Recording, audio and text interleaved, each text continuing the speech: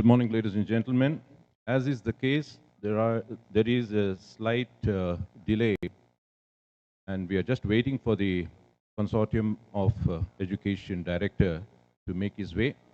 The vice chancellor is already here. We are just moments away from beginning this national seminar, which is for 2 days, transforming education for the future, intelligent, inclusive, and immersive learning. So I welcome you all, learned men, women, scholars, and our student body. And in the coming few minutes, it will be time for us to start the program and set the ball rolling.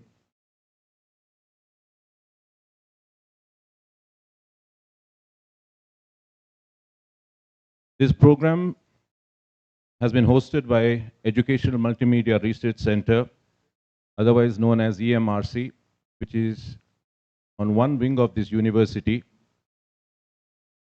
And at EMRC, they produce documentaries and digital content, and it has been in the forefront from 1995.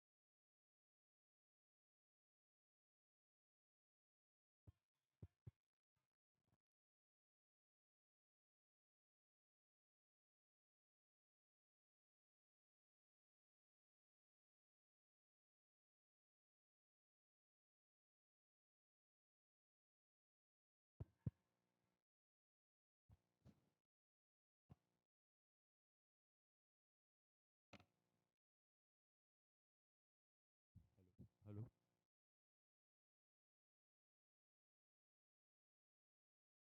Very good morning to all the ladies and gentlemen present here, as well as the scholars and the best minds who have gathered, coming from the length and breadth of our nation. So this is an august moment for all of us here, and it is coming to you from EMRC, Mysore, the University of Mysore. EMRC is hosting this event, the 2-day national seminar. The theme of this seminar is Transforming Education for the Future, Intelligent, Inclusive, and Immersive Learning. So, this is also the time for us to reminisce the contributions of the past scholars. To name one such person, Kuvempu, Kuppalli Venkatappa, Puttana. Puttappa. So we are breathing the same air and walking the same soil of these great men and women. There are so many of them who have had the good fortune of being a part and parcel of this great University of Mysore. So with these opening lines,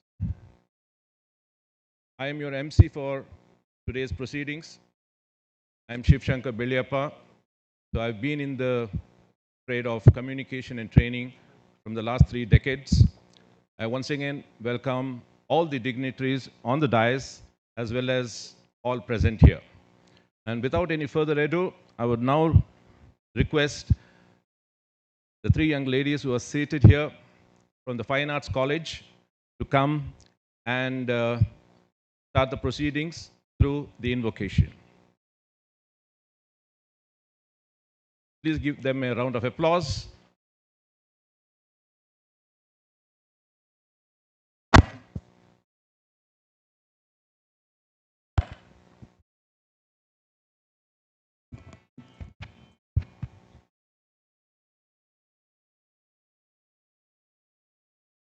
गजवदना Gananath प्रभु गजवदना गणनाथ प्रभु संकटहरणा भवभयहरणा संकटहरणा भवभयहरणा वेदविदायक मोदकहस्ता वेदविदायक मोदकहस्ता विद्यादायक हे मम बन्धु विद्यादायक हे मम बन्धु गजवदना गणनाथ प्रभु गजवदना गणनाथ प्रभु प्रभु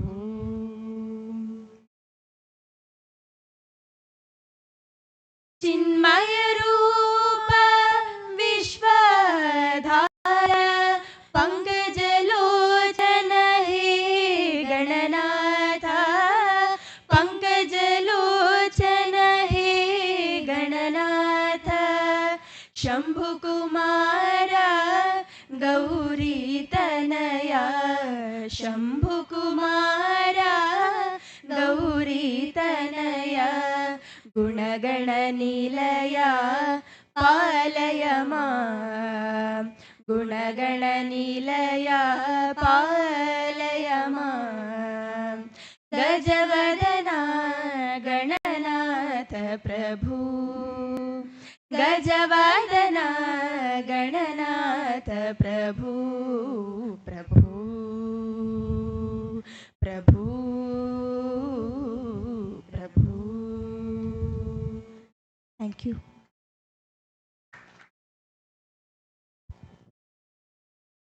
Thank you, ladies.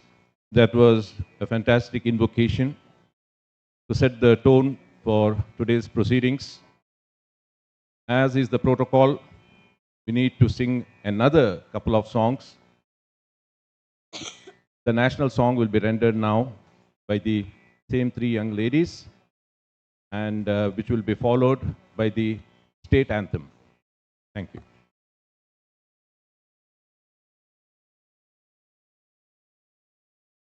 वन्दे मातरं मातरं वन्दे मातरं मातरं सुजलां सुफलां मलयज शीतलां शस्य श्यामला मातरं वन्दे वन्दे मातरं शुभ्रज्योत्स्ना पुलकितयामिनी पुल्लकुसुमित द्रुमदलशोभिनी सुहासिनी सुमधुर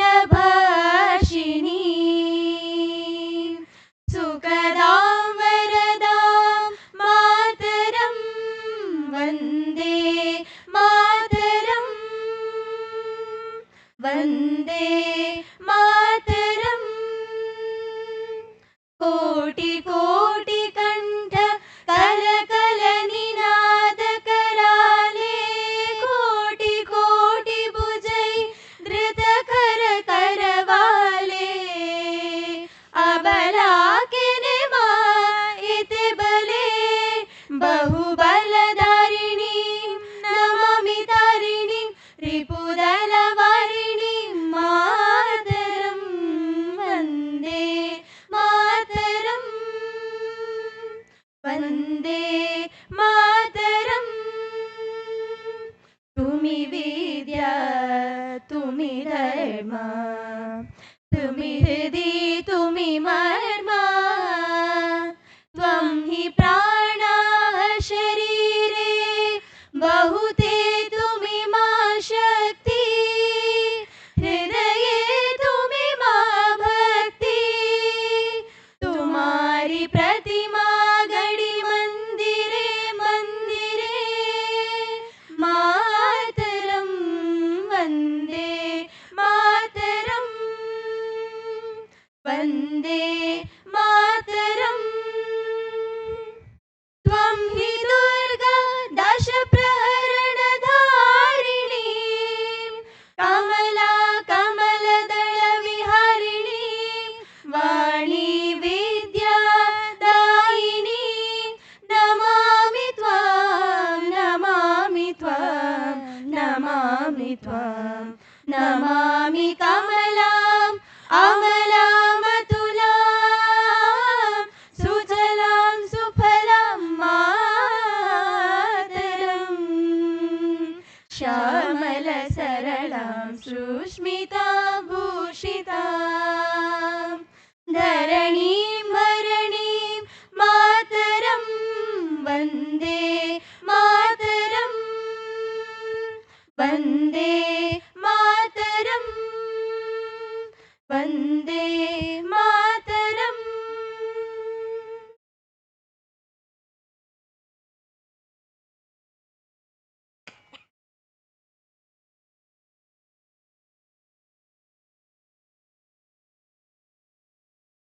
जय भारत जननीय तनुजाते जय हे कर्नाटक माते जय सुंदर नदिवनಗಳ ನಾಡೆ जय हे रस ಋಷಿಗಳ ಬೀಡೆ ಭೂದೇವಿಯ ಮಕುಟದ ನವಮಣಿಯೇ ಗಂಧದ ಚಂದದ ಹೊನ್ನಿನ ಗಣಿಯೇ ರಾಘವ ಮಧುಸೂದನರವತರಿಸಿದ ಭಾರತ ಜನನಿಯ ತನುಜಾತೆ ಜನನಿಯ ಜೋಗುಳ ವೇದದ ಘೋಷ ಜನನಿಗೆ ಜೀವವು ನಿನ್ನಾವೇಶ ಹಸುರಿನ ಗಿರಿಗಳ ಸಾಲೆ ನಿನ್ನಯ ಕೊರಳಿನ ಮಾಲೆ ಕಪಿಲ ಪತಂಜಲ ಗೌತಮ ಜಿನನುತ ಭಾರತ ಜನನಿಯ ತನುಜಾತೆ ಶಂಕರ ರಮನುಜ ವಿದ್ಯಾರಣ್ಯ ಬಸವೇಶ್ವರ ಮಧ್ವರ ದಿವ್ಯಾರಣ್ಯ ರನ್ನ ಷಡಕ್ಷರಿ ಪೊನ್ನ ಪಂಪಲ ಕುಮಿಪತಿ ಜನ್ನ ಕುಮಾರ ವ್ಯಾಸರ ಮಂಗಳಧಾಮ ಕವಿ ಕೋಗಿಲೆಗಳ ಪುಣ್ಯಾರಾಮ ನಾನಕರಮಾನಂದ ಕಬೀರರ ಭಾರತ ಜನನಿಯ ತನುಜಾತೆ ತೈಲಪ ಹೊಯ್ಸಳರಾಳಿದ ನಾಡೆ ಡಂಕಣ ಜಕಣರ ನೆಚ್ಚಿನ ಬೀಡೆ ಕೃಷ್ಣ ಶರಾವತಿ ತುಂಗಾ ಕಾವೇರಿಯವರ ರಂಗ ಚೈತನ್ಯ ಪರಮಹಂಸ ವಿವೇಕರ ಭಾರತ ಜನನಿಯ ತನುಜಾತೆ ಸರ್ವ ಜನಾಂಗದ ಶಾಂತಿಯ ತೋಟ ರಸಿಕರ ಕಂಗಳ ಸೆಳೆಯುವ ನೋಟ ಹಿಂದೂ ಕ್ರೈಸ್ತ ಮುಸಲ್ಮಾನ ಪಾರಸಿಕ ಜೈನರುದ್ಯಾನ ಜನಕನ ಹೋಲುವ ದೊರೆಗಳ ಧಾಮ ಗಾಯಕ ವೈಣಿಕರ ರಾಮ ಕನ್ನಡ ನುಡಿ ಕುಣಿದಾಡುವ ಗೇಹ ಕನ್ನಡ ತಾಯಿಯ ಮಕ್ಕಳ ದೇಹ ಭಾರತ ಜನನಿಯ ತನುಜಾತೆ ಜಯ ಹೇ ಕರ್ನಾಟಕ ಮಾತೆ ಜಯ ಹೇ ಕರ್ನಾಟಕ ಮಾತೆ ಜಯ ಹೇ ಕರ್ನಾಟಕ ಮಾತೆ.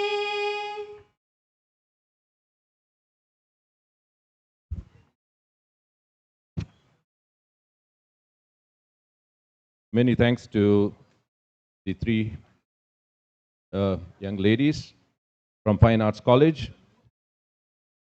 I made an error by not mentioning their names. They are Ms. Kalyani and Ansila, as well as Pranati. So that was super good, very mellifluous and sonorous to the ears. And now it's time for me to welcome our EMRC director, Dr. Ganta Ravi Kumar, who has now recently taken up the post, this dignified post. So I request him to kindly address with the welcome speech. Sir, the floor is yours.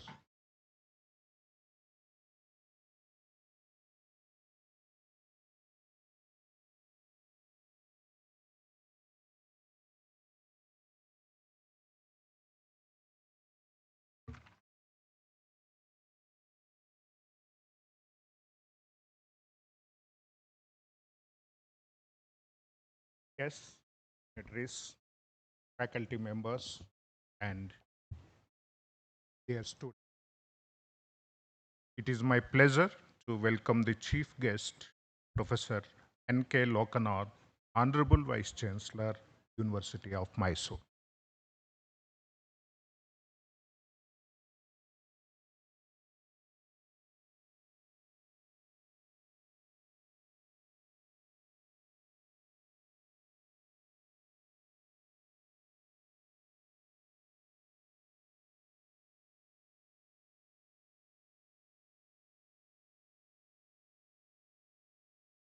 Next, I also extend a warm welcome to keynote speaker, Professor Parikshit Singh Manhas, Director of CEC, New Delhi.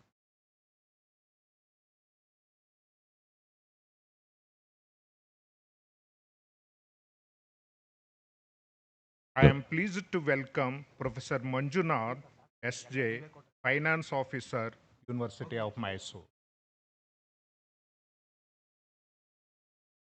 Our finance officer, Mr. Manjunath, is being felicitated by Mr. Harsha, producer of documentary Marcy. I am privileged to welcome Professor A. Balsubramaniam, former director of EMRC, Mysore, and former Pro Vice Chancellor, Pondicherry Central University, to this national seminar. I hope your guidance and knowledge will bring enlightenment to one and all present here.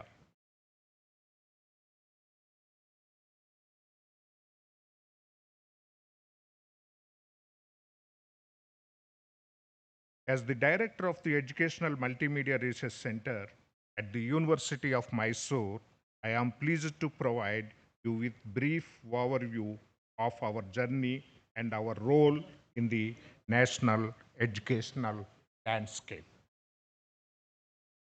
For over 3 decades, the IMMERSIVE has stood as a pioneer in Karnataka, bridging the gap between complex academia and the common student through audiovisual media.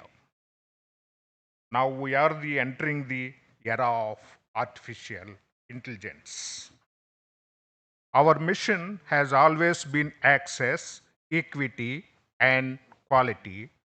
AI is the ultimate tool to achieve these pillars at a scale previously unimagined.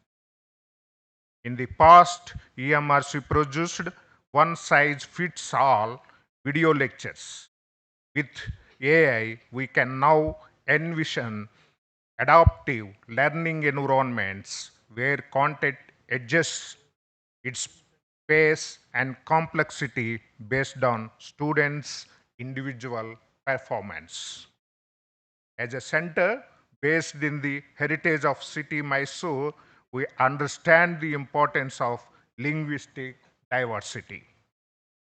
AI-driven real-time translation and dubbing will soon allow our high-quality e-content to be consumed in every Indian regional language instantly. For us, EMRC, AI is not a replacement for the creator. It is a force multiplier from AI assisted script writing to automated video editing and 3D simulations. We can now produce world-class educational media with greater efficiency and precision. The national education policy emphasizes a multidisciplinary and technology-enabled approach. Artificial intelligence aligns perfectly with this, facilitating the Swayam MOOCs platforms to become more interactive.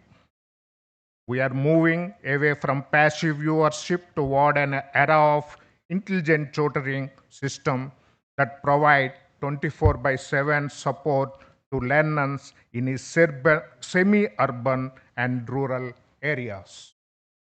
The University of Mysore has always been a beacon of tradition.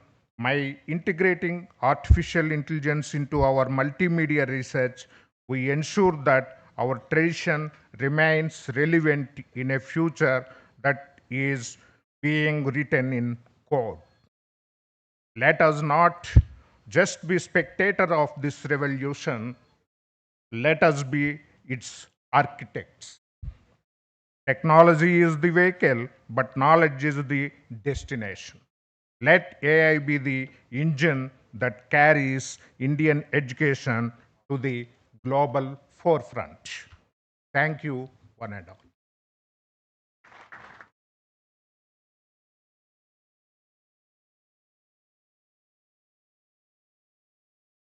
Thank you, sir.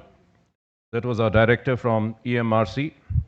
Now I request the dignitaries on the stage to do the lighting of the lamp, a ritual that has been for centuries.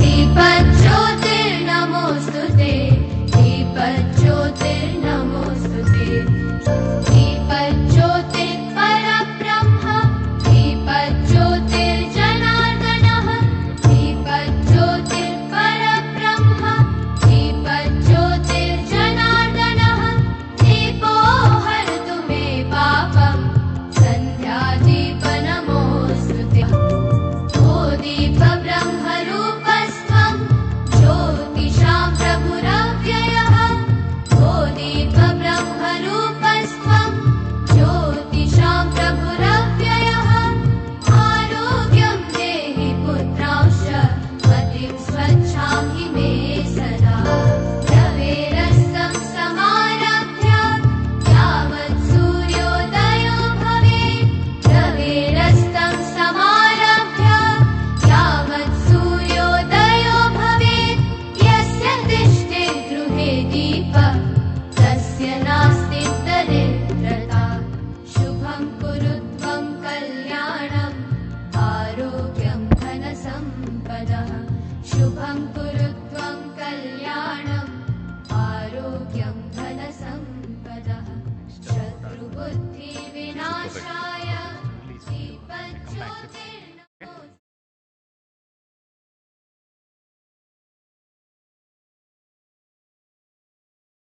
Thank you very much, gentlemen. Now, I request Honorable Vice Chancellor of the University of Mysore to officially release the Book of Abstracts by untying the ribbon.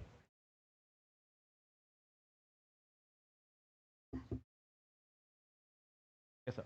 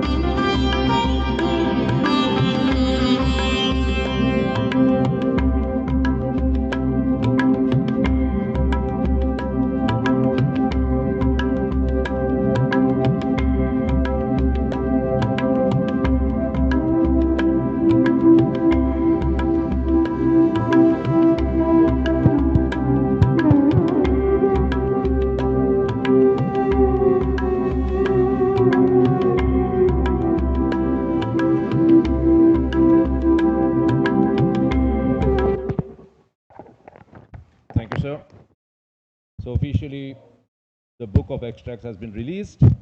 And ladies and gentlemen, now we will stand by for a CEC video presentation.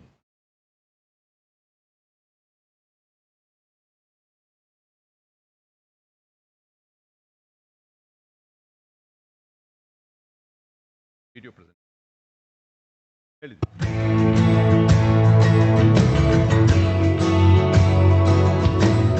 From ancient Bharat to modern India, education has always occupied a place of prominence in Indian culture and tradition.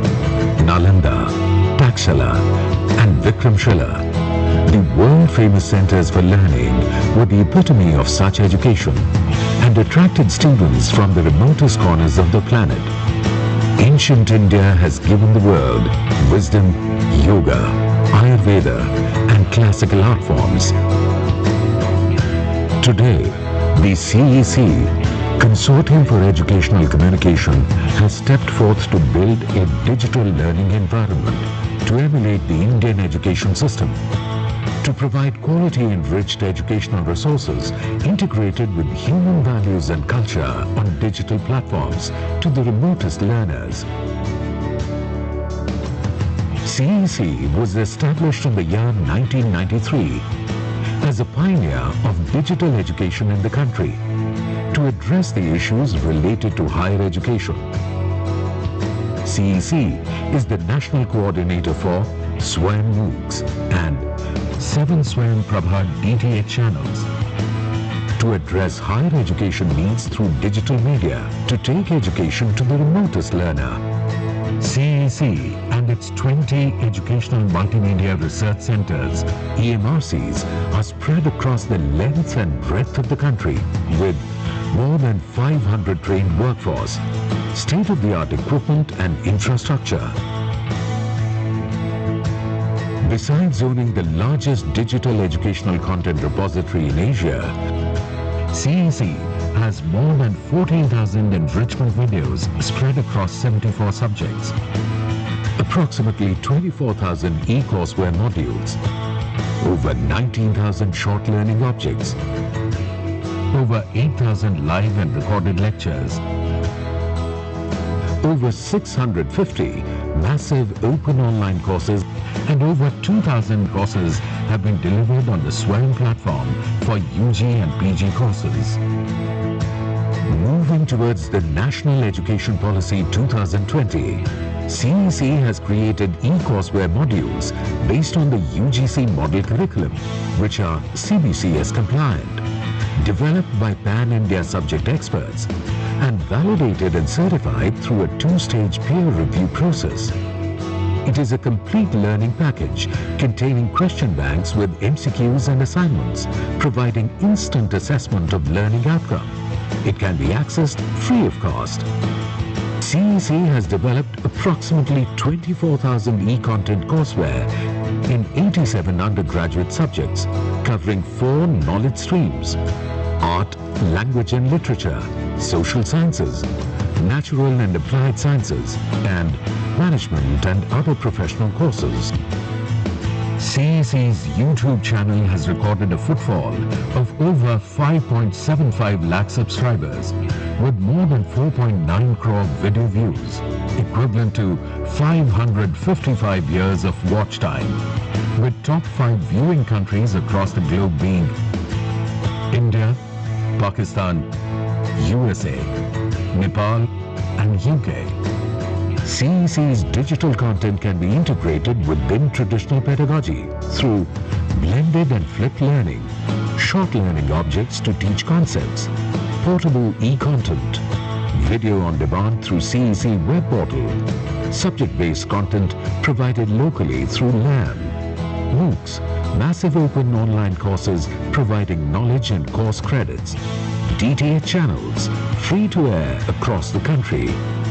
India's National Education Policy NEP 2020 is an ambitious roadmap aimed at realigning the country's education system to meet 21st century needs. The NEP envisions a learner-centered paradigm that prepares individuals for global competitiveness.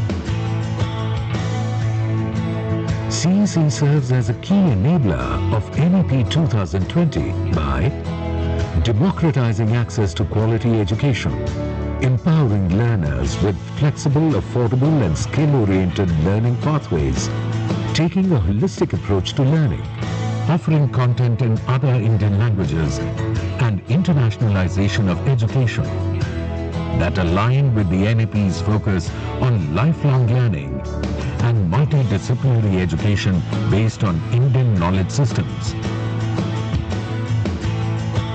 Our higher education system has its own share of challenges like low gross enrollment ratio (GER) of 28.4% in higher education sector, scarcity of faculty, infrastructure and facilities, various socio-economic and geographic barriers, high cost of higher education, learning habits and abilities, lack of opportunities to pursue interests.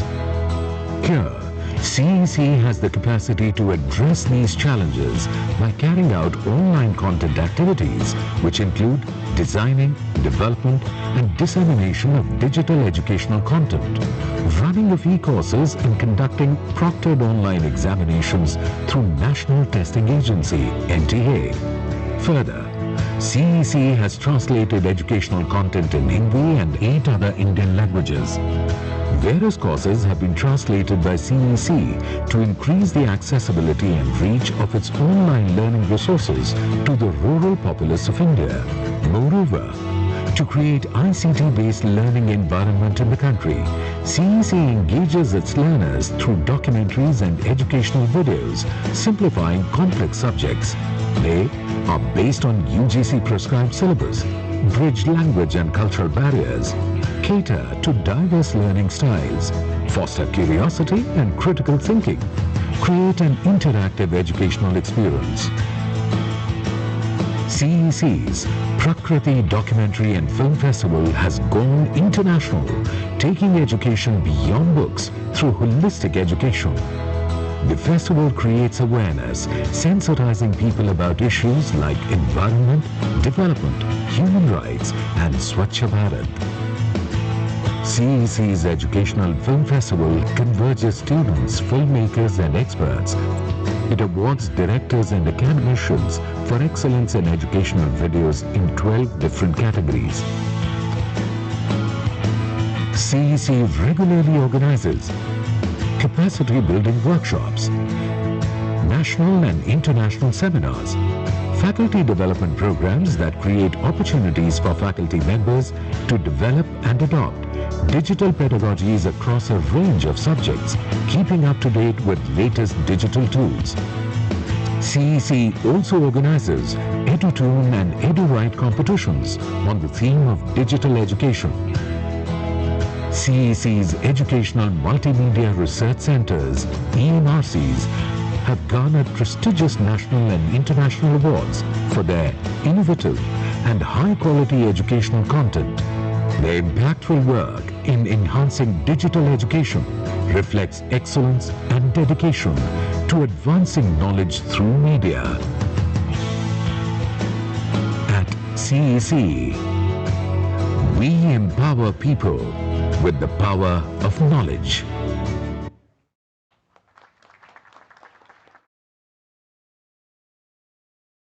That was from the CEC, the Consortium of Education, and it highlighted how it can reach out to millions of students across the nation. Now it's my proud privilege to invite the Honorable Vice Chancellor, who is also the chief guest for today's event, Professor N.K. Loknath, to deliver his... Okay. We have the protocol. Okay. You want... okay. Right, sir. Okay. So as our Honorable Vice Chancellor has suggested, the keynote address for today will be rendered by Professor Parikshit Singh Manhas, who is the director of CEC. The video presentation that you just saw was from his archives.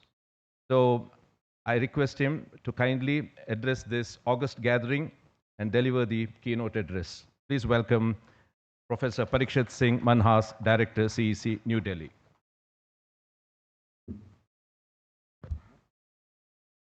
Thank you. Thanks a lot. Very good morning to Honorable Vice Chancellor, Sir, Professor Loknath ji. A very good morning to other dignitaries on the dais and our newly appointed EMRC Director, Ravi Kumar ji. A very good morning to all the officials of University of Mysore present over here, people from civil society, teachers, professors, and my dear students.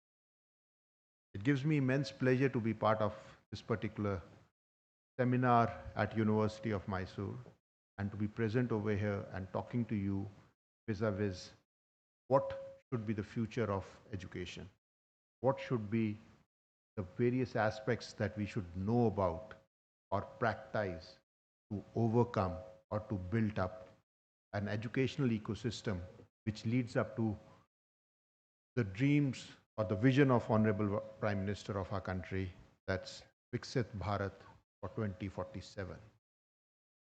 It's indeed a very challenging task, but doable. Doable with the type of content or the type of brains that we have in our country. The people, the youngsters, the youth has the tendency or has the ability, I'll say, to come up to the expectations and build up truly gigantic economy in times to come, where being the third or the second or even the first biggest or the largest economy of the world is not beyond our reach. Obviously, with hard work, we can achieve. And I've been looking at or visiting various parts of our country, and I have seen that now even the states of our country are bidding towards becoming a $1 trillion economy. UP has already announced. Andhra has already announced. Andhra wants by 2035, UP wants by 2030.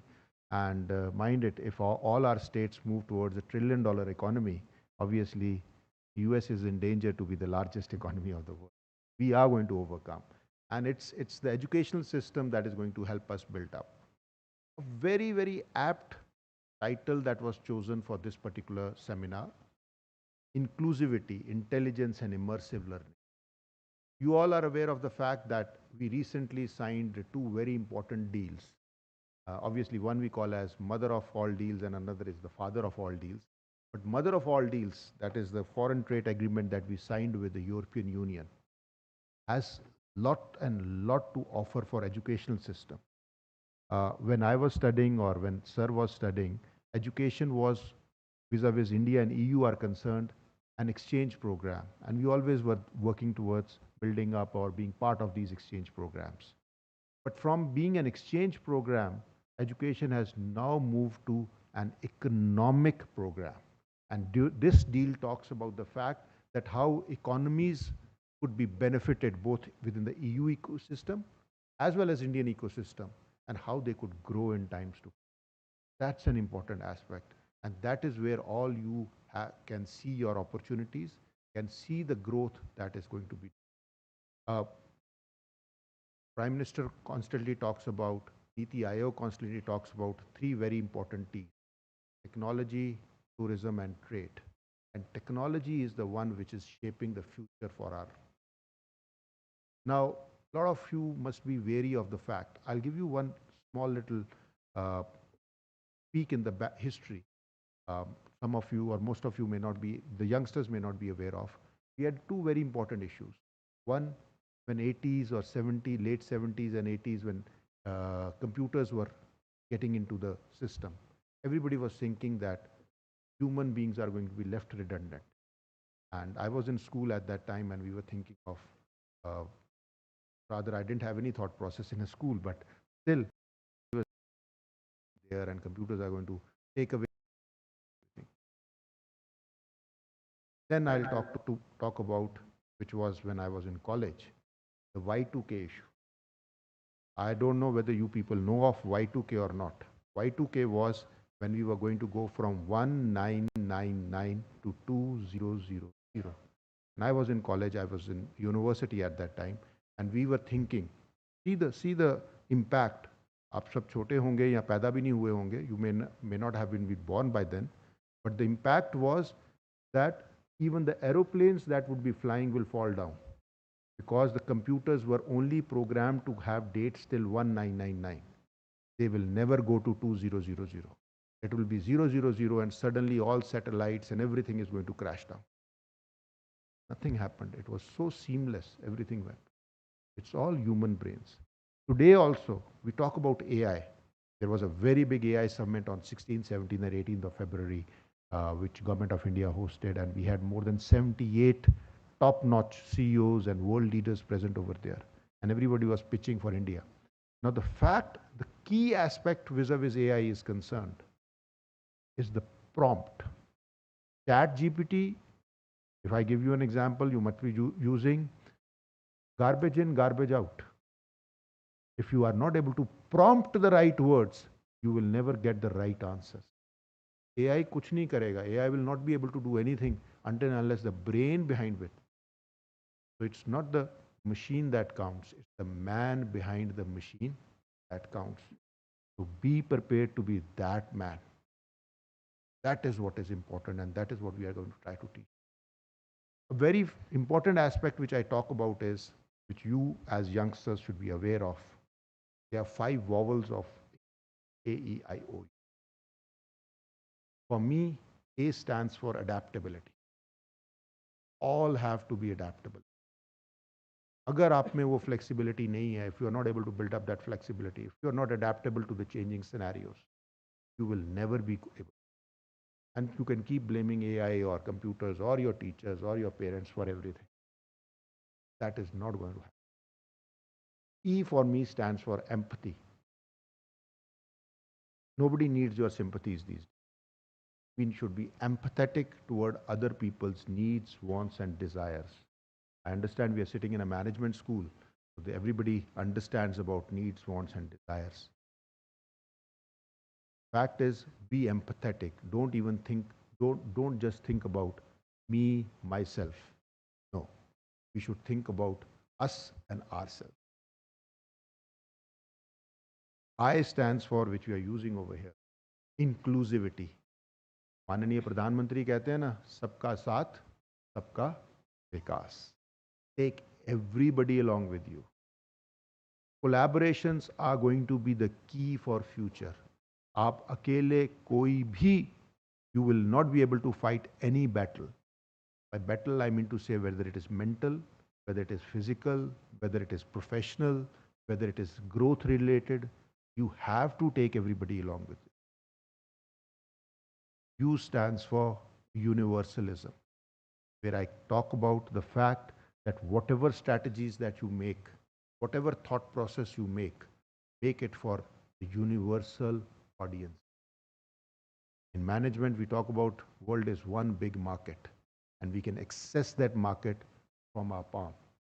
हमारे हाथ में mobile है, for our laptops, we can access those markets. So be or think about whole of the universe whenever you decide or derive or build any strategy.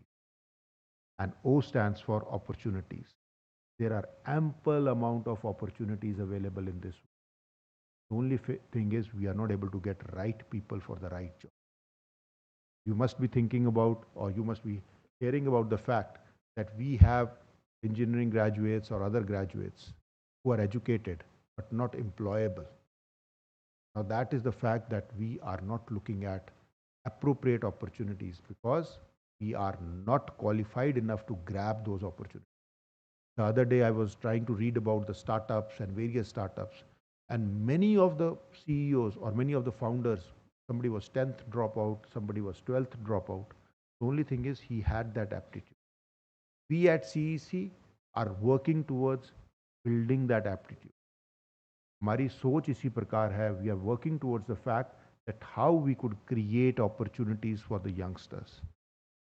Yesterday I was talking to the Honorable Vice Chancellor about the fact that we are in the process of, we have already rather developed full-fledged 8 online degree programs and in the process of developing another 3 in social sciences and humanities.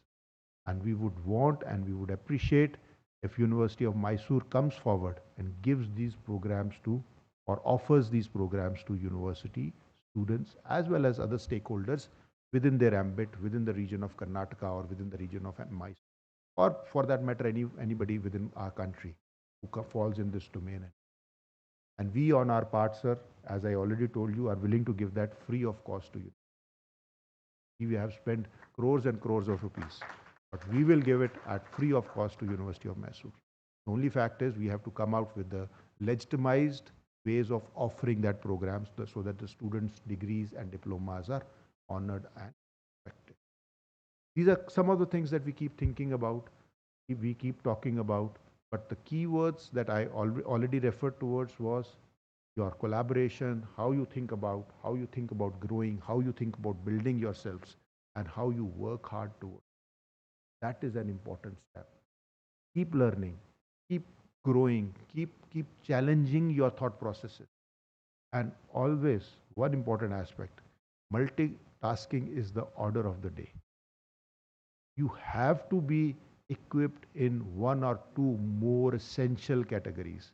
I'll not say skilled, I'll not say trades, but I'll say categories.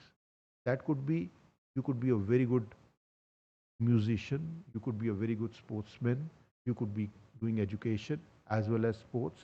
What happens is when you are participating in extracurricular activities or when your brain is working on different tangents, you sharpen your all aspects of your brain. People who are bilingual are more intelligent, but people who are multilingual are even more intelligent, are even better than them, because they process things and thoughts in various languages. तो इतनी सारी भाषाओं को याद रखना, process करना, उनकी vocabulary होना is a very important aspect. And that is what I want you to start practicing. Just not be good in studies. We start practicing something vis-a-vis your culture is concerned, your sports is concerned, or any other trade or skill is concerned, but start building upon those lines. Start understanding those lines and start working. These were some of the thoughts that I wanted to share with you. We indeed are working towards transforming education. We are working towards building it up. We have many plans, thoughts, and in all those plans and thoughts, students are at the forefront. Students are the foremost aspects that we keep. And for the students, we start or we work towards building up their careers, their thoughts. And that is what I can assure our EMRCs also. And that is I can assure our stakeholders also, that CEC will always be student-first organization, always working towards building the futures of our students. Thank you. Thanks a lot. Jai Hind, Jai Bharat. Thank you so much, sir. Much obliged for those insightful, wise thoughts about where the education is going and how to get there. And now we'll have a role reversal. We thought of having our Honorable Vice Chancellor. But now, no, sir, you will. Okay. So I can't go against the Honorable Vice Chancellor. He's giving the chance to all his colleagues. So now I would like to welcome to the podium Professor A. Balasubramaniam, who I had the good fortune of working. We did a documentary, Groundwater Depletion, many years back, and I was the background voiceover artist. That documentary also won a national award. Subsequently, I won a voiceover award also. So, Professor is a very knowledgeable person, and he will now address you about where the course of education is going. Thank you.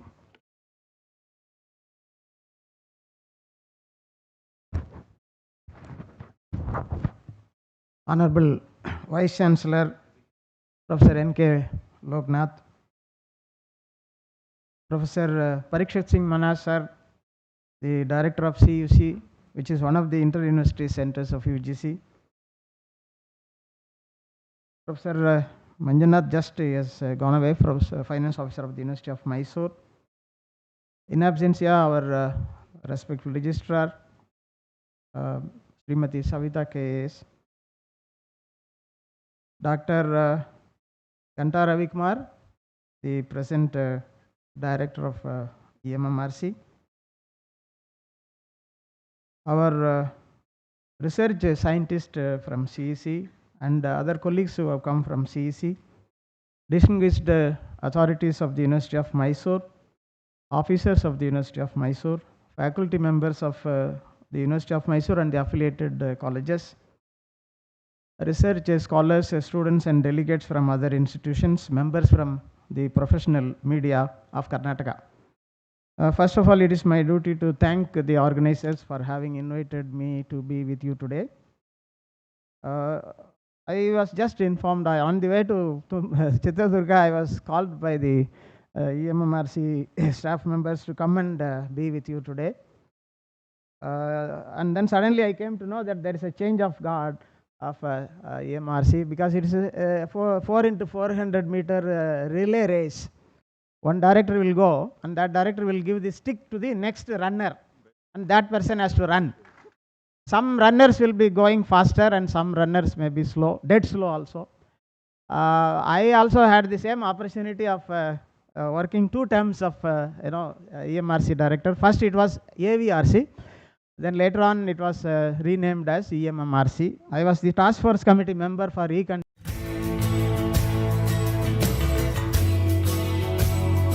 I was the task force committee member for all the e-content programs, SWAYAM and MOOC. And I had the opportunity of working with CEC as one of the governing council member and working with them and practically seen what CEC can do in this country. And with 7 CEC directors, 6 CEC directors, we have worked together. And we are very happy to have Professor Manas sir as the CEC director now. I had the opportunity of visiting his university because when I was in Pondicherry Central University, we wanted to construct a very big auditorium. And I had the opportunity of visiting Jammu University. Professor Manas was there. One of the best auditoriums they have, very large auditorium which you cannot very easily construct. Without civil engineering marvels, you cannot construct such auditorium. So at the time, we have seen Professor Manas and his colleagues in Jammu. And we have a lot of things done in EMRC. And this is Professor Manas. I have to tell you one thing. When the e-content packaging of e-content knowledge packaging was done, this EMMRC has done in about 4 years 1,200 e-contents, and we were number 4 in this country along with IITs. And the credit goes to the staff members, not the directors. The directors only can give green signal, but the train has to go where the drivers are different and the guards are different. So all the EMMRC staff members are knowledgeable people. We were the first people to give maximum number of LORs. Today we have got 16,000 LORs, means several thousand LORs we have done. And today we are running 13 MOOC and SWAYAM courses from the University of Mysore alone, means out of 75 means 1/4 or 1/5 of the contribution was done by this EMMRC. And senior professors like our sir is here, many people are here. And we have done Pragriti Film Festival, almost 2 film festival, 2 national conferences, international conferences we have conducted. And we have been associating with CEC for several technical activities. And this is the only center which has got all the equipments working. I have to tell you, because the technically sound people are there to maintain them. Because I have seen all the EMMRCs, because I was in CEC Governing Council. We have given 4 new EMMRCs in India, affiliated EMMRCs for central universities we have given. I was in all the committees, and according to me, I have seen that this is one EMMRC where all the equipments are working, all the people are working. And if we give encouragement, Dr. Ravikumar is one among them, but now he is in the other side. So now his role will be different. Yesterday he was a producer, today he is the director, means he will govern others now. So please handle them carefully and then see that we are number 1. And as our Professor Manas sir was mentioning, this program is organized. Actually, when I got the first newsletter, pamphlet or newsletter or brochure, I was very happy that CEC is organizing this program here. Actually, it is a national program. We should have got the members from all over the country. I think next program we have to do with all the media center people from all over the country. We have to do that, and we have a great role to be played by us. And you know that during the last 10 years, India has grown like anything in the world, and that situation you have not seen in those days. And technically we are growing very high and unimaginable. In that speed everybody has to go. You know that Professor Manas was mentioning, our Prime Minister 24 hours by 7, there is no time for rest. That type of work. Today he will be here, tomorrow he will be in somewhere, but everywhere his speeches you have to listen. So that type of developments are going on. In this speed, when the country is growing, all the EMMRCs should grow faster, work more, and talk less, work more. And the taskmasters are here. So all of you have to work together in the MMRC. And then I have a technical session, so I will not be discussing too much on this session. The credit for me also, the credit goes to Professor Loknath and his master. Loknath sir has got another master, and I was director of Center for Information Science and Technology at the time, and it was his master who made me, Professor J. Sasir Prasad, Vice Chancellor of the University, who made me the director of AVRC at the time. Then, but because he had the confidence, so I had to work more. And Loknath was behind at the time. And now I'm very happy that both the teacher and students, Vice Chancellor of this university, and I worked with Professor Loknath because we were working in properties of materials, in science, properties of materials. So Loknath sir has got a very beautiful national facility here. He is the Vice Chancellor. He has got a national facility, crystallographic study center, refractometer analysis. We have done wonderful work at that time. So from that time onwards, we were working together. Loknath sir has analyzed many of my samples, incrustation samples, pipes which are clogging the pipes, in many places. We have done that work in DST project. We have done. Loknath is actually big scientists are gradually entering into administration. So he is one among them. And Parikshit sir, we will be definitely be with you. Each and every one of us should work for you, and you have a freedom of, as one of your closest, heart closest, chest closest city, and you can do many things here. Feel free to use this for the development of all e-content and other modules, training programs, to trainers training program, and we have got a good number of course here. We have got, and now I am telling so many things in so many meetings, but to you I am telling you first time. Whenever we organize Swayam and MOOC program, we at the end of the course asking this pay 1,000 rupees that examination fee. So now I am requesting some of the chief ministers, when you are giving so much freebies to the public, why don't you give that 1,000 rupees to our Swayam and MOOC students for the examination purpose? So because 1,000, 50% of our Swayam and MOOC students are not coming for the exam. Some analysis we have done here and there. It says that when the course itself is free, why you are asking money, sir? Like that way, the course coordinator alone, they know what is the problem behind. So it is my please consider this. And we have a good tradition. This is the 6th oldest university in this country. We are the mother university, and we have 5 universities bifurcated from us. So our affiliated colleges have gone away, money has gone away, endowments have gone away, but still mother university is always stubborn. Mother is always the greatest person. Like that way, he is leading a very great role in Karnataka state and also in India. And we will always be with Professor Manas sir.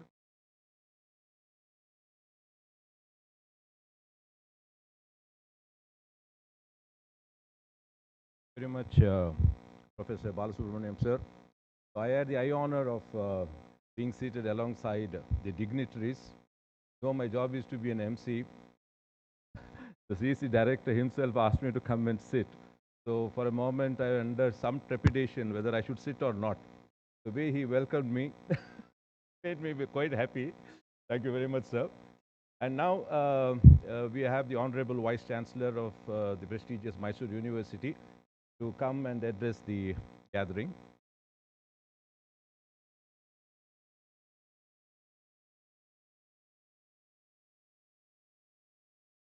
ಎಲ್ರಿಗೂ ನಮಸ್ಕಾರ.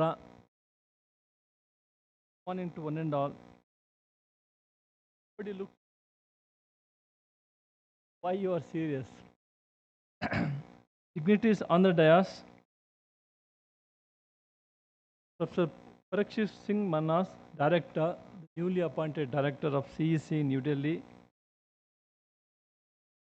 and Professor A. Balasubramaniam, former Pro Vice Chancellor, Pondicherry University and former Director of EMRC Mysore, Dr. Ganta Ravi Kumar, Director, EMRC Mysore, and all the organizers, delegates, invitees, and senior professors, participants, dear students, persons from the media.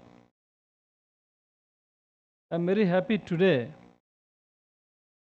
to have this two-day national seminar on a theme which is both timely and critical, transforming education for the future, intelligent, inclusive, and immersive learning.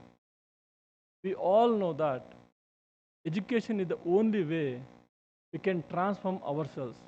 Thereby, we can also transform the society. I extend a very warm welcome to our keynote speakers, those persons, delegates who are all traveled from various parts of this country. Definitely, this presence of all the people definitely make us to shape the future of pedagogy and scholarship. I also congratulate our EMRC and the Seminor Organizing Committee for curating this important academic congregation. In the meantime,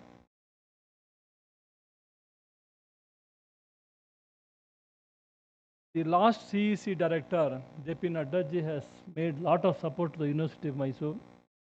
And also I welcome Professor Parakshit Singh Manas, become the new director. I welcome you from the behalf of University of Mysore. I hope you will extend all the possibilities to this university, and I wish he will definitely, because he is very young, so definitely he will take better heights of this CEC. As we all know that everybody talks about education. In the inaugural speech of Professor Manas, he has mentioned about the importance of education. So in my opinion, education is the only way we can change. So for that, the new education policy makes us to learn many things. Let us say that there are three things: are there: intelligent, inclusive, and immersive learning. So today, you have a lot of technology, lot of information with you. Only thing is how to utilize them. That's the most important factor. But as Professor Manas mentioned, whether AI is there or any technology is, first we have to think about our mind. That means we have to study ourselves. So that's why I'm telling, now education has changed in such a way that you want to make three parts. One part you are studying in the classroom. Second part is learning from others, from experienced persons like Professor Balasubramaniam or the director of CEC. Third is very important, self-study. Unless you made self-study, you cannot be a master in your subject. Therefore, I urge all the students, researchers, make yourself to study and learn by yourself. That's the best way you can learn the things. And very architecture of knowledge, dissemination, acquisitions, all are there. But important thing is how much time we are able to engage in knowing the technology, knowing the information on your subject. Everybody watches TV, YouTube, as well as WhatsApp. To update every moment. Moment new thing comes, the new feature will be updated. But what about your subject? Unless you study vertical knowledge of your subject, you cannot extend anything. I just went to the biodata of Professor Manas. He has made a lot of contributions. He went most of the countries in the world, has delivered a lot of lectures and also giving lectures and taking class. That means he is taking all the time to learning, learning, learning, and learning. That's the way you should have to learn, you have to grow. So that means education is the one which is always makes us to learn every day. So that means you have to get the technology ideas, you have to get the information, and you have to execute them in a proper way. That's the most important thing. So talking about many things today, data analytics, artificial intelligence, what they will do, they again create adaptive learning in ourselves. That's what he said, A, E, I, O, U, who else? Adaptive learning is very important. And similarly, we need to make unique among others. How do you become a unique among others? That's only by knowing the or by studying the different way. So that's why I'm telling. So inclusive learning is one of the important thing is we have to take everyone together to grow.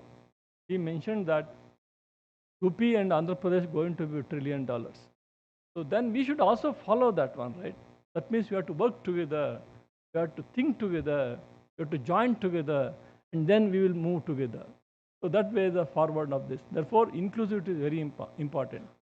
And in the case of immersive, as Professor Balasubramanian mentioned, AR and VR are there, augmented reality and virtual reality. So that is very important things has happened in our education. Also, we should thank the COVID, how the technology has been utilized in the education. Before that, nobody knows about education. Now, the students of physics departments are taking the lecture from California. Students of any other subject can take the lectures of any IITs, IIMs. How it is possible? Because the syllabus is almost similar. They can get into this. And he mentioned there are a lot of free video lectures are there. They can go through this. So that means the student can acquaint himself by taking into the or looking into the other people how they teach. So, for example, I'm teaching physics means I'm giving some examples. Probably the other teacher may give the best example among them, so that he can learn very fast. He can understand better. That's the very important thing. Anyway, these 2 days will have and definitely will be very important days because EMRC is very much committed to fostering an environment where the critical conversations and translation into concrete ideas, into actions, and also what are the recommendations you made on these 2 days definitely will be help us to grow more and more. And I hope these 2 will be very productive, and it will be very important that at the end I would say that let us continue to learn, innovate, and inspire each other to achieve greatness in the world of knowledge and innovation. Thank you. Jai Hind, Jai Kannada.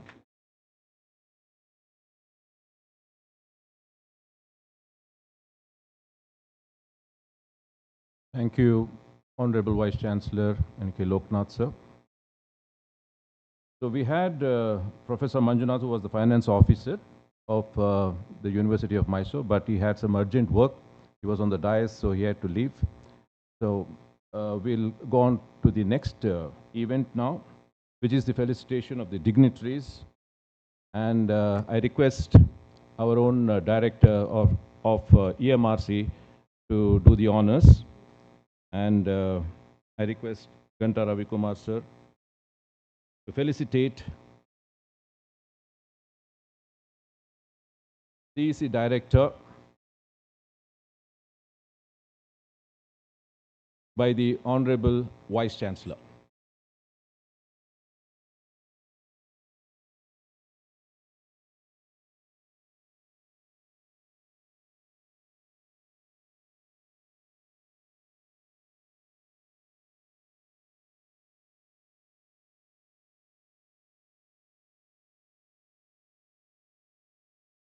as an e-content courseware.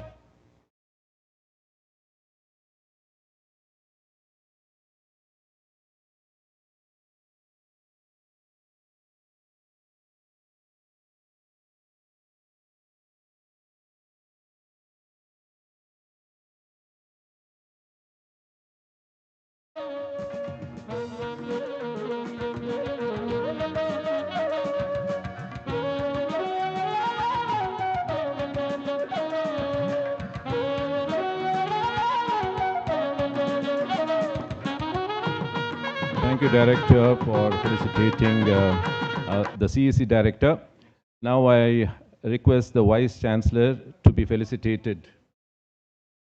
Sir, you have to, sir.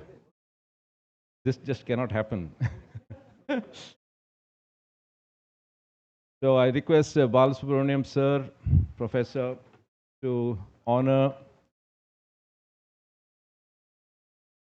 our Honorable Vice Chancellor, N.K. Loknath, sir.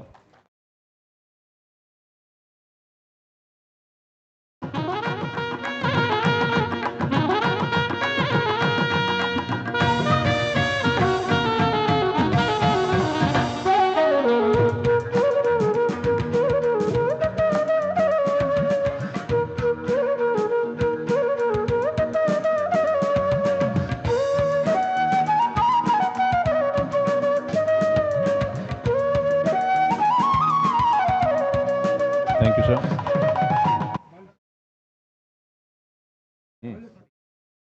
I request Professor Balasubramaniam, sir, to occupy the chair, and he'll be felicitated by none other than our Honorable Vice Chancellor, University of Mysore, Sri N.K. Loknath, sir, and the CEC Director, Parikshat Singh Manhas. So, both the directors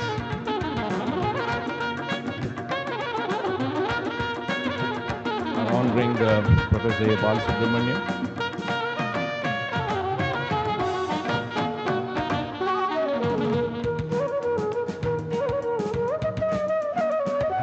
Thank you, gentlemen.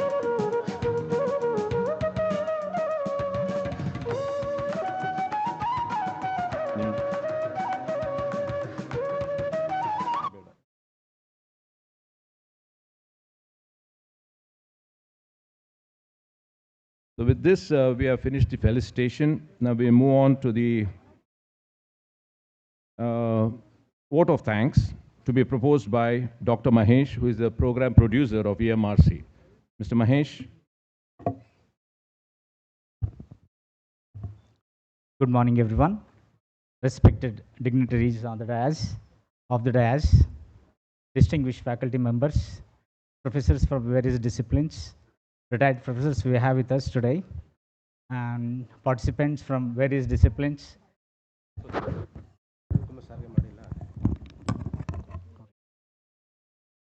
So,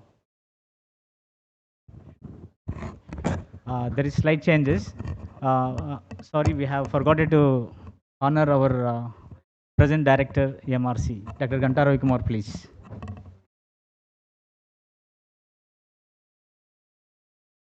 A slight slip up which happens, but nonetheless, it's time to.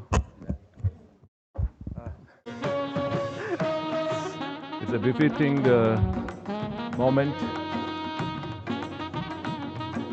Our EMRC Director, Dr. Ganta Ravi Kumar, is being felicitated by CEC Director and Honorable Vice Chancellor.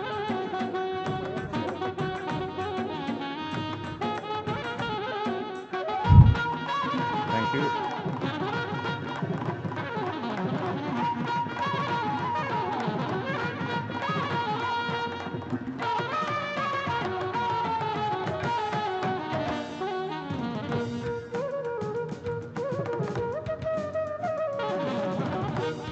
We have not forgotten, sir, but it was his request that he has to be on the sidelines because he said that the most important guest for today were the CEC Director and the Honorable Vice Chancellor.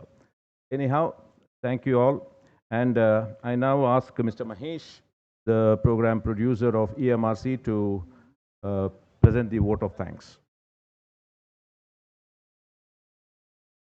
Thank you for this hiccup. So once again, respected dignitaries on the dais, of the dais, distinguished faculty members of various disciplines, department deans, head of the departments, participants, speakers from various disciplines, colleges, institutes, universities, media friends, my colleagues, ladies and gentlemen. So this inauguration has lit the torch successively for this 2 days national seminar on the theme transforming education for the future, that is intelligent, inclusive and immersive learnings. So now we're concluding this inaugural session. It is my privilege to offer our sincere thanks. First and foremost, we would like to our sincere gratitude to our chief guest of today, Professor N.K. Loknath sir, our Honorable Vice Chancellor and Board of Management Chairman, University of Mysore, for his thought-provoking speak. So, which has provided the clear direction for the days ahead. Thank you very much, sir. So we extend our sincere gratitude to our keynote speaker, Professor Parikshit Singh Manas, our Honorable Director of CEC, that is Consortium for Educational Communication, New Delhi, for his inspiring address. Thank you. So he has traveled all over from Delhi to Mysore and chosen our center to host this event. We are highly obliged and much appreciated, sir. Thank you very much. So today we had our Honorable Finance Officer, Professor Manjunath, sir. So due to his busy schedule, he has left the stage. So on behalf of his absence, we would like to thank on behalf of IMMERSIVE Mysore. We thank you very much, sir. So finally, we have so today's guest of honor, Professor A. Balasubramaniam is with us. So for his inspiring and supporting, help. So we, on behalf of EMRC, we thank you very much, sir. So we express our sincere thanks to our program organizing secretary, Dr. Gantara Vikumar, our present director of EMRC Mysore. So, and also we would like to thank the CEC for sponsoring this. We have our staff of CEC New Delhi and EMRC staff for their diligent work behind the scenes. Thank you very much, sir.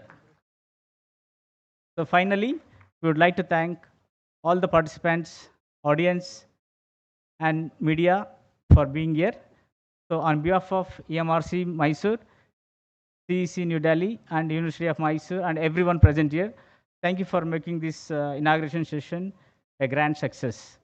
Thank you very much, sir.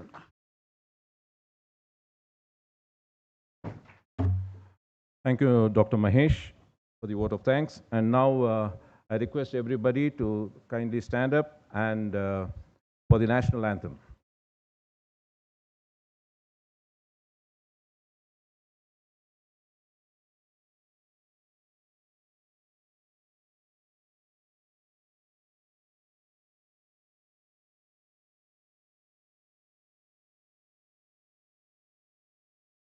गणमन अधिनायक जय हे भारत भाग्य विधाता पंजाब सिंधु गुजरात मराठा द्राविड उत्कल बंगा विंध्य हिमाचल यमुना गंगा उच्चल जलधि तरंगा तव शुभ नामे जागे तव शुभाशिष मागे काहे तव जय गाथा जनगण मंगलदायक जय हे भारत भाग्य विधाता जय हे जय हे जय हे जय जय जय जय हे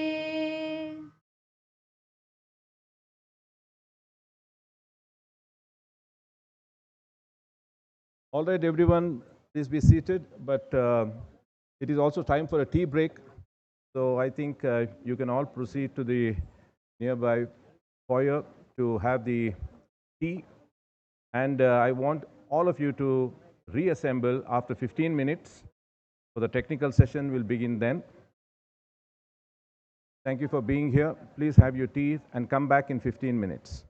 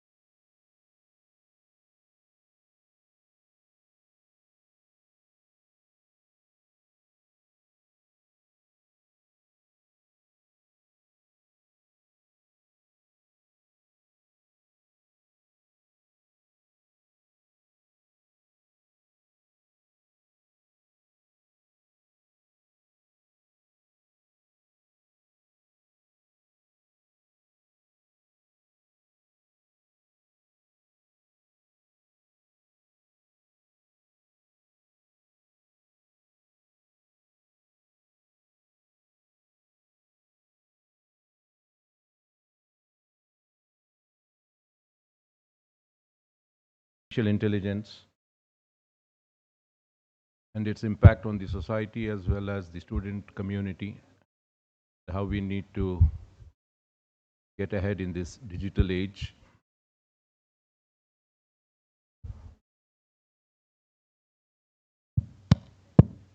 Was the tea break useful? Hello. Are you feeling energized? I'll answer it. More than the energy, I can see that they are using the invitation card for reducing the perspiration by fanning themselves.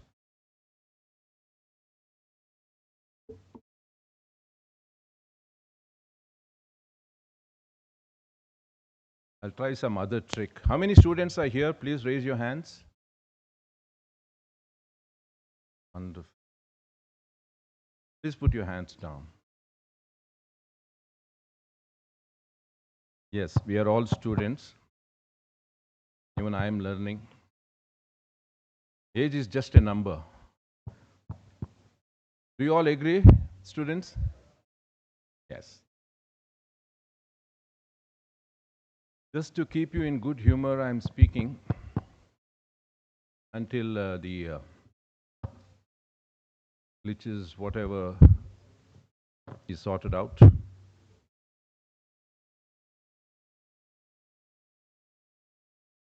Should you be comfortable or uncomfortable?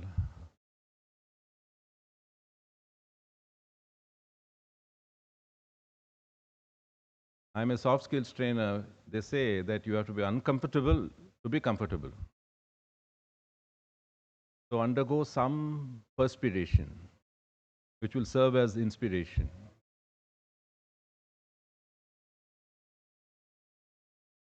It's come back.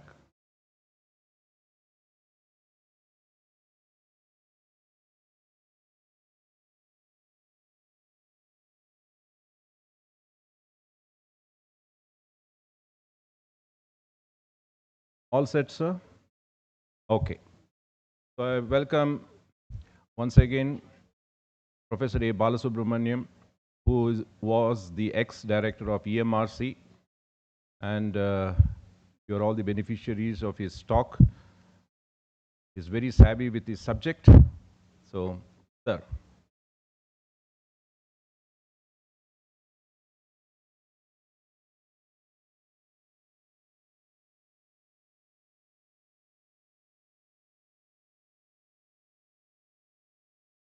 Hello. ಎಲ್ರಿಗೂ ನಮಸ್ಕಾರ.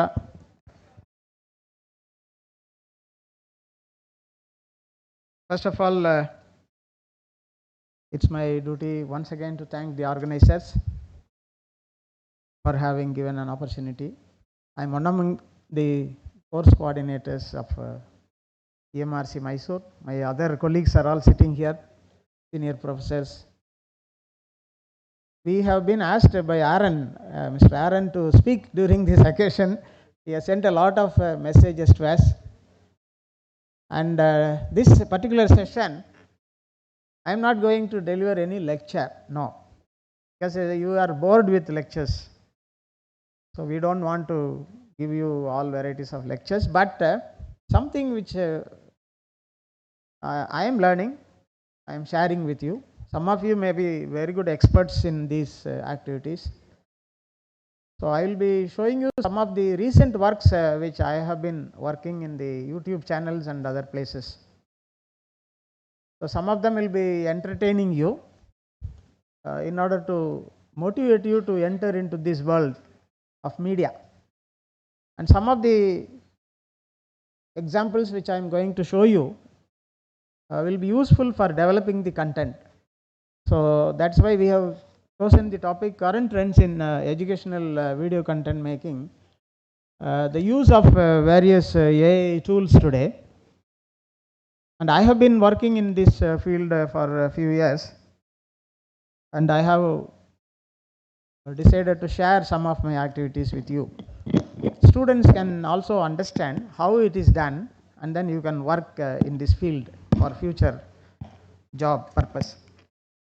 My first suggestion to you, all the course coordinators and teachers, my first suggestion to you is, I have a YouTube video available about e-content script writing, and how we can present them and then make the documentary films for e-content. So that is online available with a self-learning method. So maybe internet, if it is there, you can show.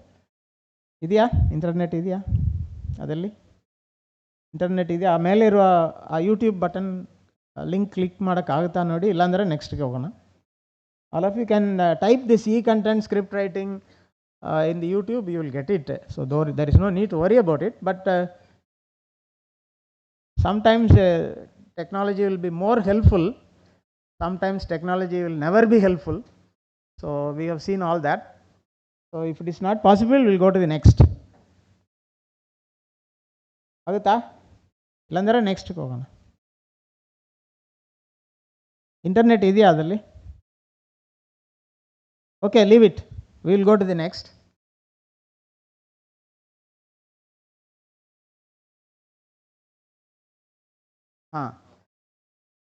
All of you are aware about the evolution of AI technology, and the old method, we started from the scratch, draft text, then a lot of libraries we have done those days.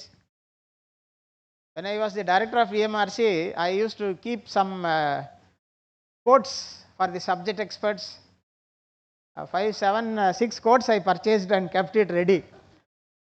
Unfortunately, sarees I have not purchased, but Revlon makeup kit I have purchased and kept it in the studio, because whenever any teacher comes for recording, we have done all the facilities for them, and I used to request.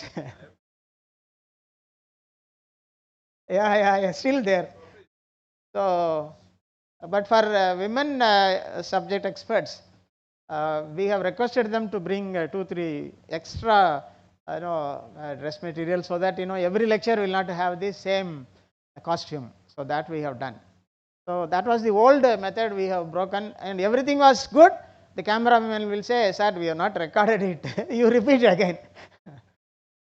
Once again you have to record and then repeat the same lesson. Madams, all the teachers might have faced this problem.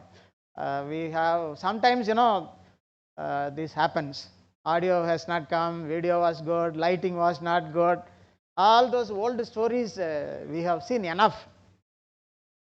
And today AI is the most versatile, dangerous tool. I am putting two technical words together. One side is versatile, second time is dangerous. If Balasubramanian minds Vidya's lecture, I will record without her.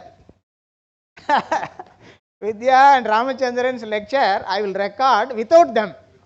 And they will be seeing, what is this? I never delivered this lecture. That type of situation has come today. All of you have seen. What is right and what is wrong, we do not know. In your name, in your own name, with your own face, we are going to release all the videos. That is why I told versatile, most dangerous. That type of situation is there. All of my technical people sitting here, they all are aware of that. And that is the thing which is available here. Of course, in those days, to make one 30-minute documentary, we have taken a lot of time technically, 3 hours to 30 hours, sometimes 1 month. But today, at the end of the day, we will be ready with all that. Content creation is easy. Today it is very easy. AI tools are suitable for text to storyboards directly, sequential slides and images, recording, everything can be done with AI tools. Some of them I am going to show you what I have done and how we can do it. Training program we have done. Tools and all animation sequences, All these examples I am going to show you. One AI software, of course, the software market is very wide. EMMRC is, I am not telling, I have to tell this to CEC, but unfortunately I am telling it to you. The reason is AI software market is very wide. We need funds to use them in all the 22 EMMRCs which we have in India. Without funds, you cannot do anything in AI, because it will work for 1 minute. More than 1 minute you have to pay. Who will pay? That problem is there. So CEC has to pay, so or UGC has to pay. All the softwares and cloud servers, time, subscription, everything we have to do. Otherwise, you cannot do anything with AI. We can only appreciate it, but not do anything else.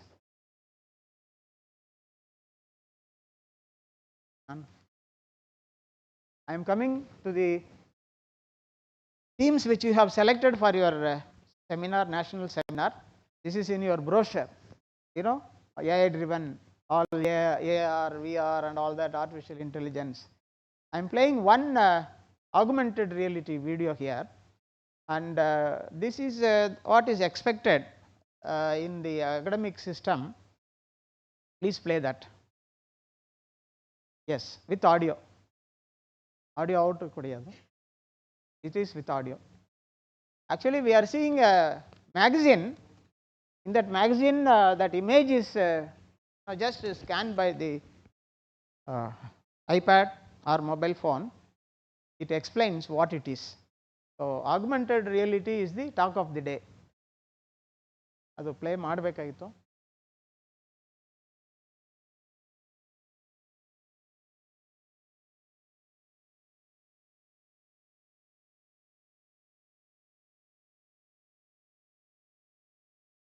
ನೋಡ್ರಿ ಅದು ಕೆಲವು time ನಮ್ಮ audio video facilities ಮದುವೆಗಳಿಗೆ perfect ಆಗಿ ಕೆಲಸ ಮಾಡುತ್ತೆ, academically work ಮಾಡಲ್ಲ ಅದು. ಯಾಕಂದರೆ ನಾನೇ ಇದನ್ನು ಕೆಲವು ಟೈಮ್ ಇಂಟ್ರೊಡ್ಯೂಸ್ ಮಾಡಿದ್ದು, ಹಳೆ ಕಾಲದಲ್ಲಿ ಮೊನಾರ್ಚ್ ಅಂತ ಪೂನಾನಲ್ಲಿ ಇಂಟ್ರೊಡ್ಯೂಸ್ ಮಾಡಿದ್ದು. ಅದು ಮದುವೆಗೆ ಕರೆಕ್ಟಾಗಿ ಇರುತ್ತೆ. ಅದು 7 ಕ್ಯಾಮ್ರಾಸ್ ಮಲ್ಟಿ ಕ್ಯಾಮ್ರಾಸ್ ಸೆಟಪಲ್ಲಿ ನಾನು ಏನೇನೋ ಮಾಡಿದ್ವಿ, ಎಡುಸೆಟ್ ಆಪ್ರೇಷನ್ನೇ ಮಾಡಿದ್ವಿ, ಬಟ್ ಕೆಲವು ಟೈಮ್ ಅದು ವರ್ಕ್ ಆಗಲ್ಲ. ಆಡಿಯೋ ಬರ್ತಾ ಇದೆ ನೋಡ್ರಿ, ಅದು EP ಔಟ್ ಕೇಳಿದೆ ನಾನು. 2 days I am informing dum.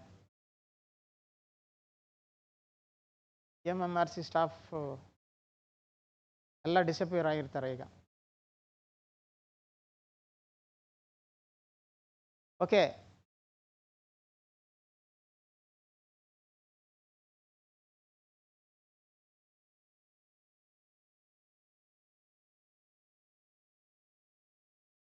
come, we'll go to the next. So these are all the topics which we have to make use of.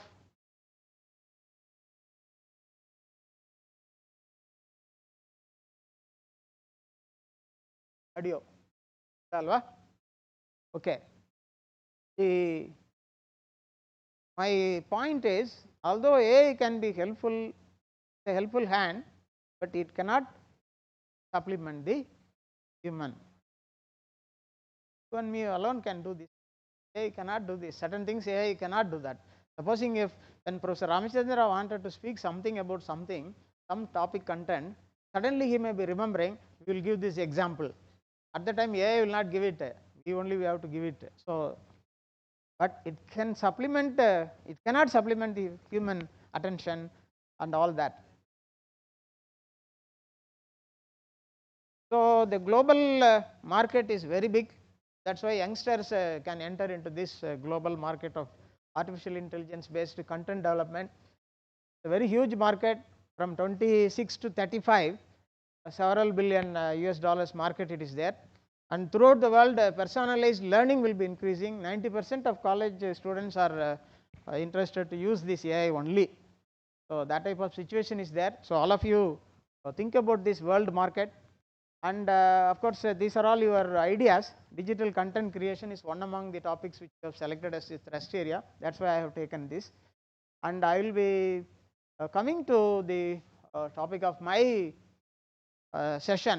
Pedagogy drives the technology, and not vice versa. That is my feeling. Pedagogy is very important than the technology. pedagogy, nobody bothers.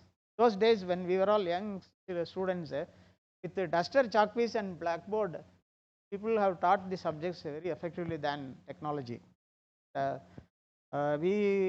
very sorry to say that we are speaking slightly a better English than the present day generation, which has not been taught by those type of duster, chalkpiece teachers. That situation is there throughout India. We have this problem, and but they have better facilities today. Have very good facilities today, and new knowledge. Acquiring knowledge is a very important thing which they have, and some telegraphic words they are using. I love you, you love me, only 3 words, and that I is I, love, you is you, not YOU. That type of shortcut methods we have. Plenty of things, happy birthday, so many things. There are some code words they are using which AI cannot understand. AI can never understand that code word which are used by our younger generation. That type of situation is also there. We have a lot of new models coming. I am not going to take much of your time because I am coming to the first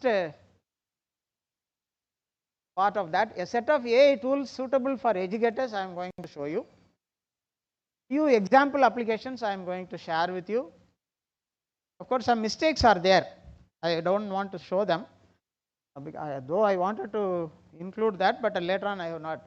Because when I want to put Saraswati deity, goddess Saraswati in AI, when I say you prepare all these commands I give, scripts, Saraswati should have 4 hands, but it will give only 3 hands. That is the pitfall I am telling you. And Rama, I construct Rama on AI, it will put mistake for Rama. These are all very dangerous things which you have not experienced. Those who are really going to type the script in the computer for artificial intelligence, you have to be very careful, because you don't know how the software understands that. It thinks that Rama should have mistake, and later on I asked the software developers there in US, they asked who said that Rama has no mistake. You haven't seen Rama? He is asking. I said, Baba, Rama never had it. How do you know that? Software doesn't know. Software is yes. Because nobody has seen Rama in those days. That is the problem in AI. I have tried so many wastage money I have done. Because after developing, I came to know that all these problems I had. For Muruga, Lord Muruga, both wife, everything was perfect. But the Nama was vertical, but Muruga never had Rama, this Nama vertical. No. Muruga had only Vibhuti this way. But the software will give you Rama Nama in Murugan's face.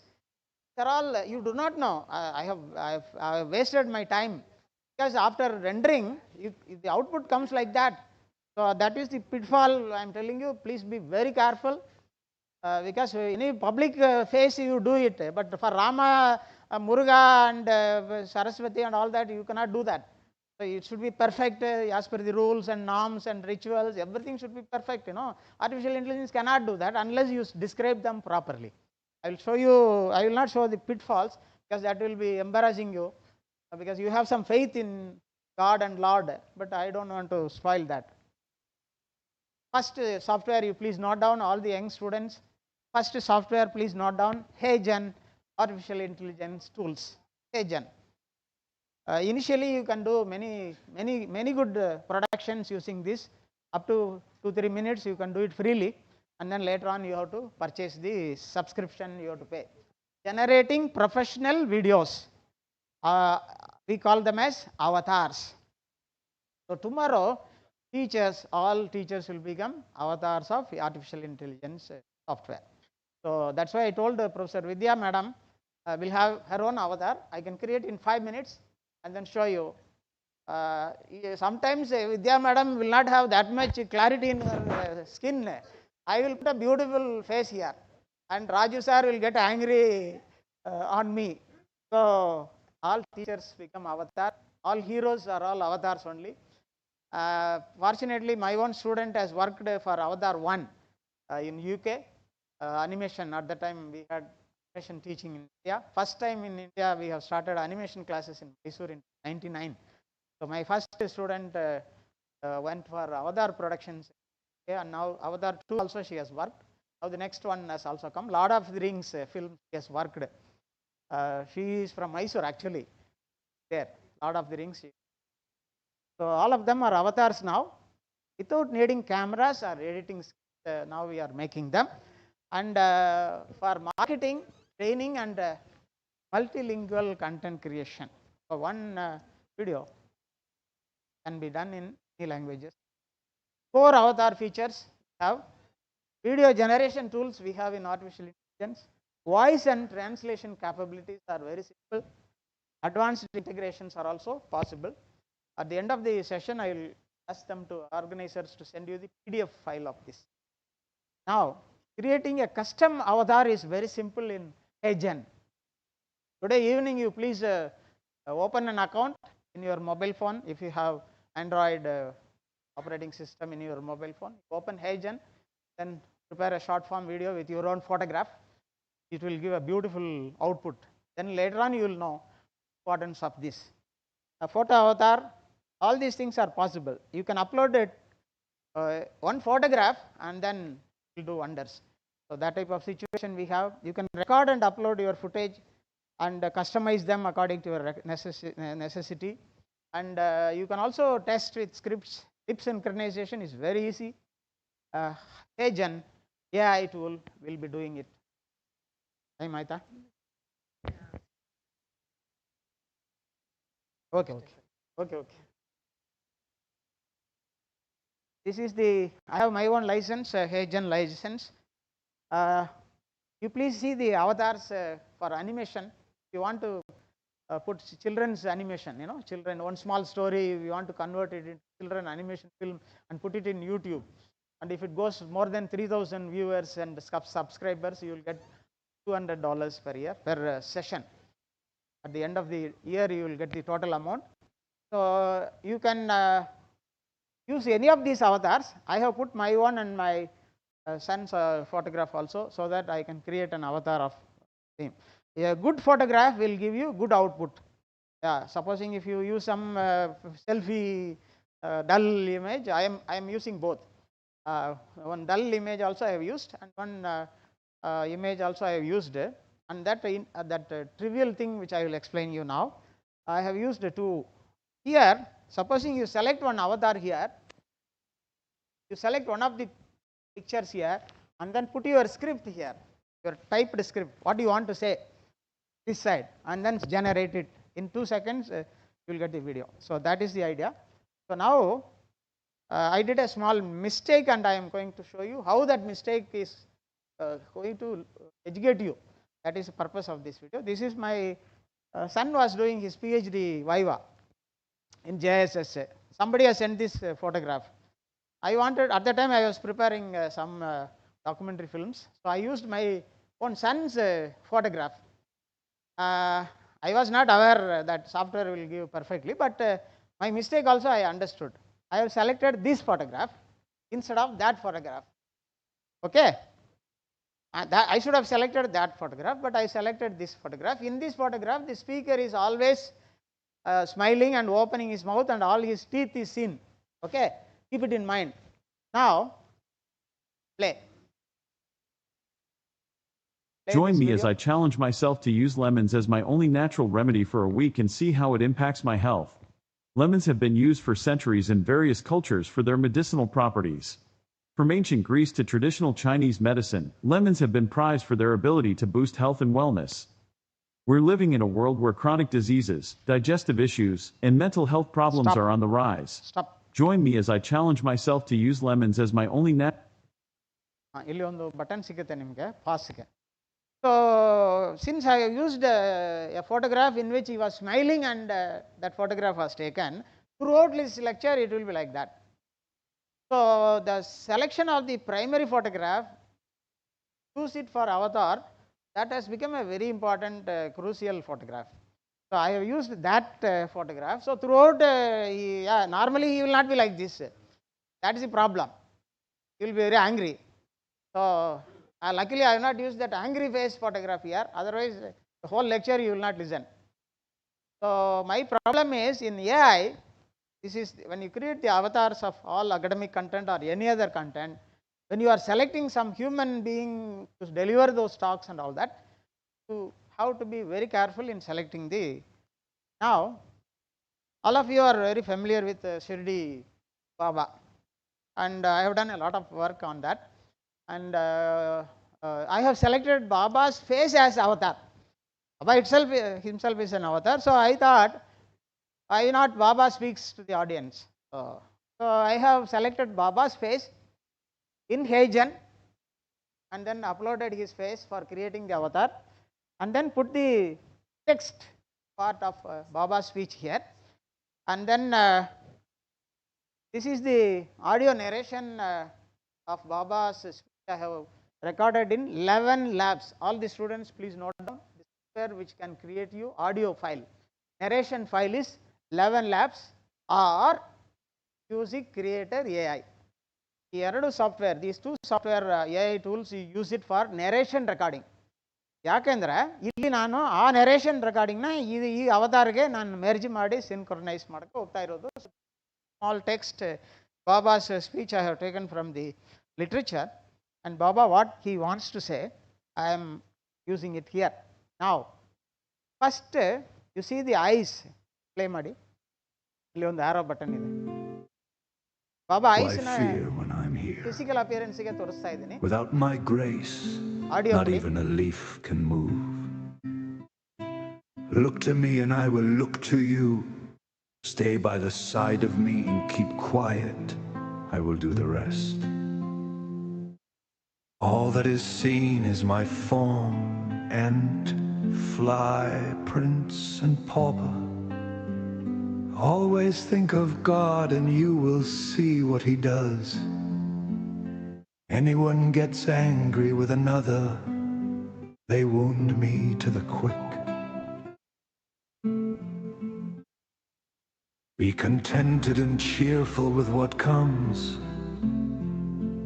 You cannot do anything without God's permission. Choose friends who will Stop stick now. to you till the So end. it goes for 30 minutes, because I tried for 30 minutes also. Baba's speech, full speech I have recorded, and then I have used this Baba's picture. Later on I thought, this picture, why we have to use the copyright based old photograph of Shirdi. Then I thought, why don't we create our own avatar of Shirdi Baba. And I have this Baba's image was created in AI image tool. There is some other image tool software. Using that, you give the commands, you give descriptions, that will create Baba. That image I have brought here for Heijan avatar generation. So that image I have included here, and the text this side I have the same narration script which was narrated in 11 labs I have used here. Now you see Baba's eyes will be play. Script is same, narration is same, avatar I changed. This is not copyright based, this is our own. Why fear when I am here? Without my grace, not even a leaf can move. This is Look available to in me YouTube. and I will look to you. Stay by the side of me and keep quiet. I will do the rest. All that is seen is my form, ant, fly, prince Stop. and pauper. So 30 minutes, 40 minutes, can do wonders to anybody. That is why sometimes it is working negatively also. Somebody has not spoken like that, but these boys and girls will edit like that, so that as if some chief minister is resigning the post now, and they have some people, so many people are creating so many videos which you will not know whether it is real or fake. You don't know. So then I wanted to create avatar in my Heijan as Baba is sitting in city itself and speaking. So this image I have taken. Now you play. Why fear when I'm here? Same narration.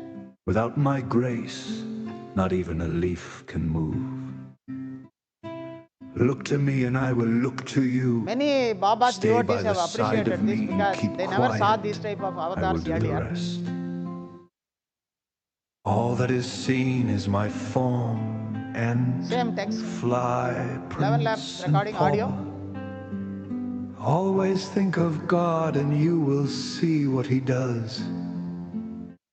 Anyone gets angry with another, Stop. they So, wound me. it is possible to do many things today with AI tools. And for academically, educational content creation is very simple, but at the same time we have to be very careful while handling it. Agent can create custom videos and voices. Of course, preparation steps are very simple. Once you enter into that app, you can do that. Instant voice cloning can be done, and this lip synchronization is 100%. Now, in Pondicherry Central Institute, I was delivering a lecture. Some participant has taken one selfie type of photograph and sent it. On the day, I wanted to create something for them on this spot. So, the same image from the participant we have taken. It was not a good photograph I have used, and I was similarly, I was opening my mouth when I was speaking. That photograph was given. So, throughout my speech, it was like that. Today, I'm diving into the world of lemons to see if I can uncover all the amazing benefits they offer. Can I find 5 surprising ways they can boost my health? Lemons are one of the most popular citrus fruits out there, and for good reason. We use them in everything from our favorite drinks to desserts and even as a garnish for our meals. But the beyond audio is mine, actually, because the audio recording was done. So, that audio recording with the photograph created the avatar. So, as it is, audio is my own audio recording. So, I was talking about lemon, the benefits of health benefits of lemon. So, the lecture is not lemon, because in academic service lecture was multimedia based e-content development and virtual classroom and all that. But the topic recorded was for lemon, audio recording. That audio recording I used with this photograph and created as if I have talked about lemon. This is unimaginable thing you can do. Yeah, there is nothing to do with this. This video is different. My narration was different, but I am creating a new video of lemon. Yeah, yes. So, this is possible. I should have used a better photograph like this. So, today in all your creations, 4 photographs you take, 4 good photographs you take, 4 or 5 it will ask. So, instead of 1 photograph and then trouble yourself, 4 photographs you select and then use all the 4 photographs into the software. So, it will be the best output you will get it. So, instead of these 4 photographs will give you the correct clear avatar image for your videos. So, that is the example which I have taken. Now, I am coming to another software. Please note down Synthesia artificial intelligence software. This also you try in the evening.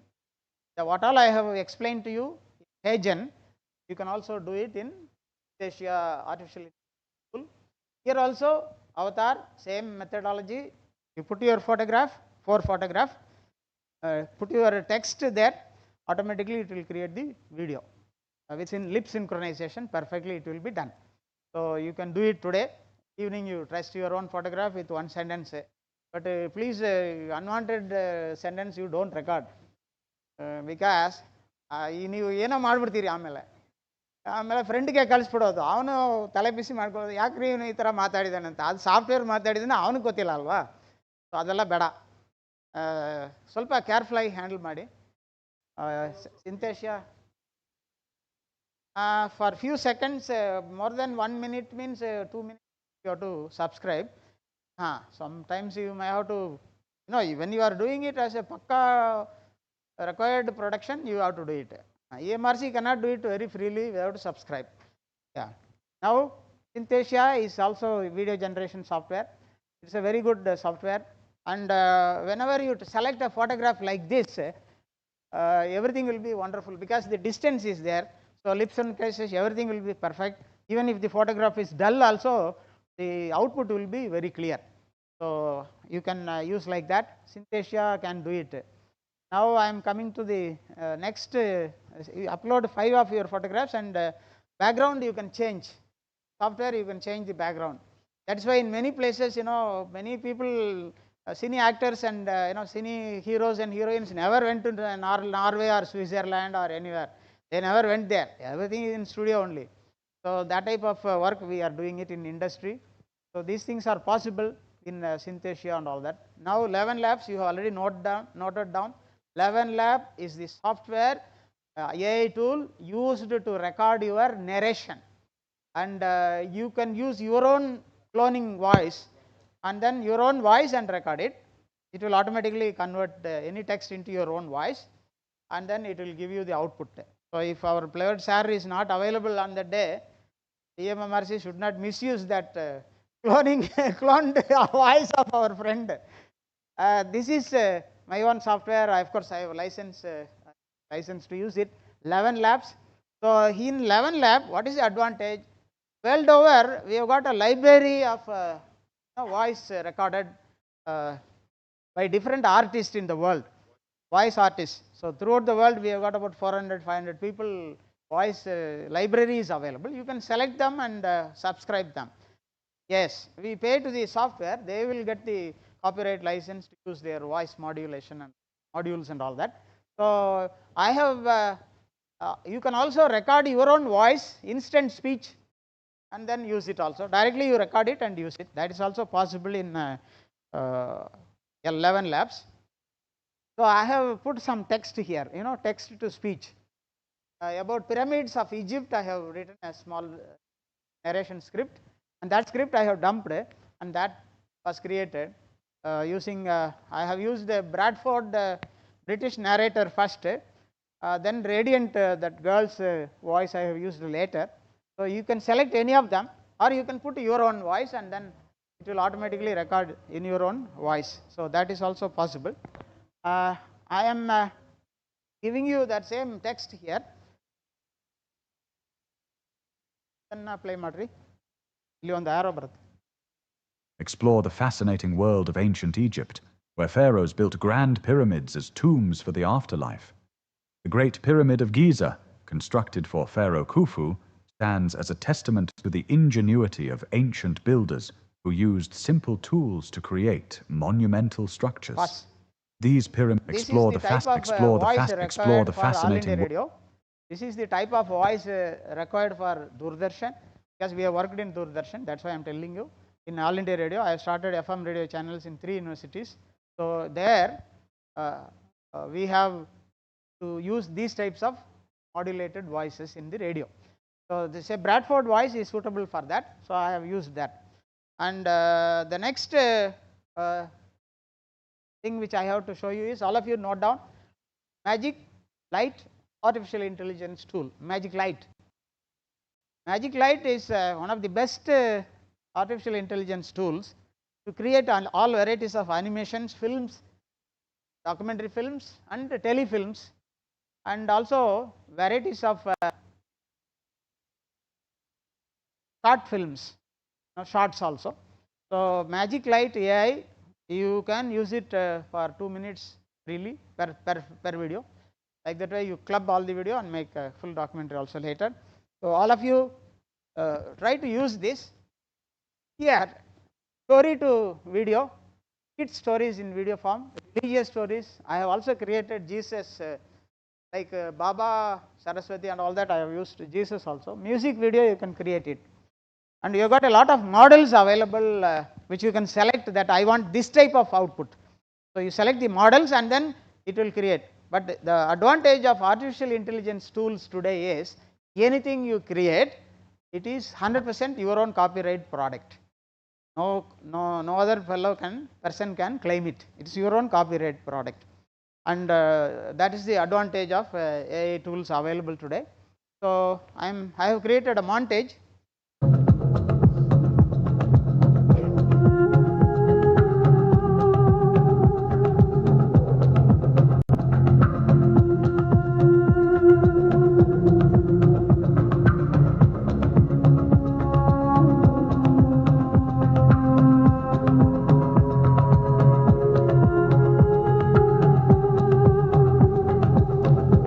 Magic Light you can do this, but each one is an independent This is one shot, this is one shot, this is another shot, this is one shot, like that way it goes. Finally we are knitting them.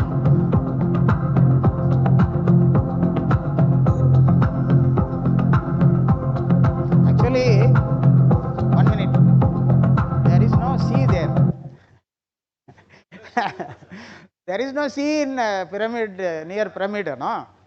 So, but how many years you will be seeing that pyramid without water? So, I have created water body there. So, it means what? Anything which is not possible in the world, we can do here. Yes. Anything which is not possible, we can create here. Yes. Continue.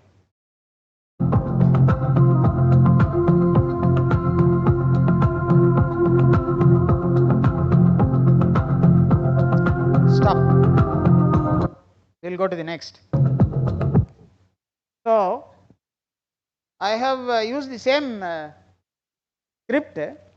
Now, montage I have created. Now, my script has to go with a documentary film. So, I used two different AI tools for creating them. Here.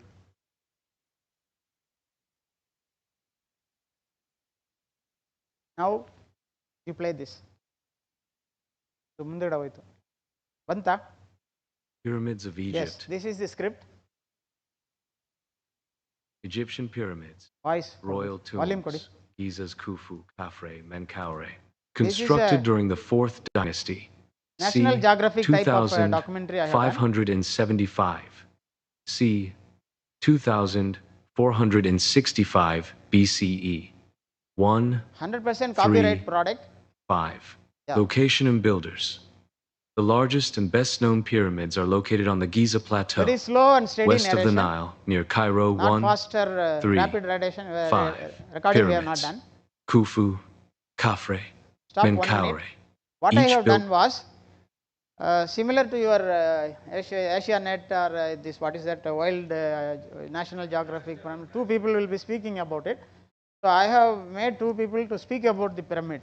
So, one fellow is native of that place, another fellow has come from outside and he is asking about pyramid, and this fellow will be explaining about the characteristic features, significant features, very important things of pyramid. So, I have done the narration like that. It has come out very nicely. So, the magic light, you can give basic script, directly you can give the basic script. I want to explain about forests of India. One small summary you give, forest of India, one summary you give here, automatically it will create the slide wise information, it will pick up the images properly and then give you slide wise images and then make them into animation and then club all the 20 video clips into a common documentary of 30 minutes. So, that can be done by magic light. So, these are the slides created, and for each line it will bring the images from somewhere, and royalty free images it will bring. Royalty free images means copyright free images it will bring, and then it will create it. So, it will render it and then give you this. This is another form. I have used magic light, and these are the slide wise images. So, this is the image here.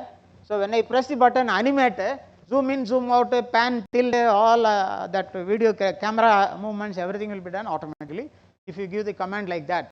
When I say zoom in, then it will zoom in. When I say zoom out, it will zoom out. When I say pan, tilt, up, down and all that, it will do that. So, each animation video clips will come here, and then ask all these clips to be clubbed together and then give the documentary. It will give the 30 minutes, 40 minutes documentary very quickly. So, these things have been done. You have seen the videos. Did you know that the pyramids of Egypt are some of the most fascinating structures Same in the world? Let me script, take you on journey to videography is Egypt. Long different. ago, the pharaohs believed they were gods on earth. That video is Using different. the Great Pyramid. Another form. So, I have changed the, then all of you note down the next AI tool, video INU AI. In your mobile phone, you can use this video INU AI, and then you can develop your own videos, animate your own stories according to your design. As I have explained, Same methodology, you can use it here also. Here you should have your own account, and you can develop any of these types of videos. Many time you might have seen these types of shorts coming, all of them. You have seen in your mobile phone every day, morning to evening, we are seeing only this. So most of them have been developed by Video INU. So we have to have a subscription for that, and then what story you want to create, you explain here, it will create the story with all the animated content. So again, long ago, the same pyramid text I am using it here, and that was giving it morning. The next thing which I would like to show you is instead of documentary films, you can make song films. So that also same type of script we have done, theme script generated. So you have to explain the image details and also the animation methods. So it will do it. Animation specific things you can give with difference if refers to time, action, style, motion, camera, all these details when you give, you will get it. Of course, these are all certain important things. The next software, please note down, Render Forest. This is also very easy for you to develop documentary films of 2 minutes to 5 minutes. You can have an account and then start giving the details to that. Render Forest. This is the Render Forest home page. So you have plenty of options available. You select one of the options and then start working on that. For youngsters, you can do very wonderful work and then come into the channels. So then song styles, you can create instead of narration, plain narration, you create songs also. So I have given the script for developing the song here. So this is the song script I have written. So for that, this is the song I have written, lyrics I have written, and then I have created the videos for that. Now the song is here. A video I have created, subtitle, anything you can give, and finally you will get the video. Play this. Good morning, happy morning. Good morning, happy morning.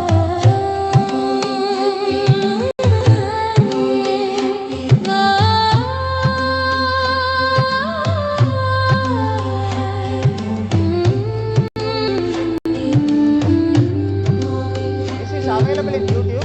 In the rain we walk, with every step we rise. Through the storm we find our light, we won't compromise. Doubt comes knocking, but we stand tall and strong. We won't let fear take flight, we'll break the ground. We break the chains, we break the mold. We're rising higher, reaching for gold. We'll shine like more. One thing, one background information I am not telling you. This video is not for this song. Actually, I have used some other animation, my own animation for some other purpose. I have developed this. That's why lip synchronization, all those things I have not concentrated on this.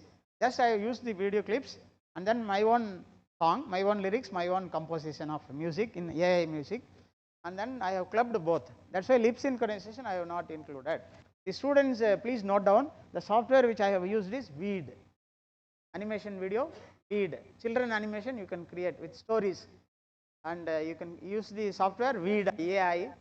Weed AI. You can use the software Weed AI. For that purpose only I am bringing that video here. Next I will go. Of course, you have seen this. The only problem in some of the software that if you don't pay the subscription, that watermark will be displayed there. So Weed though I have paid, at that time I have not paid it when I developed this. So when you pay the subscription, that watermark will not be there. So please think about this. And now I am coming to another one. This is another YouTube channel video. The purpose is AI with human activities. So script has to be written in such a form so that a person will be dancing according to your song. So I have developed that song. I have written the lyrics. I have developed the song, composed the song in that, and then I have developed the video clips and then merged all of them, and 100% copyright based. My channel is Tunes of Tomorrow. Tunes of Tomorrow channel is there, so you can see this video. Can I play?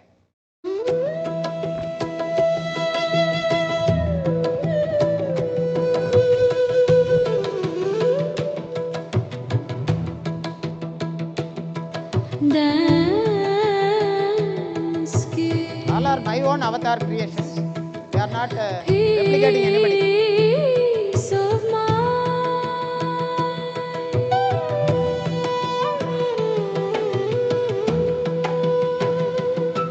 Dance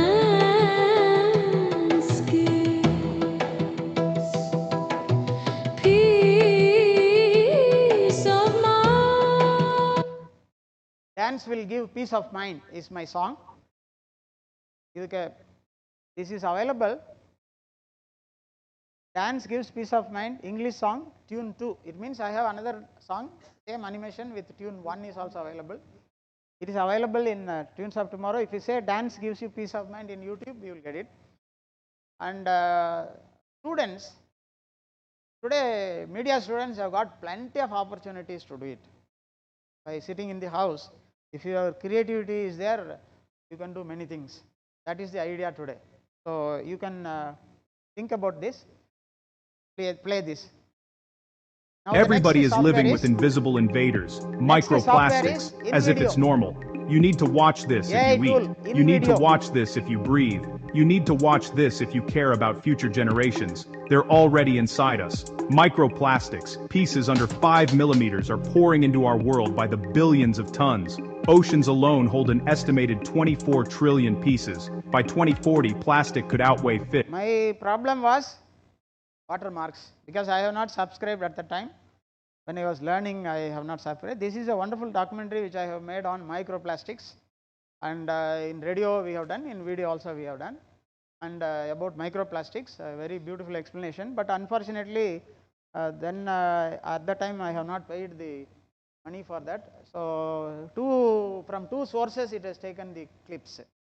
Of course, story blocks, they have given the images, but I have not paid, so watermark has come. But the software AI tool which I have used was InVideo AI on microplastics.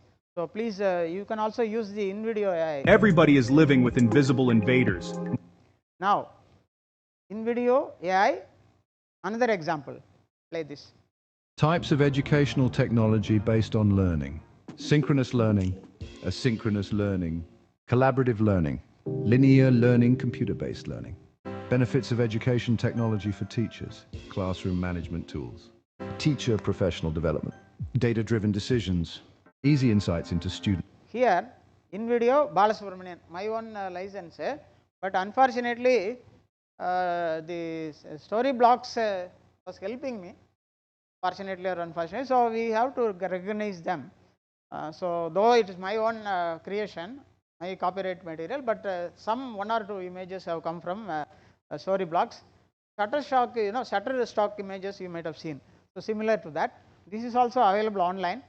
You can see that educational technology. Types of educational technology based on learning. This is available in YouTube. The next one, very recently, the script which I have used for Lemon, I wanted to create in the other form, easy form to children to understand and the students to understand. Play this. Stop chugging sugary drinks to cool off. Grab a juicy slice of watermelon instead. Watermelon, Here's why this fruit should top your summer must-haves. Over 90% water, watermelon is nature's answer to staying hydrated. Perfect for athletes and anyone braving a sweaty Chennai afternoon. It's packed with citrulline, which widens blood vessels and eases muscle soreness post-workout. Lycopene fights inflammation, protecting your heart and the software AI tool is InVideo AI.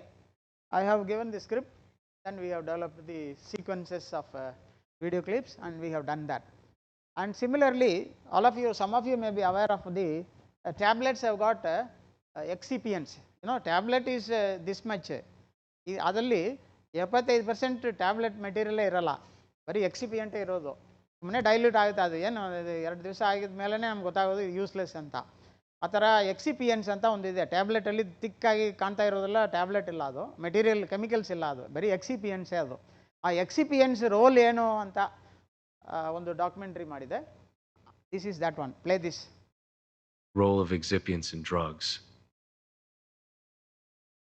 Drugs excipients ensure safe, effective, and stable meds, playing essential roles in drug formulation, delivery, and patient acceptability. Excipients aid drug processing, improve flow and tableting. Preservatives and stabilizers guard API's lifespan. Excipients boost drug absorption, aiding solubility, provide bulk and shape for potent ingredients present in low quantities. Excipients provide necessary volume. This is a very beautiful documentary for pharmaceutical industries and doctors we have done. And video, INUAI. Supposing you want a one drama script to be converted into an animated film, drama film. So 3 characters, you select character 1, character 2, character 3 and put the script for A, B, C. Who is speaking what? All those explanations you give it, and then ask the AI to create the conversation. So all the 3 people, voice, everything will be different, and you can easily create their conversations in terms of video form. So I have used a lot of children avatar type of things.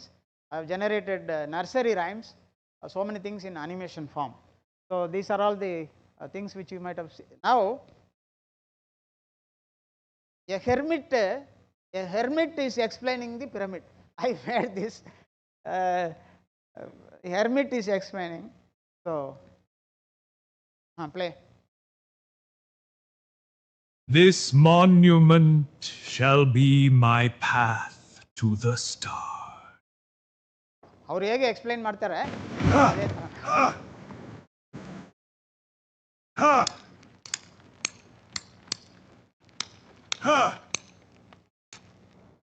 ಅದೇ ನೀವು ಬರೆಯುವಾಗ ಆ hammer sound ಬರಬೇಕಂತ ಬರಿಬೇಕು, ಇಲ್ಲಾಂದ್ರೆ ಸೌಂಡೇ ಬರಲ್ಲ.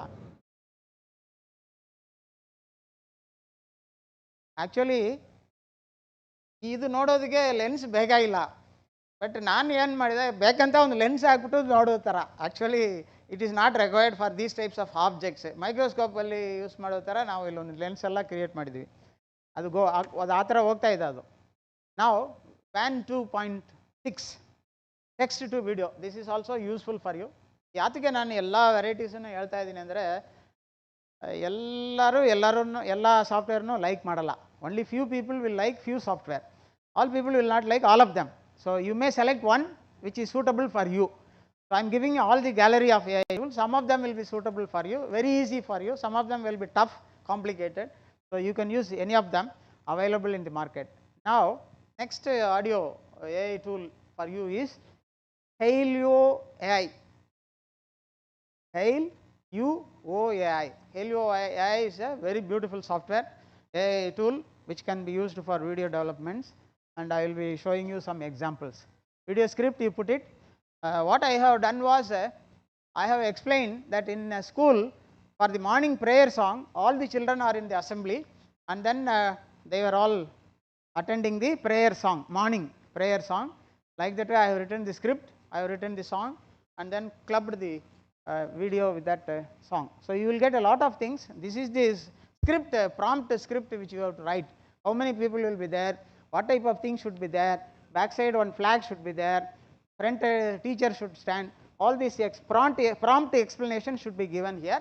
Accordingly the image will be generated. If the image is not good, you change your script and then create another image which is suitable for you. So these are all some of the things which we have done, and this is the song which I have written. Next thing which you have to use is Perplexity. All of you note down. Perplexity is the software AI tool which is available in Google. You can use this for all your content generation, script generation. Supposing you want to talk about a topic, including the slide format, everything will be given by Perplexity, that you can use it. Then song style and music creation, all these things can be done. Then next software which you can use is Piclumen. No university teachers will be explaining you, because many of our university teachers, they do not know that these are all there. Yeah, I am telling you, many of our university teachers, they have their own subject teaching, but not this multimedia teaching. Even media centers also may not teach. So I am telling you, Piclumen AI is a very beautiful software. You can use it. You can create the image and then video generation simultaneously with all varieties of applications which you can do it. So I have used many of these images for generating videos in Piclumen, and I am a subscriber for this. So Piclumen is one of the best software which you can use it, and I have created nursery rhymes using Piclumen. So for that nursery rhyme purpose, I have created all the animation clips, and then I have created the animation video of Piclumen. So this is the this is available in YouTube. Later on, you can show it to your children. These types of, now play this.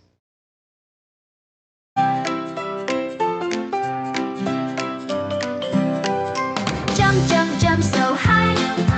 Jump, jump, jump so high. Touch the clouds up in the sky. Touch the clouds up in the sky. Jump, jump, jump so high. Touch the clouds up in the sky. Hop, hop, hop around a point. Hop, hop, hop around a point. Tap your feet upon the ground. Tap your feet upon the ground. Hop, hop, hop around a point. Hop, hop, hop around a point. Tap your feet upon the ground. Tap your feet upon the ground.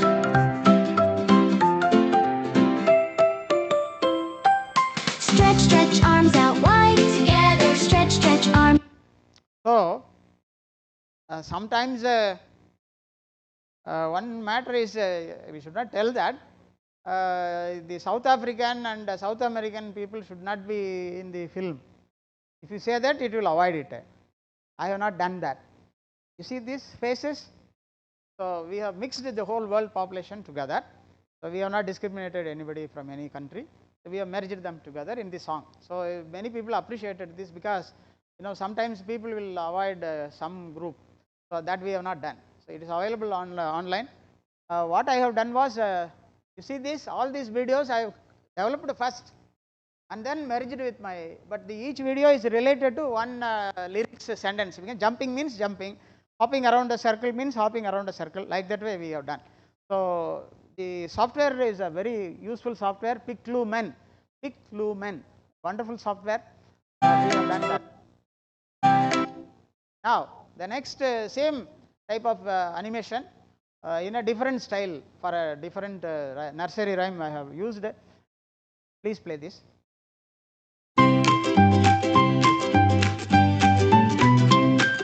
Tick tock, tick tock. What does the wall clock say? It is morning time. The daily work starts from 6 o'clock in the morning.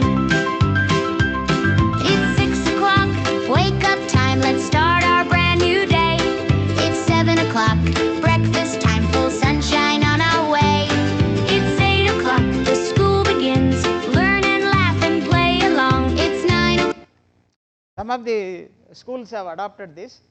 They have shown this video to their children, animation to their children. Of course, we mixed both video and animation. We have mixed here, and it is used by them. And it is already available in YouTube. Many schools we have already informed they are using it for primary school children. They are using it. We have developed both video form and animation form. And Minimax, you note down. This is the software which AI tool which you can use it. And Minimax is one of the best animation tool which you can use it for videography, development of animation, and also video films. And you have to have a login license. I have got my own login license, Minimax. You can also try today evening in your mobile phone. And Minimax has got a very beautiful setup. I have developed this nursery rhyme using Minimax. So I put A for apple, all those things. I have put the text, and then we have done that. So that is also possible. Minimax is one of the best animation tool. Minimax will generate all the narration files and animation files together. And of course, Radiant, the name of this modulator, narrator, I have changed into a lady form. And you can click here. Of course, this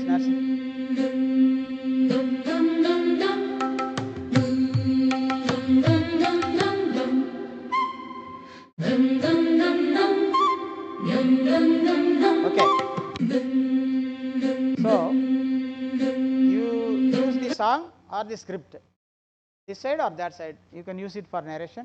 This is the Minimax. You have got a lot of options available for your development, and you can have a legal license also. When you want to develop some content, you can use it. You have a beautiful voice library in Minimax, you can use them, or your own voice, you can clone it and use it. So that is also possible. Next one is GenSpark. This is a software for slide creation. Your text will be generated into slides. So directly you can use it for your lectures and all that. GenSpark, it will create all the slides. These are the steps involved in GenSpark. So it will create the workforce. These are the same script I have used for generating the slides. So first slide, second slide, like that way I am scrolling. So all these slides are generated by that software. So this you can use it for your lecturing and recording, and also video documentary film making. Then slides GPT, you have chat GPT, similarly slides GPT, that you can use it for your thing. You can make PowerPoints with AI, so that is also possible. Then next software which I would like to tell you is HitPow AI. HitPow AI. This is a very beautiful software where all animal documentary films and all that can be developed. Of course, your own documentaries you can develop with different styles like this. This is a HitPow method of approach, and you can have your own license. I have my own subscription, so we are using it like that. Video Express is another software which you can use it. Video Express, some people may like this. Video Express, you can generate all the animation films using this, and that's also a good software. I am concluding my session with this. Subscriptions and licenses are needed. So for youngsters, 2 minutes maximum, 2-3 minutes you can do it, but for EMRC you need 30 minutes. So you need to have subscription for this software. It involves money, and funds are required, and nobody can work freely also. That is also another problem, because software also will not work freely, so everybody has to get money. Similarly, AI software, cloud servers require annual subscriptions. For personal work, you can do small things, but for official work, for 500 modules of 30 minutes each, you need some lakhs, few lakhs. So what I am doing, we are spending, that you have to do. It is a work. Yeah, same. You cannot escape from teamwork. So all the AI work products, productions are teamworks only. So 2-3 people join together, classmates, you join together and make the films. And content creation is to be done with a team of subject experts. Module development needs a good technical team. If everything is ready, you can do one module per day. You can do one module per day only. Even though AI is suitable, you cannot do many things in one day. So it will take one full day, and you can do one module per day for EMMRCs. And so thank you very much.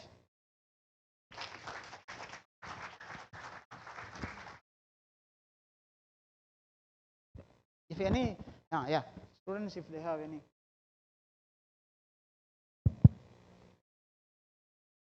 Thank you, Professor Balasubramanian, for this wonderful presentation of the multi-uses of AI and what the coming generation would need to understand and deploy. So we'll take some questions from the students, and we'll pass on the mic to you. Please use your intelligence to ask some questions on artificial intelligence. Students,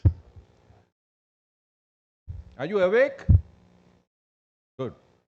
So ask some questions which is intelligent enough. Sir is intelligent. No. We are learning. We are all learners. So sir is so humble and modest. Even at this age, he will say that I have to learn. So true learners are always like that. Any questions, ladies? My beloved friend and senior Professor Putsami sir is here. All the media students have to concentrate on these types of things today. Technology is very important for them. So all our students, you please see that This type of education is given. Only thing is in text, syllabus based teaching, it will not come. It's outside the classroom. You can please arrange this, and I will give you all the resources, models also. Today you can do wonders. One day I wanted to create a story, ಹೊಸ new ಸ್ಟೋರಿನೇ ಒಂದು ನನಗೆ ಬೇಕು, ಎಲ್ಲಿನೂ ಇರಬಾರ್ದು ಆ story ಅಂತ ಒಂದು ಪರ್ಪ್ಲೆಕ್ಸಿಟಿ ಅಂತ ಇದೆ ಅಲ್ವಾ, ಅದರಲ್ಲಿ ಲೋಕದಲ್ಲಿ ಇಲ್ಲದೇ ಇರುವ ಒಂದು ಸ್ಟೋರಿ ನನಗೆ ಕೊಡಿ ಅಂತ. Beautiful story I have got. ಅದನ್ನ ಆಮೇಲೆ ನಾನು ಯೂಸ್ ಮಾಡಿದ್ದಿದೆ ಅಲ್ವಾ. Sir has a question, sir, for you here. Yeah, please. Mike, ಒಂದು ನಿಮಿಷ sir. Development. See, the problem is you and me only taught about dynamite, how to prepare dynamite in the chemistry lab. At that time ನಾವು ಈ ಡೈನಮೈಟ್ನ ಯಾತಕ್ಕೆ use ಮಾಡ್ತಾರೆ ಅಂತ ನಾವು guess ಮಾಡಿಲ್ಲ. ನಾವು ಹೇಳಿದ್ದು ಪಾಸಿಟಿವ್ ಸೈಡ್ಗೆ, ಬಟ್ ಅದೇನಾಯಿತು, over a period of time technology is misused everywhere. ಅದನ್ನು ಕಂಟ್ರೋಲ್ ಮಾಡೋದಕ್ಕೆ ಈಗ ನಾವು we are planning that unwanted YouTube video content should be stopped ಅಂತ ನಾವು ಈಗ ಒಂದು ರೂಲ್ ಬರ್ತಾ ಇದೆ. ಟ್ರಾಯ್ನಲ್ಲಿನೂ ಬೇರೆ ಕಡೆನೂ ಬರ್ತಾ ಇದೆ.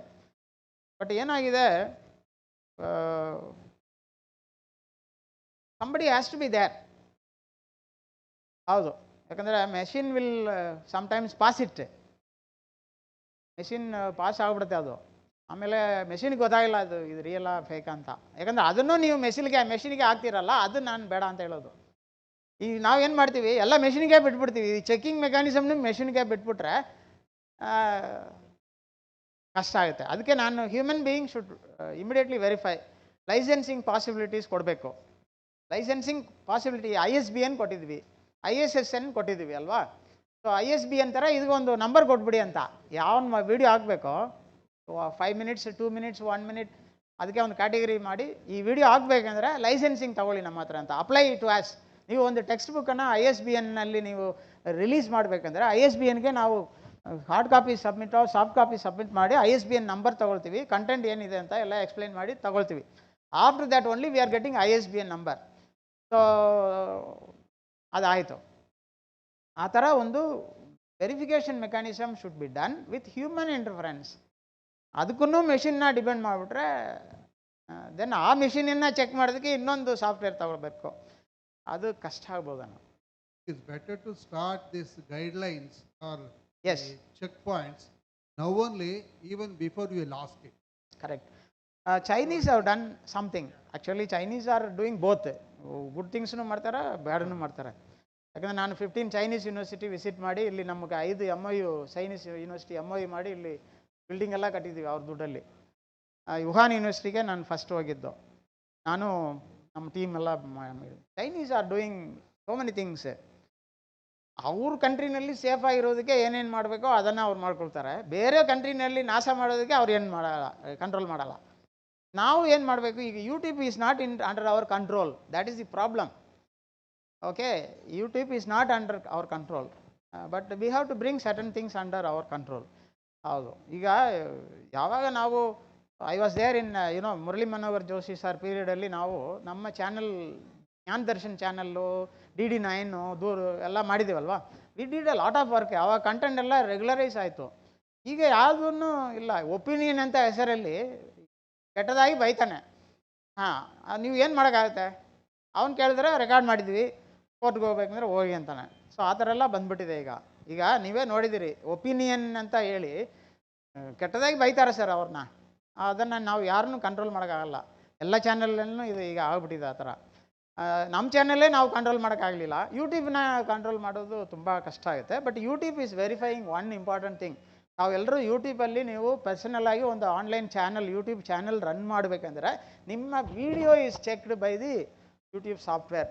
ಹೌದು, ನಾನು ಒಂದು ಸತಿ ಏನು ಮಾಡಿಬಿಟ್ಟೆ, ಯಾವುದೋ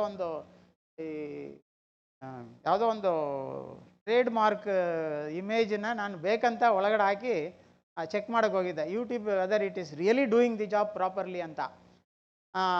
ಆವಾಗ ಈ ಪರ್ಟಿಕ್ಯುಲರ್ ಇಮೇಜ್ ಇದನ್ನು ನಾವು ಒಪ್ಕೊಳ್ಳೋಕ್ಕಾಗೋದಿಲ್ಲ ಅಂತ. ಪರ್ಟಿಕ್ಯುಲರ್ ಇಮೇಜ್ ನಾವು ಒಪ್ಕೊಳ್ಳೋಕ್ಕಾಗೋದಿಲ್ಲ ಅಂತ.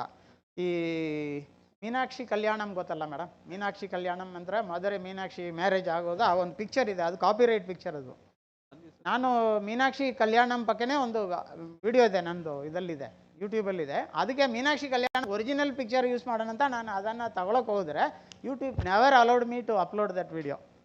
ಸೊ ಅದಕ್ಕೆ ಯೂಟ್ಯೂಬ್ ಅವನು ಕರೆಕ್ಟ್ ಇದ್ದಾನೆ, ಬಟ್ ಕಂಟೆಂಟಲ್ಲಿ ನಿಮ್ಮನ್ನು ನಾನು ಬೈತಾ ಇದ್ದೀನಿ, ಅದನ್ನು ಕಂಟ್ರೋಲ್ ಮಾಡಲ್ಲ. ಅದು ಈಗ ರಾಮಚಂದ್ರನ್ ಸಾರ್ನ ನಾನು ಬೈತಾ ಇದ್ದರೆ ಅದನ್ನು ಯಾರು ಕಂಟ್ರೋಲ್ ಮಾಡೋದು?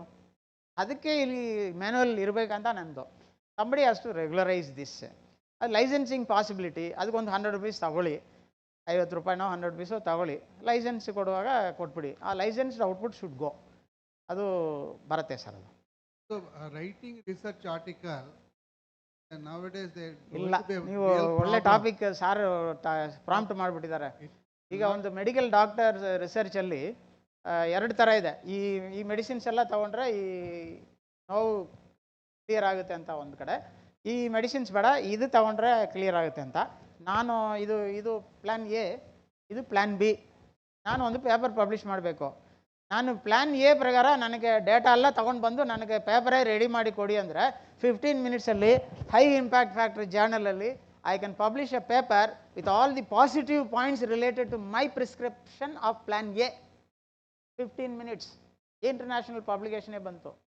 ಇಲ್ಲ ಪುಟ್ಟಸ್ವಾಮಿ ಸಾರ್ ಇಲ್ಲಲ್ಲ, ನಾನು ಪ್ಲ್ಯಾನ್ ಬಿಗೆ ನಾನು ಹೋಗ್ತೀನಿ ಅಂತ ಅವ್ರು ಡಿಸಿಷನ್ ತೊಗೊಳ್ತಾರಲ್ಲ, ಅವರು ಈ ಕಡೆ ಪ್ಲ್ಯಾನ್ ಬಿ ಪ್ರಕಾರ ಲೋಕದಲ್ಲಿ ಯಾರು ರಿಸರ್ಚ್ ಮಾಡಿದ್ದಾರೆ ಅಷ್ಟು ರಿಸರ್ಚ್ ಪೇಪರ್ನ ಕಲೆಕ್ಟ್ ಮಾಡಿಬಿಟ್ಟು ಪ್ಲ್ಯಾನ್ ಬಿ ಪ್ರಕಾರ ಈ ಮೆಡಿಸಿನ್ಸೇ ಈ ನೋವಿಗೆ ಕ್ಯೂರಿಂಗ್ಗೆ ಪಾಸಿಬಿಲಿಟಿ ಇದೆ ಅಂತ ಪುಟ್ಟಸ್ವಾಮಿ ಸಾರ್ ಡಿಸೈಡ್ ಮಾಡಿಬಿಟ್ರೆ within 15 minutes he will publish another high impact factor paper with the same different content. Both are possible. ನೀವು ರಿಸರ್ಚ್ ಮಾಡಿ 500 ಪೇಪರ್ ಕಲೆಕ್ಟ್ ಮಾಡಿ ನೀವು ಬುಕ್ ಇದು ಆರ್ಟಿಕಲ್ ಬರೆದು ಅದರಲ್ಲಿ ಸ್ಪೆಲ್ಲಿಂಗ್ ಮಿಸ್ಟೇಕ್ ಕರೆಕ್ಟ್ ಮಾಡಿ ಎಲ್ಲ ನೀವು ಪಬ್ಲಿಷ್ ಮಾಡೋದಕ್ಕೆ 6 ತಿಂಗಳು ಒದ್ದಾಡಿ ಮಾಡೋದಕ್ಕೆ ಒಬ್ಬನು ರೆಕಗ್ನೈಸ್ನು ಮಾಡಲ್ಲ ಅದನ್ನು. ಇದು 5 ನಿಮಿಷ 15 ಮಿನಿಟ್ಸಲ್ಲಿ ಪೇಪರೇ ಬಂದ್ಬಿಡುತ್ತೆ. ಅದು ಈಗ ಒಂದು ವರ್ಲ್ಡಲ್ಲಿ ಒಂದು very very different type of problem we are facing today. Yes sir, you are right. Please sir. Sir, ಇತ್ತೀಚೆಗೆ ಜಗತ್ತಿನಾದ್ಯಂತ AI ಬಗ್ಗೆ ಭಾಳ ಚರ್ಚೆ ನಡೀತಾ ಇದೆ. India second largest populated country. ಭಾರತದಲ್ಲಿ ನಿರುದ್ಯೋಗಿಗಳ ಸಂಖ್ಯೆ ಏನಾದರೂ ಜಾಸ್ತಿ ಆಗುತ್ತೆ. ಇತ್ತೀಚೆಗೆ ಗೂಗಲ್ CEO ಬಂದಿದ್ದರು, ಸುಂದರ್ ಪಿಚ್ಚೈ ಅವರು. ಅವ್ರು ಹೇಳ್ತಾರೆ ಎಂಪ್ಲಾಯ್ಮೆಂಟ್ ಮುಂದೆ ಕಡಿತಗೊಳ್ಬೋದು ಅಂತ ಹೇಳಿ. ಈಗಾಗಲೇ AI ಭಾಳಷ್ಟು ನಿರುದ್ಯೋಗ ಸಮಸ್ಯೆ ಉಂಟಾಗ್ತಾ ಇದೆ. ಇನ್ನೊಂದು 5-10 ವರ್ಷದಲ್ಲಿ ಸಾಫ್ಟ್ವೇರ್ ಇಂಜಿನಿಯರ್ಗಳಿಗೆ ಕೆಲಸ ಇಲ್ಲ ಅಂತಕ್ಕಂಥ ಆಲೋಚನೆ ನಡೀತಾ ಇದೆ.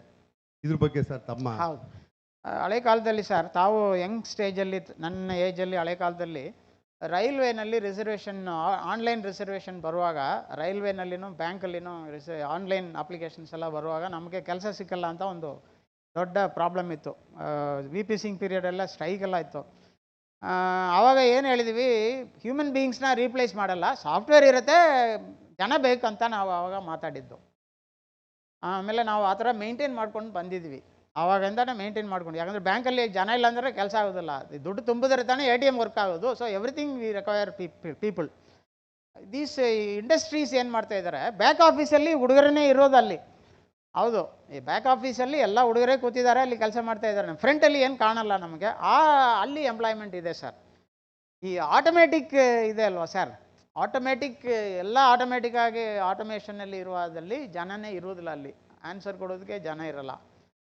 ಆ ಥರ ಬರುವಾಗ ತಾವು ಹೇಳೋದ ಪ್ರಕಾರ ಇನ್ನೊಂದು 10 ವರ್ಷದಲ್ಲಿ, ಇವಾಗಲೇ ನನಗೆ ತುಂಬ ನಮ್ಮ ಯೂನಿವರ್ಸಿಟಿನಲ್ಲಿ ನಾನು 27 ವರ್ಷ ನಾನೇ senior most professor in Karnataka ಅಂತ ಆವಾಗ ವರ್ಕ್ ಮಾಡಿದ್ದು. PhD ನನ್ನ ಹುಡುಗನೇ PhD ಫಿಲಾಸಫಿನಲ್ಲಿ ಮಾಡಿದ್ದಾರೆ. ಕೆಲಸ ಸಿಕ್ಕಲಿಲ್ಲ. ಈ ಬ್ಯಾಂಕಲ್ಲಿ ಸೆಕ್ಯೂರಿಟಿ ಪೋಸ್ಟ್ ನಾನು ರಿಕ್ವೆಸ್ಟ್ ಮಾಡಿ, ಮ್ಯಾನೇಜ್ಮೆಂಟಲ್ಲಿ ರಿಕ್ವೆಸ್ಟ್ ಮಾಡಿ ಆ ಹುಡುಗನಿಗೆ ಸೆಕ್ಯೂರಿಟಿ ಪೋಸ್ಟ್ ಕೊಡಬೇಕಾಗಿತ್ತು, PhD ಇನ್ ಫಿಲಾಸಫಿ. ನನಗೆ ಆವತ್ತು ಎಷ್ಟು ನೋವಿದೆ ಅಂತ ನಮ್ಮ ಪುಟ್ಟಸ್ವಾಮಿ ಎಲ್ಲರಿಗೂ ಗೊತ್ತು.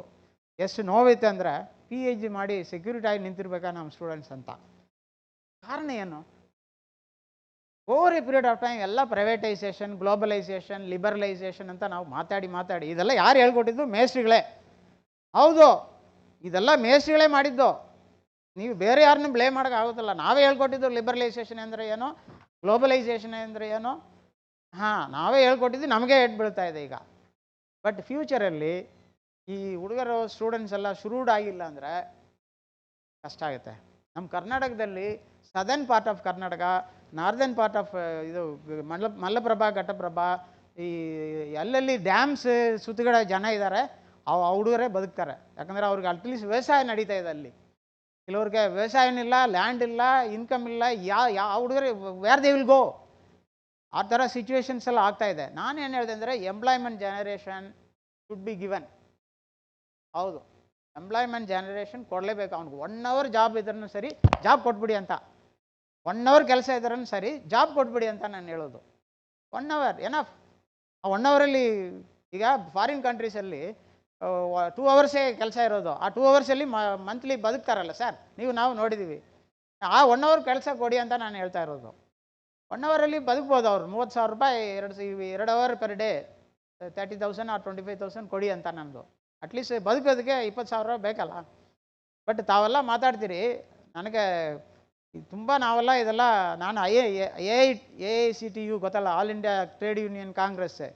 ಹೌದು, ನಮ್ಮ ಮಂಗಳೂರು ಕಡೆ ನಮ್ಮ ಲೀಡರ್ ಇದ್ದರು, AICTU ಲೀಡರ್. ಅವರೆಲ್ಲ ನಾನು I was union network president ಆಗಿದ್ದೆ. ನಾನು ಇಂಜಿನಿಯರಿಂಗ್ ಸ್ಟೂಡೆಂಟ್ಸಿಗೆ 20,000 ರೂಪಾಯಿ ಸಂಬಳ ಫಿಕ್ಸ್ ಮಾಡಿದ್ದು ನಾನು ಸಿಸ್ಟರ್ಲಿ ಡೈರೆಕ್ಟರ್ ಆಗಿರುವಾಗ. ಅವಾಗ 8,000 ರೂಪಾಯಿ ಕೊಡ್ತಾಯಿದ್ರು all engineers. I was the fellow who created international ಫೋರಮ್ನ ಇಲ್ಲಿ ಕರ್ಕೊಂಡು ಬಂದು ಇಂಜಿನಿಯರ್ಸ್ಗೆ BTech ಮಾಡಿರೋನಿಗೆ ಮಿನಿಮಮ್ ಇಷ್ಟು ಸಂಬಳ ಕೊಡಬೇಕಂತ ಮಾಡಿದ್ದೆ ನಾನು ಇಲ್ಲಿ. ಸೊ ಹುಡುಗರಿಗೆ ಒಳ್ಳೆ ನೀವು ಸಂಬಳ ಕೊಡಿ, 1 hour 2 hours ಪರ್ ಡೇ ಕೆಲಸ ಮಾಡಿ, 5 ಜನಗೆ 1 ದಿನ ಕೆಲಸ ಮಾಡಿ. ಹೌದು, ಇಂಡಸ್ಟ್ರಿ ರನ್ ಆಗುತ್ತೆ, ಏನು ಇಂಡಸ್ಟ್ರಿ ಕ್ಲೋಸ್ ಆಗೋದಿಲ್ಲ. ಬಟ್ ನಮ್ಮ ಜನ ಬಗ್ಗೆ ನಾನು ಮಾತಾಡಿದ್ರೆ ಮ್ಯಾಟ್ರನ್ನ ಇಟ್ಕೊಳ್ಳಲ್ಲ ಅವರು. ಇವನು ಯಾಕೆ ಅದು ಮಾತಾಡಿದಾನೆಂದ ಇಟ್ಕೊಂಡು ಬಿಡ್ತಾರೆ. ಅದೇ ನಮ್ಮಲ್ಲಿ ಇರೋದು.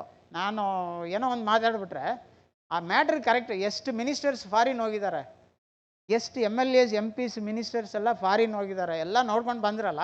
ಬಂದಮೇಲೆ ಇಲ್ಲಿ ಏನು ಮಾಡಿದಿರಿ ಅಂತ ನಾನು ಕ್ವಶನ್ ಕೇಳಿದ್ದೀನಿ. ನಾನು I have discussed with CM Siddaramaiah sir, Yediyurappa sir, ಎಲ್ಲ you name the minister, I have spoken with them ಎಲ್ಲರ ಜೊತೆಗೂ. ನಮ್ಮ ಸದಾನಂದ ಗೌಡರು ಸರ್ ರೈಲ್ವೆ ಮಿನಿಸ್ಟರ್ ಆಗಿರುವಾಗ ರೈಲ್ವೆ ಡೆವಲಪ್ಮೆಂಟ್ಸಿಗೆ ಒಂದು ದೊಡ್ಡ ಲಿಸ್ಟೇ ಕೊಟ್ಟು ಅದರಲ್ಲಿ 50% ಅವ್ರು ಇಂಪ್ಲಿಮೆಂಟ್ ಮಾಡಿದರು ಸದಾನಂದ ಗೌಡರು. ನಾವು ಫಾರಿನ್ ಹೋಗಿ ಎಲ್ಲೋ ನೋಡ್ತಾ ಇದ್ವಿ, ಇಲ್ಲಿ ಬಂದು ಏನು ಮಾಡೋದಿಲ್ಲ. ಬಟ್ ಸದಾನಂದ ಗೌಡರು listen to that, he did it. ಅದೇ ಥರ ಎಲ್ಲರೂ ಮಾಡಬೇಕಲ್ಲ. ಸೊ ಮಾಡಬೇಕು. ಇಲ್ಲಿ ನಾವು ಓಟ್ ಹಾಕಿದ್ರೆ ಸಾಕು ಅಂದರೆ ಮುಗೀತು. ಓಟ್ ಹಾಕಿದ ಮೇಲೆ ನೀನು ಯಾರಪ್ಪ ಅಂತ ಕೇಳ್ತಾರೆ ಅವರು. ಅದು ಸ್ವಲ್ಪ ಯೋಚನೆ ಮಾಡಿ.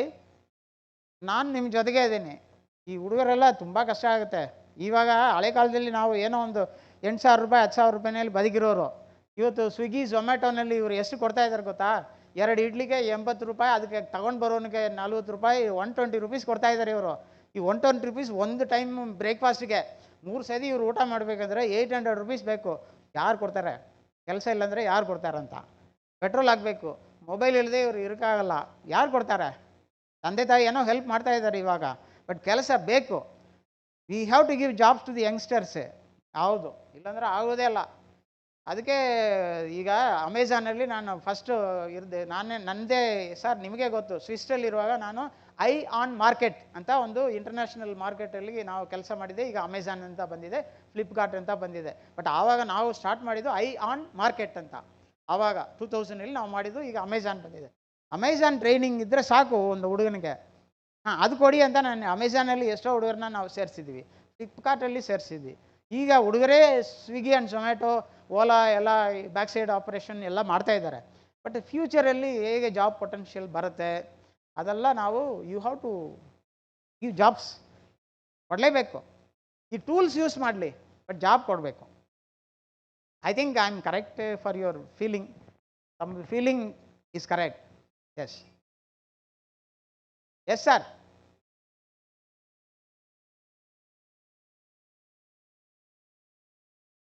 ಈಗ ಕರೆಕ್ಟ್. ಇಲ್ಲ ಇಲ್ಲ ಒಂದೇ ನಿಮಿಷ. ಇಲ್ಲಿದ್ದಾರಲ್ಲ ನಮ್ಮ ಶ್ರೀಕಂಠಾಚಾರ್, ಗೌರ್ಮೆಂಟ್ ಆಫ್ ಕರ್ನಾಟಕನಲ್ಲಿ SC ST ಹುಡುಗರಿಗೆ ಕ್ಯಾಮ್ರಾ ಲ್ಯಾಪ್ಟಾಪ್ ಟ್ರೈನಿಂಗ್ ಕೊಟ್ಟಿದ್ದೀವಿ ಸರ್. ಆ ಅವನು MA MS ಮಾಡಿದ್ದಾನೆ. ಅದರಲ್ಲಿ ಅವನಿಗೆ ಬದುಕೋದಕ್ಕೆ ಊಟಕ್ಕೆ ದುಡ್ಡು ಸಿಗಲಿಲ್ಲ.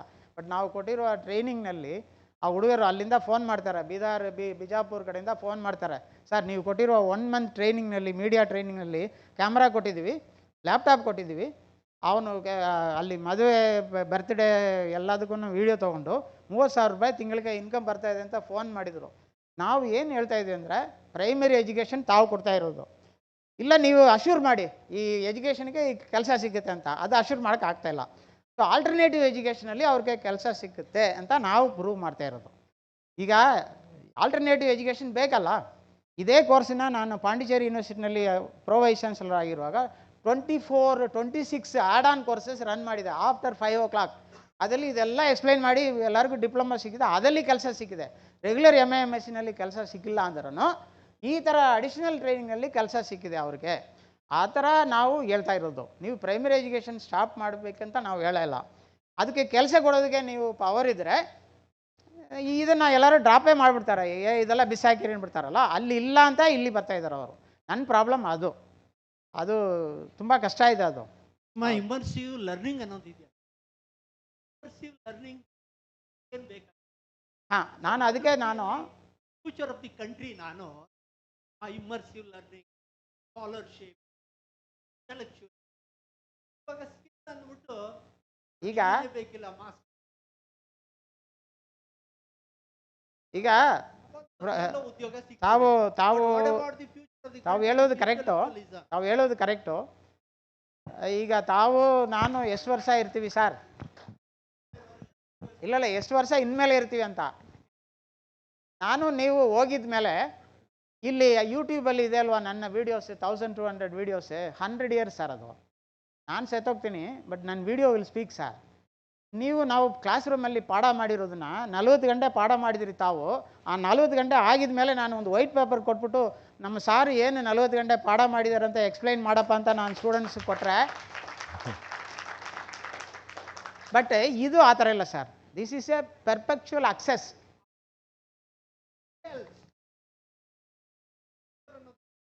When our students occupy position, they reflect what is correct, what a society has contributed to growth of the young boy. ಇದು ಆಗಿದೆ sir. Reflection, not just the white paper they write. ಇಲ್ಲ sir, ಆ ಥರ ಇಲ್ಲ. ಅದು ನಾವು ಏನು ಹೇಳ್ತಾ ಇದ್ದೀವಿ ಅಂದರೆ ಸರ್, ತಮಗೆ ಈಗ ನಾನು ಎಕನಾಮಿಕ್ಸ್ ಎಕ್ಸ್ಪ್ಲೈನ್ ಮಾಡೋದು, ನೀವು ಎಕ್ಸ್ಪ್ಲೈನ್ ಮಾಡೋದು ಡಿಫ್ರೆನ್ಸ್ ಇದೆ ಅಲ್ವಾ? ನಿಮ್ಮ ವಿಡಿಯೋನ ನಾವು ಆಗಬೇಕಂತ IMMRCನಲ್ಲಿ ನಾವು ಮಾಡ್ತಾ ಇರೋದು. ಬೇರೆಯವ್ರು ಕರ್ಕೊಂಡು ಬಂದು ಮಾಡೋದು ಅದೆಲ್ಲ ನಾವು ಮಾಡ್ತಾ ಇಲ್ಲ. ನೀವೇ ಹೇಳಿದ್ರೆ ನಿಮ್ಮ ಸ್ಟೂಡೆಂಟ್ಸ್ ಲಿಸನ್ ಮಾಡ್ತಾರೆ ಅಂತಾನೆ ನಾವು ಎಲ್ಲರೂ ಇಷ್ಟೆಲ್ಲ ನಾವು ಮಾಡಿದೆಲ್ಲ ಹಾಗೆ.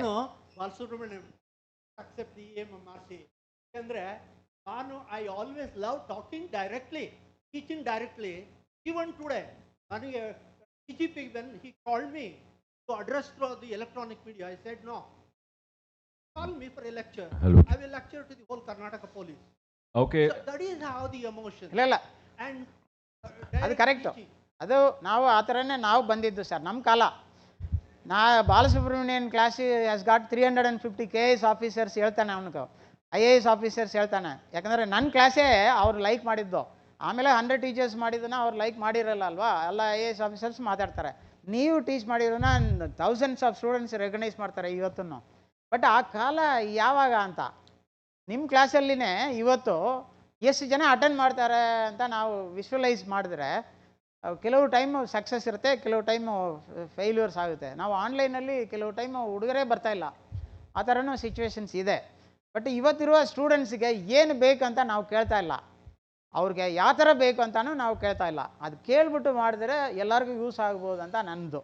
ಯಾಕಂದರೆ ನಾವೇನೋ ಹೇಳ್ತಾ ಇರ್ತೀವಿ, ಅವರು ಮಾತಾಡಲಿ ಅಂತ. ಯುವರಾಜಸ್ ಕಾಲೇಜಲ್ಲಿ ನಾನು ಒಬ್ಬ ಮೇಸ್ಟ್ರು, ಇವರು ಅಟೆಂಡೆನ್ಸ್ ತಗೊಳ್ಳೋದಕ್ಕೆ 20 ನಿಮಿಷ ತಗೊಳ್ತಾರೆ ಸರ್, ಇವರು ಯಾವಾಗ ಪಾಠ ಮಾಡೋದು ಅಂತ ನನಗೆ ಫೀಡ್ಬ್ಯಾಕ್ ಕೊಟ್ಟ. ಇಲ್ಲಪ್ಪ ನಾನು ಹೇಳ್ತೀನಿ ಆ ಮೇಸ್ಟ್ರಿಗೆ ಪಾಠ ಮಾಡಿ ಅಂತ. ಆಮೇಲೆ these are all very good teachers like you and professor ಎಲ್ಲ ಇದ್ದಾರೆ, ಇಲ್ಲೇ ಇದ್ದಾರೆ ಎಲ್ಲರೂ, all best teachers we have. ಇವ್ರನ್ನ ಬೀಟ್ ಮಾಡೋದಕ್ಕೆ ಯಾವುದು ಏನೂ ಆಗೋದಿಲ್ಲ. ಬಟ್ ಇವರು ಇಲ್ಲ ಅಂದ್ರೂ ಅದೇ ಲೆಕ್ಚರ್ನ ನಾನು ಕ್ರಿಯೇಟ್ ಮಾಡಿಬಿಡ್ತೀನಿ ಅಂತ ಈಗ ಸಿಚುವೇಶನ್ ಬಂದುಬಿಟ್ಟಿದೆ ಅಂತ ನಾನು ಹೇಳ್ತಾ ಇರೋದು. ಹೌದು, ಈಗ ರಾಮಚಂದ್ರ ಇಲ್ಲ ಅಂದರೆ ರಾಮಚಂದ್ರನ ಲೆಕ್ಚರ್ ನಾನು ಡೆವಲಪ್ ಮಾಡೋಕ್ಕಾಗಲ್ವಾ ಅಂತ ನಮ್ಮ ಸ್ಟೂಡೆಂಟ್ ಕೇಳ್ತಾನೆ, ಏನು ಮಾಡ್ತೀರಾ? ಬಾಲಸುಬ್ರಹ್ಮಣ್ಯ ಇಲ್ಲ ಅಂದರೆ ಇನ್ನೊಂದು ಬಾಲಸುಬ್ರಹ್ಮಣ್ಯನ ಕ್ರಿಯೇಟ್ ಮಾಡ್ತೀನಿ ಅಂತ. ಸೊ ಈ ಥರ ಸಿಚುವೇಶನ್ಸ್ ಬಂದಿದ್ದು ಯಾರ ಕಡೆಯಿಂದ? IT ರಿವಲ್ಯೂಷನ್ ಬಂದಿದ್ದು ಇಂಡಿಯನ್ ಇಂಜಿನಿಯರ್ಸ್ ಕಡೆಯಿಂದ. ನಾವೇ ಟೀಚ್ ಮಾಡಿದ್ದೀವಿ ಹುಡುಗರಿಗೆಲ್ಲ. ವರ್ಲ್ಡ್ ಓವರ್ IT ರಿವಲ್ಯೂಷನ್ ಬಂದಿದ್ದು ಇಂಡಿಯನ್ ಇಂಜಿನಿಯರ್ಸ್ ಅಲ್ವಾ ಮೇಡಮ್? ಹಾಂ, ಕೇಂಬ್ರಿಡ್ಜ್ ಇದೆಲ್ಲ ವಾಷಿಂಗ್ಟನ್ ಅಕಾರ್ಡಲ್ಲಿ ನಾವೇ ಮಾಡಿದ್ದು. ವಾಷಿಂಗ್ಟನ್ ಅಕಾರ್ಡ್ ಆ ವಾಷಿಂಗ್ಟನ್ ಅಕಾರ್ಡಲ್ಲಿ ಏನು ಎಲ್ಲ ಇಂಜಿನಿಯರ್ಸ್ನು ಅಲ್ಲಿ ಕೆಲಸಕ್ಕೆ ರೆಡಿ ಆಗಿಬಿಟ್ರು, ನಮ್ಮ ಇಂಜಿನಿಯರ್ಸ್ ಅಲ್ವಾ, ಅದನ್ನೆಲ್ಲಿ ಬಂದಿರೋದು ಸರ್ ಇದು. But Balasubramaniam, sir. We can use this. Sir, I think the question and answer session we can close here. Some very valid questions, and sir has answered, and we profusely thank, and we'll now break for lunch.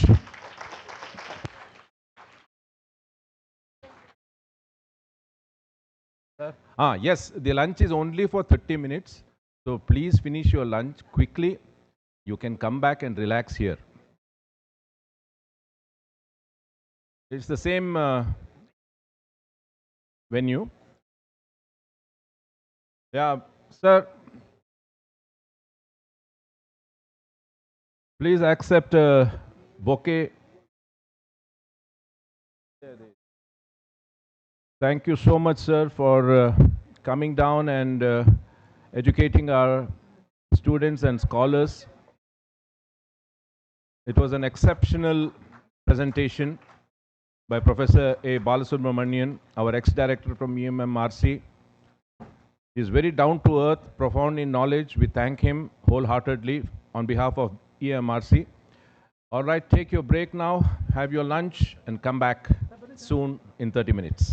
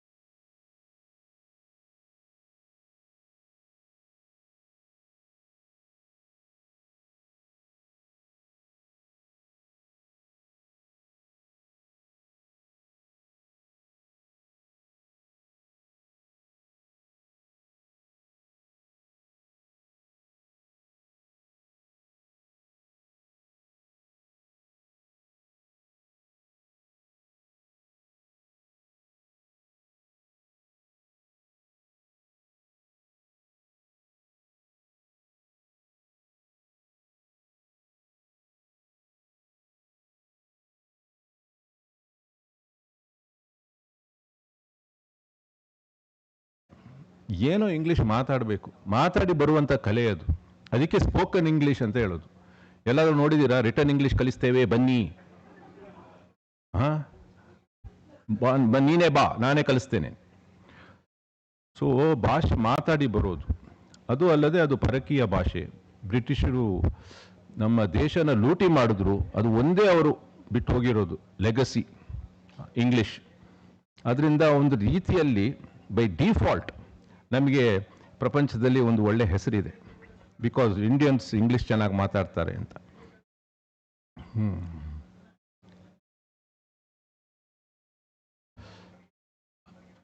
How many of you are presenting the papers, the scholars? Okay. We have got about 16 presenters.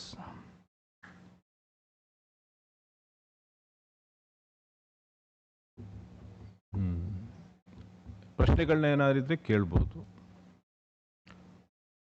ಇಲ್ಲದಿದ್ರೂ ಕೇಳ್ಬೋದು. That's a very good question. ಇದು tea break ಇದೆ, ಅಲ್ಲಿ ತನಕ ನೀವು ಕಾಯಬೇಕು. 5 ಗಂಟೆಗೆ 5 o'clock. Snacks ಕೂಡ ಇದೆ.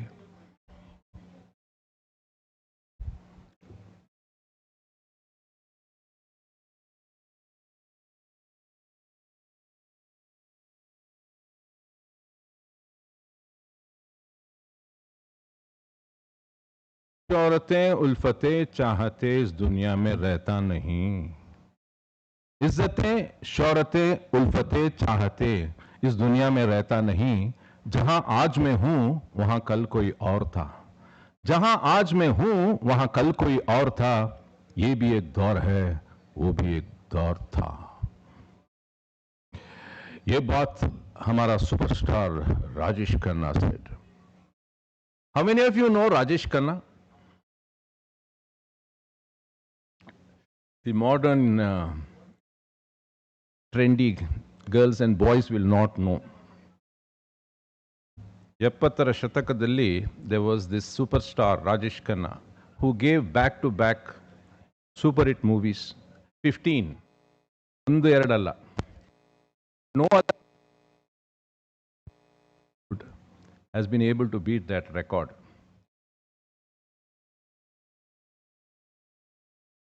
रूप तेरा मस्ताना, प्यार मेरा दीवाना, भूल कोई हमसे ना हो जाए.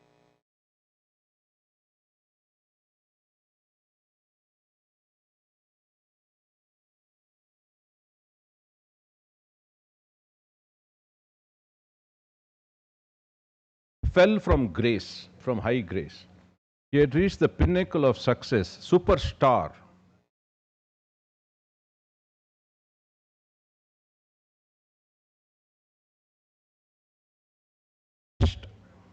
And the fall was very big. None of his movies succeeded after that. It was the era of Amitabh Bachchan. The romantic movies ಆವಾಗ 70s ಅಲ್ಲಿ ಇದ್ದಿದ್ದು started to dip and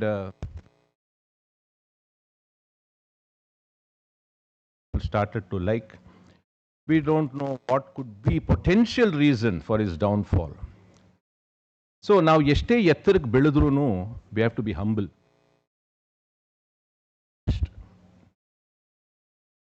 Respect people, believe in humanity, be careful, but ego ಇರಬಾರ್ದು.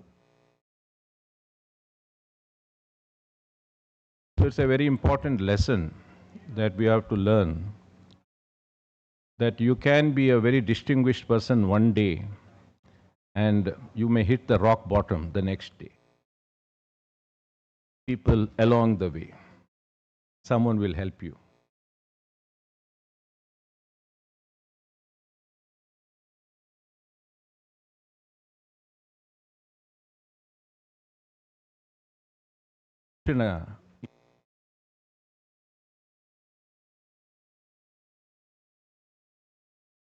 Speak more than one language. Tell me which all languages you. You. ನೀನಲ್ಲ ಅವನೇ. ಒಂದು ಪಕ್ಕದವನಿಗೆ ಹೊಡೆದ್ಬಿಟ್ರೆ. 4, 3, how many? 2.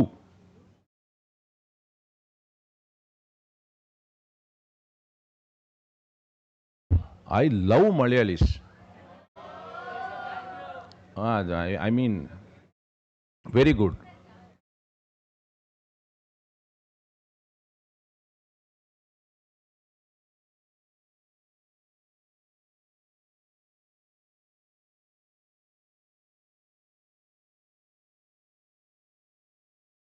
So, being a Kannadiga, I always tell Malayalis ಯಾರು ಬಾಯಲ್ಲಿ ಮಾತಾಡೋದಿಲ್ಲ ಅಂತ.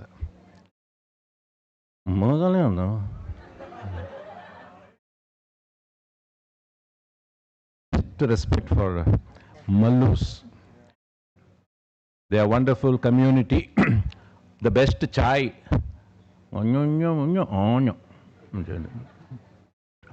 So everything coming from the north.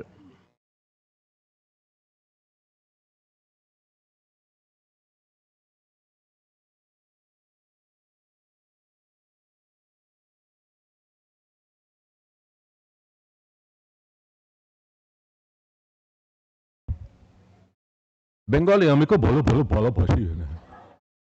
They always have this bo bo bo bo. How do you say? I said you tell in your English you are very beautiful. Beautiful. So it's not true, is it? Yeah, like you're Mamta Banerjee. Yeah, correct. You are from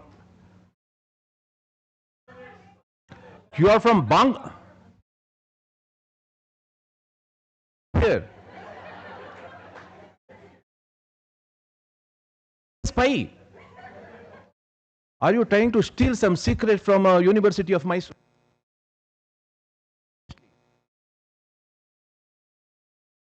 Your name? Huh? Honda.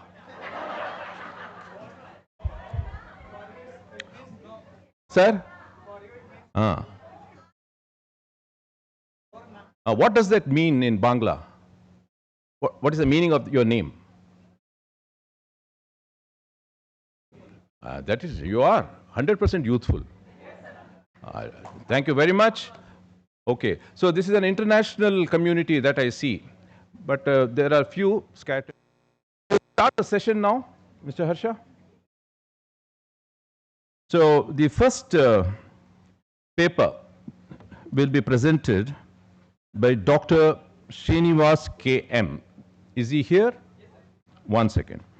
So the paper title is Bridge the Certification Gap, a literature review of enrollment trends and strategic retention measures for SWAYAM. So I wholeheartedly welcome Dr. Srinivas to present his paper, and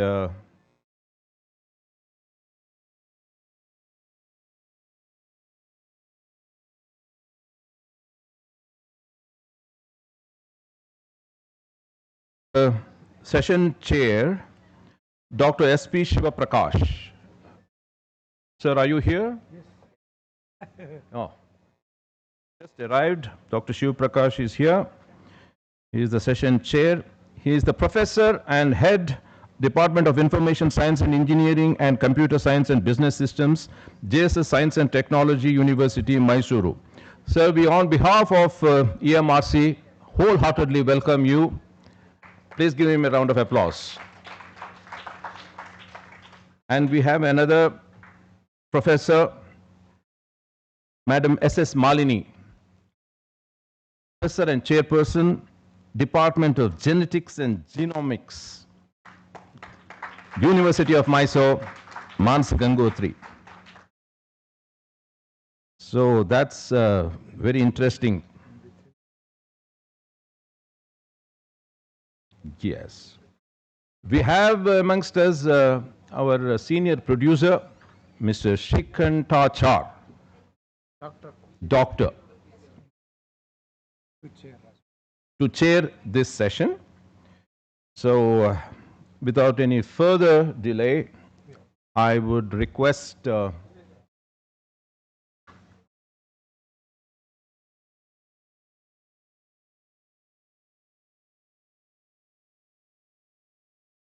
Mahesh Kalsaya. That's his full name.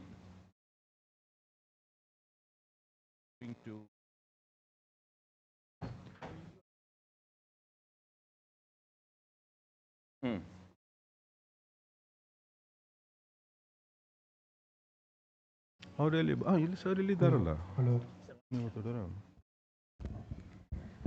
There is a kind information for all the participants. You will be given 8 minutes time plus 2 minutes for discussion. If you can prolong for 1 or 2 minutes, is fine. So we have our chairmen to session. There are about 16 papers for this. So they will call you one by one. So please get ready. Thank you.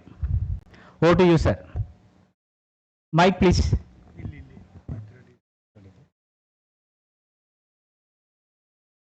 I think I've called, sir. Sir, 1 minute. Hello, you will matarega.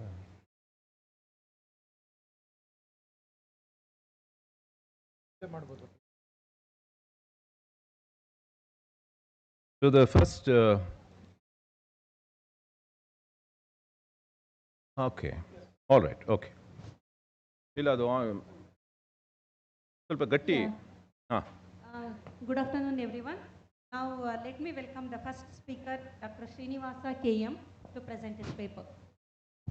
Go, Srinivas. You have been given 8 minutes. We'll remind you.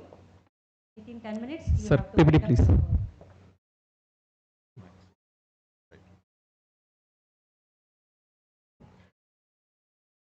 Very good afternoon to one and all. Respected session chairs and my dear fellow participants and my dearest students. Welcome to this post lunch session. So we will going to have a technical session on this. I would like to start with a small story. Let us assume that today we had a beautiful lunch, very tasty. Let us assume that EMRC has asked for one thing, that is, how many people are interested to have lunch. Let us assume there are 1,000 people registered that we will going to have lunch. And EMRC, based on that, they prepare lunch for 1,000 rupees. Sorry, 1,000 participants. There is a lot of cost involved in that. And post lunch session, they have observed that the people who took the lunch, they really enjoyed it. It was very tasty. They have given very positive feedback. The catch is, there are only 200 people took the lunch, not the 1,000. There is a huge gap. What happens to that? Why is the reason? And same thing, that is what we are going to discuss in today's paper regarding SWAYAM. So my entire topic highlights on how the certification gap going to bridge it. And we know that why SWAYAM. How many of you know about SWAYAM? How many of you enrolled it for some or other courses, especially my dear students? Okay, so close to 80%. As I could able to see, to raise your hand. Why SWAYAM? Because it gives it collapses the geography, that whether you are from IIT, whether you are from a government first grade college, you can able to access the content of top quality lectures. So that is the beauty of SWAYAM. So that is the reason why we need SWAYAM. Then it will give a scalable infrastructure for GER ratio, that where in 2035 we wanted to improve our GER ratio, which is close to 28% now, which we wanted to scale up to 50% of GER ratio for the higher education. That is going to be very crucial, and SWAYAM going to be a bigger platform to achieve that. So that is the reason why we need SWAYAM. And in addition to that, there will not be any barriers of whether you are an urban student, whether you are a rural student. You will be having equal access for the top quality content. So it breaks the barriers of whether you are urban or rural. And lastly, so believe me, there are close to 55,000 crores are being spent on higher education to educate all of us. It's a huge thing. As a nation, we are progressing. And this is possible only through enrollment and certifications of SWAYAM. So I'll tell you where we stand. This is the trend of enrollment which happened till 2026. 2026, it is only for the month of January statistics we have. If you look at the data, this particular point, except here is the degrowth we can see in the year 2021. After that, there is a significant growth in number. This is, we are talking about the enrollment. Enrollment means people who are interested to do the SWAYAM course. Okay, they registered, they start watching the course. Okay, so if you look at the trend is really encouraging. So we are really enrolling good number of people. Okay, and a significant number is going up every year. We are seeing the growth rate also. But if you look at, government is spending close to 10 lakh on creating one course module. Close to 10 lakh. Okay. If you look at global markets or global MOOC, they are spending somewhere around 35 to 50 lakhs on designing each courses. So why there is a lag? Because the technology what we employ is need to be improved to that level. So that is the reason why we are seeing there is a huge difference in spending, and also which will also contributing towards enrollment. Okay. Now this is what exactly the need for discussion in today's session, that is the certification rate. If you look at the certification rate, we are certifying somewhere around 8 to 12% of the overall enrollment. So compared with global certification, which is somewhere around 3 to 6%. So 3 to 6% enrollment to certification Okay, but we are really doing good from 8 to 12% of enrollment to certification rate. But believe me, there is a huge gap. Because unlike global MOOC, which is more of a market-driven business practice where people will come, deploy their money, and there will be a monthly subscription will be there, you will get certified. So yes, we will agree it's a business model. But when we are coming to Swayam, it's not a business model actually. It is a public service which government is looking for to a larger cost, like taking enrollment rate to next level, creating a great digital infrastructure for learning, and breaking all the geographical barriers for all the students. Okay, so that is the reason why certifications become very, very essential. So now the question is why we see huge gap in certification. If you look at January 2026, especially 25 and 26, the certification rate crosses 15%, which is lifetime high for Swayam certification, which is very good number, very encouraging. But here also, we are still stuck between somewhere around 15%. If we wanted to achieve 50% of GER, we have to cross at least 25% of certification rate. So that will in turn will going to help higher education GER. So now, so this is the overall trend. We will look at what is the reason behind this lower level of certification rate. And I think where we have to really concentrate on that. So first one is technical infrastructure, where lot of people in rural area, there is not good amount of high-speed internet which is connecting. When we are saying breaking the barriers from rural, urban, geographical location, if you don't have technical infrastructures of internet speed, and that is going to be a bigger problem for you to enjoy. But trust me, we have time to watch Insta Reels, and there is a technical advantage. For that, it will work. For me, it will not work. Okay? Then we have course currency. Then we have course currency staleness. See, if you look at randomly, we have checked and a lot of research paper on that, where the data, what we have used in MOOC courses are outdated. We are still used many courses, the pre-COVID data we are using for lectures. So, which is also one of the reasons why the students or learners, they are not showing so much interest that these are all the contents a little bit old. There are many people given opinion similar to that. Then that is another point. Then we have andragogy disconnect. So andragogy, we are talking about pedagogy to andragogy. So pedagogy, it's a traditional classroom kind of a setup where I'm a teacher, I stand, I'm going to speak about that. Okay, you listen it, you take away. But this is the time we have to move from pedagogy to andragogy, where we look at adult learning, where their attention span is very, very less. If you look at this particular point, most of our MOOC videos are more than 30 minutes. Trust me, guys, even I sit for 30 minutes, even I'm a MOOC content developer, and my producer is also here. We always tend to have a lot of discussions, sir. 30 minutes content, it's very difficult for the students to concentrate because they are in the world of 30-second content. Even 30 seconds, if you are not interested, we'll just scroll it back. So we are into that kind of era. 30 minutes of content, it's very, very difficult. Then we have to look at to reduce the content level to some 6 to 10 minutes. That is going to be ideal platform for that. Then we have socio-economic factor. And of course, there is the cost of 750 to 1,000 rupees. Sir, we are spending huge money on that. 55,000 crores of money is there as per our budget is concerned.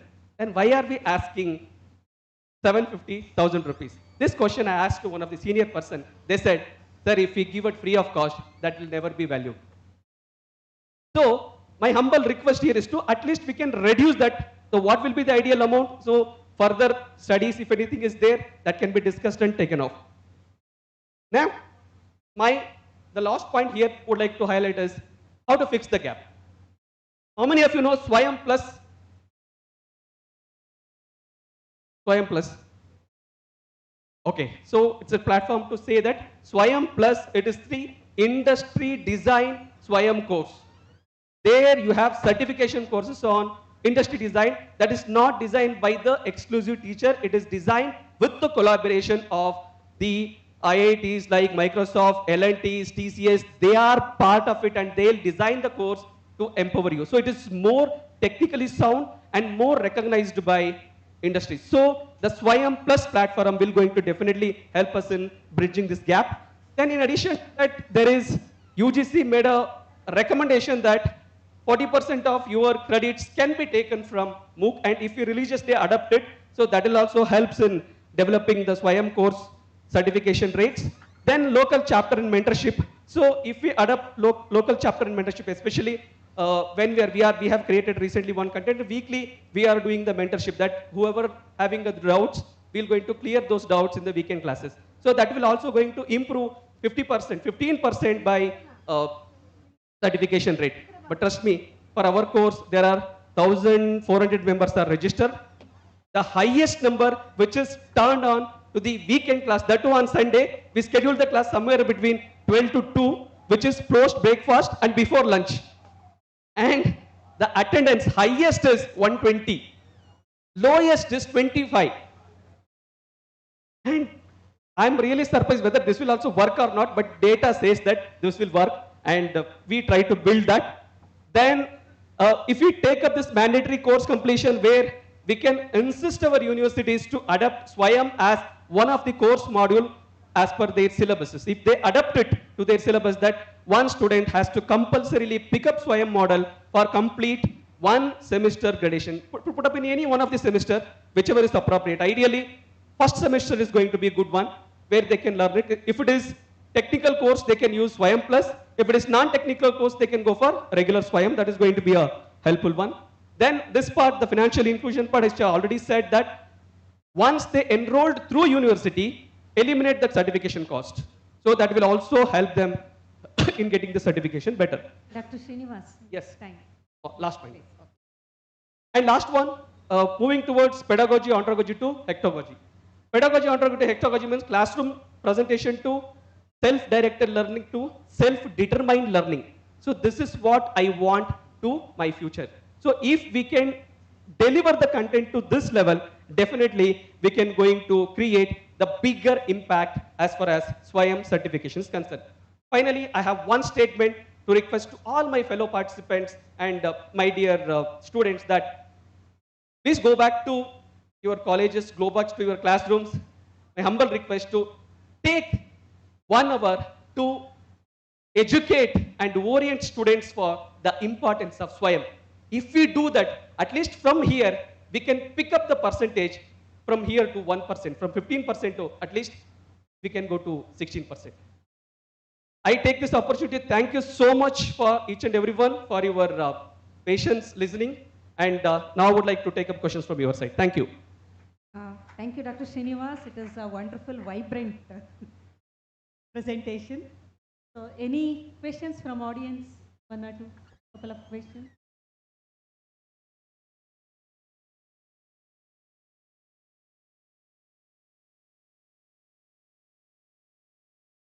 Dr. Srinivas, yes, it sir. was a very good presentation. Thank you. Just one, as per your recommendations, yes, sir. Especially in AICT enabled courses, Yes, sir. they have already introduced something called self-employment, Yes. where they have to mandatorily take Swayam courses. The for technical which, is happening, sir, yeah, but non-technical exactly. is the problem. Yeah, that's what. Just they had some. Technical's completion rate is 22%. Exactly. Yeah. If you try to incorporate those to the non-technical, yes, sir. probably this could be a successful. Definitely, sir. Definitely, sir. Thank you. Thank you so much. Second speaker, Dr. Nivedita, who is present. Nivedita, you have 8 plus 2 minutes. Yeah.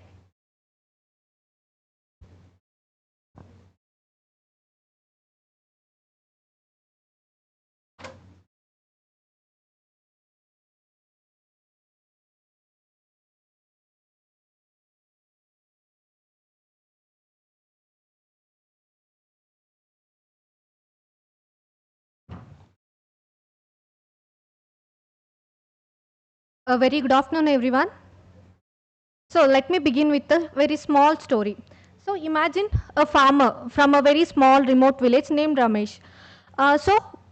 This is a story which happened a few decades back, maybe a decade or two.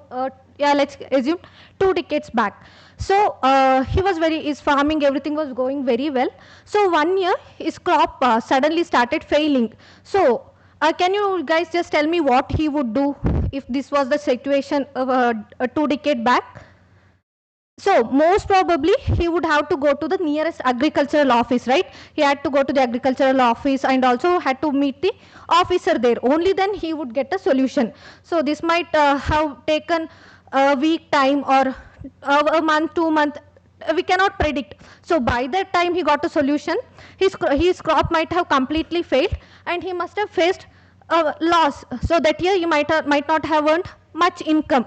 So coming to the present scenario, if something like this happens, what will be the first reaction from a farmer?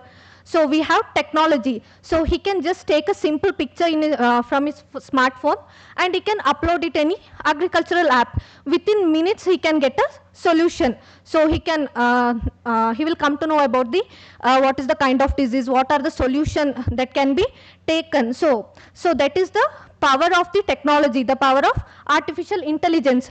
So thanks to technology. So with this we'll dive into our topic, AI in government services, improving efficiency and transparency. So as we all know, artificial intelligence is transforming modern governance. So government use AI to improve efficiency, transparency and service delivery. So it mainly helps in, so mainly when we come to government, we have a large number of data. So it is very difficult for the humans to analyze that huge number of data. So instead of focusing on human resources, we can use technology. A large number of data can be analyzed very easily using AI technology, which will help further in decision making. So this paper mainly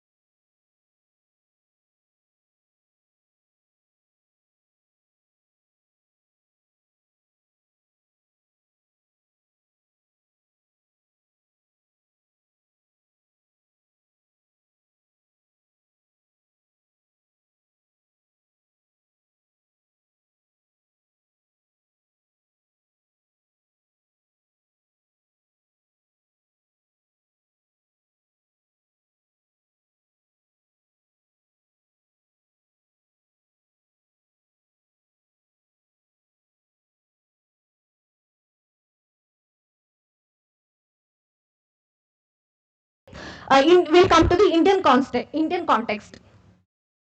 So mainly for public safety, in the state of Punjab, there is a system called PAIS. So it has the data of 72,000. These criminals, they have the data of 72,000 voice recognition data. So it is easy for the police system to analyze the data and to find out the criminals. Then coming to Uttar Pradesh, there is again AI-based integrated depot management system. So this mainly helps to reduce the fuel theft. So fuel theft is one of the most important problems. So it can be reduced, then increase in transparency, improve safety, and also digitize the operation of the day-to-day operation of the transport system also can be done very well. So coming to the, when if we come into, look into the Karnataka aspect, so Karnataka is also actively adopting AI technologies. So there are many AI enabled chatbots, AI enabled crop surveys can be seen, and also we have a GO tool, that is government order tool called as Saramsha. So Saramsha is nothing but, so there will be many government orders. So usually government orders are very lengthy, tumba pages iruttalla, so it might be 100, 500, more than that. So it mainly summarizes these government orders. So it is easy for the officials, government officials, to understand what is that government order. They do not have to go through all the 100 or 200 pages. So it is very much easy for them to summarize and understand these government orders. And also, very recently, that is on March 12th, a committee on responsible AI is also formed. So it, excuse me. So it's, as I said, its maiden meeting was held on March 12th. So, and it is led by Chris Gopalakrishnan. He is the head of the Committee on Responsible AI. So it is mainly formed to develop policy on ethical AI. So as there are so many advantages to AI, there are also some challenges. So ethical, the use of ethical AI is also important. That is why this committee has been formed in Karnataka, and its maiden meeting was also held on March 12th. So as I said, there are some challenges to AI in challenges in governance. So the most important problem, as we all know, is data privacy. Then comes cyber security risk, lack of skilled workforce. Again, implementing, not just adopting, implementation of this technology is also a major challenges. We need skilled workforce. Only then, however good the policy may be, if the employees who are implementing that, if they are not skilled very well, it is of no use. All this amount spent on this technology will go into waste. So lack of skilled employees, this also has to be addressed. Then implementation cost, again technology, when it comes to technology, the implementation cost is also very higher. So the main aspect is that government must develop very strong policies and governmental framework.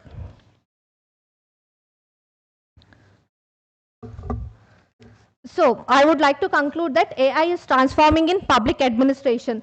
So it, as we discussed, it obviously improves efficiency, transparency, and service delivery. So for this to have a very good impact, so government must develop very strong policies and framework. Only then it will help a larger mass.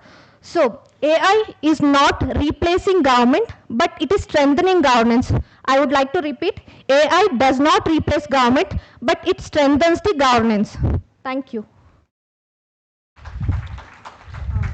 Good presentation, Nivedita. You are on time. And any questions or clarification?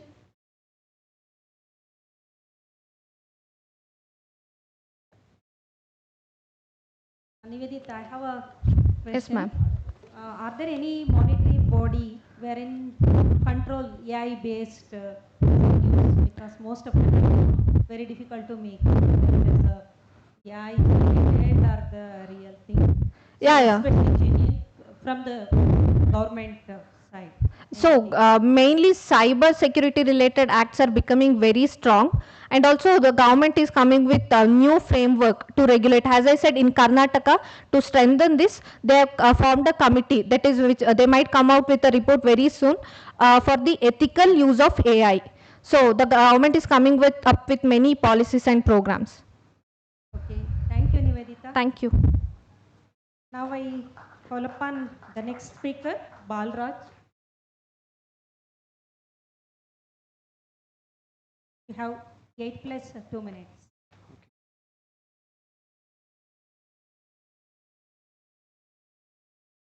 Very good afternoon, one and all. My name is Balraj, research scholar from the Department of Studies in Botany, Manasa Gangotri. So, I'm going to present the topic Architecting Future Ready Minds, AI Literacy in Higher Education. So, artificial intelligence is transforming every scientific discipline from genomics to drug discovery. However, while AI adoption is rapidly increasing, life sciences education still lacks structured AI literacy frameworks. So my presentation title is Architecting the Future Ready Minds, a holistic framework for AI literacy, digital fluency, and lifelong learning in higher education. Proposes a systematic model to integrate AI literacy into biological sciences education.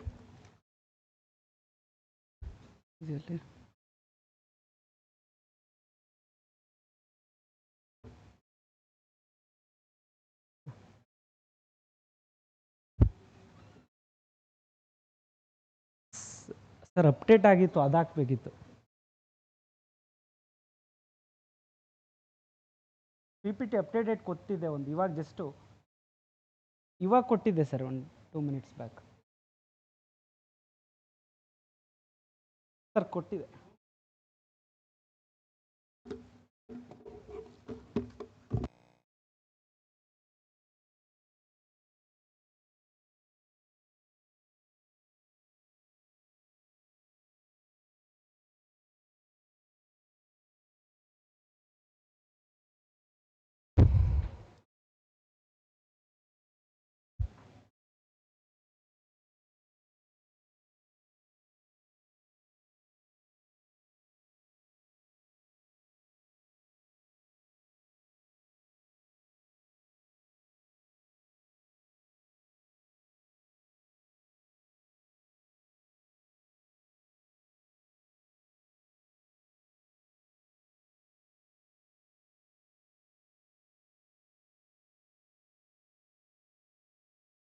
So, the transition from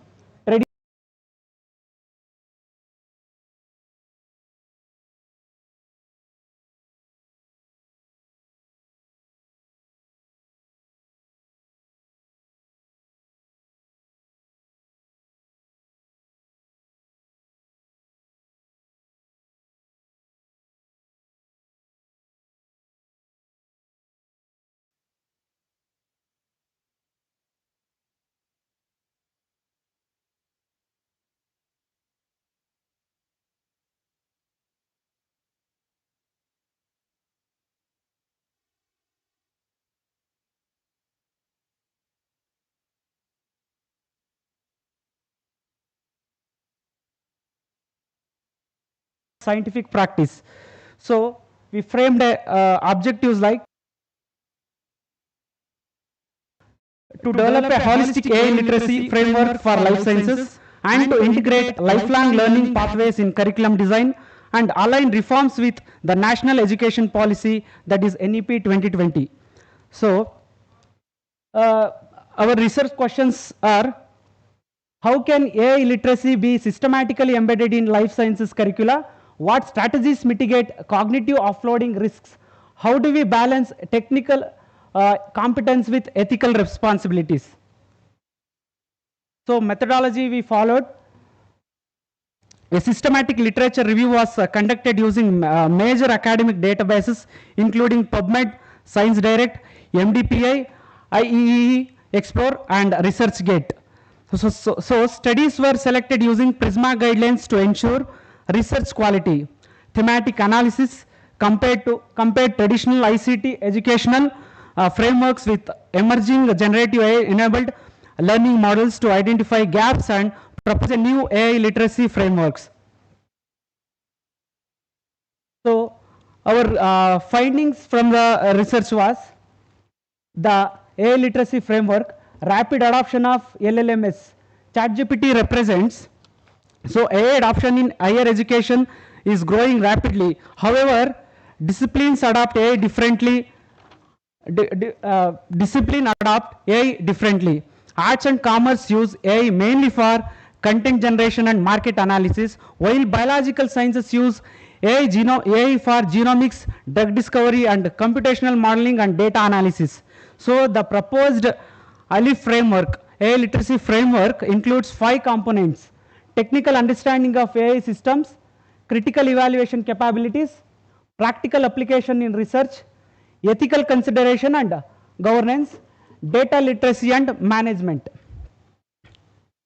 So,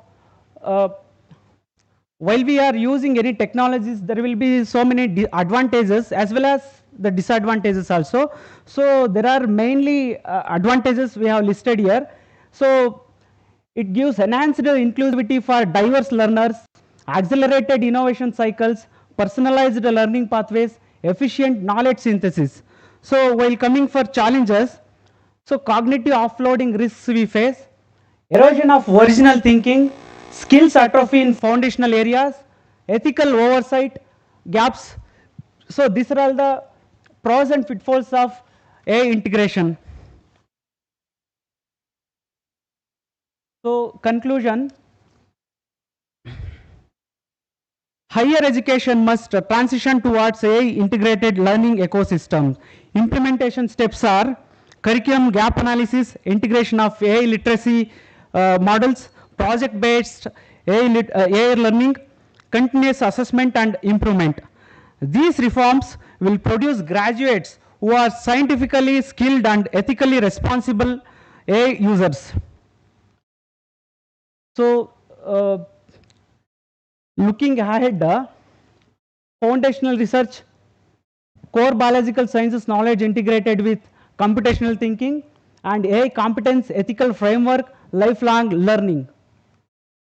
So this is the implementation roadmap to integrate AI in the academics.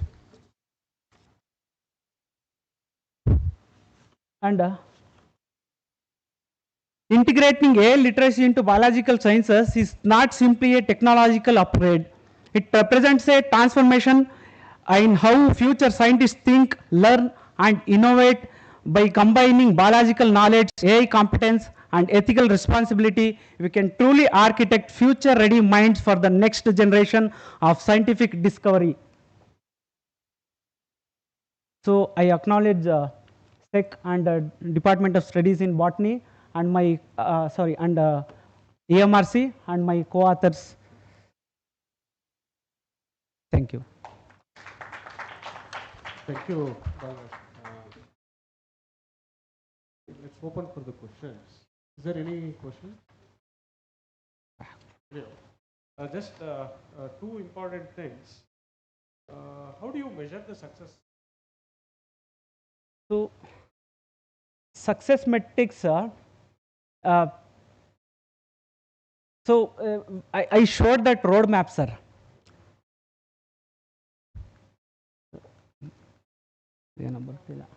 Implementation roadmap I showed, sir. So by implement, sir, ಅದೇ ಹೋಗ್ತಾ ಇಲ್ಲ ಏನು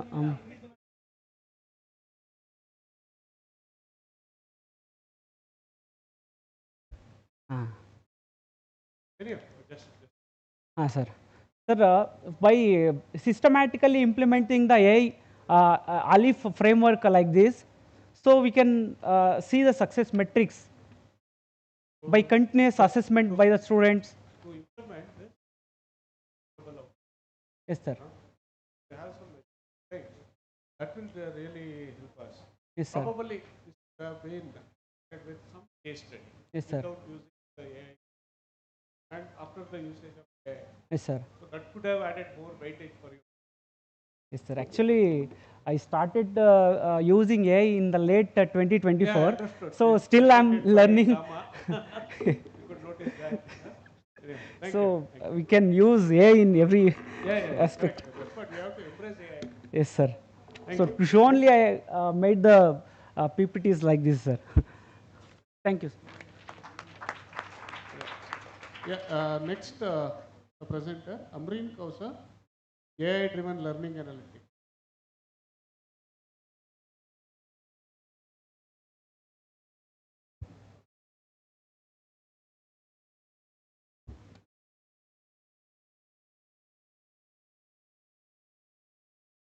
Good afternoon, everyone. It's Amreen Kausar.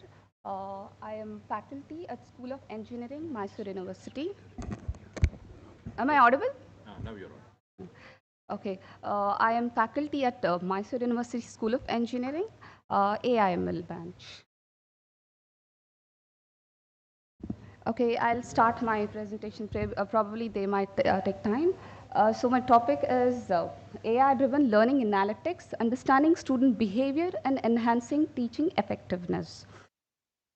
See, there is a rapid advancement in digital technologies in recent years in education.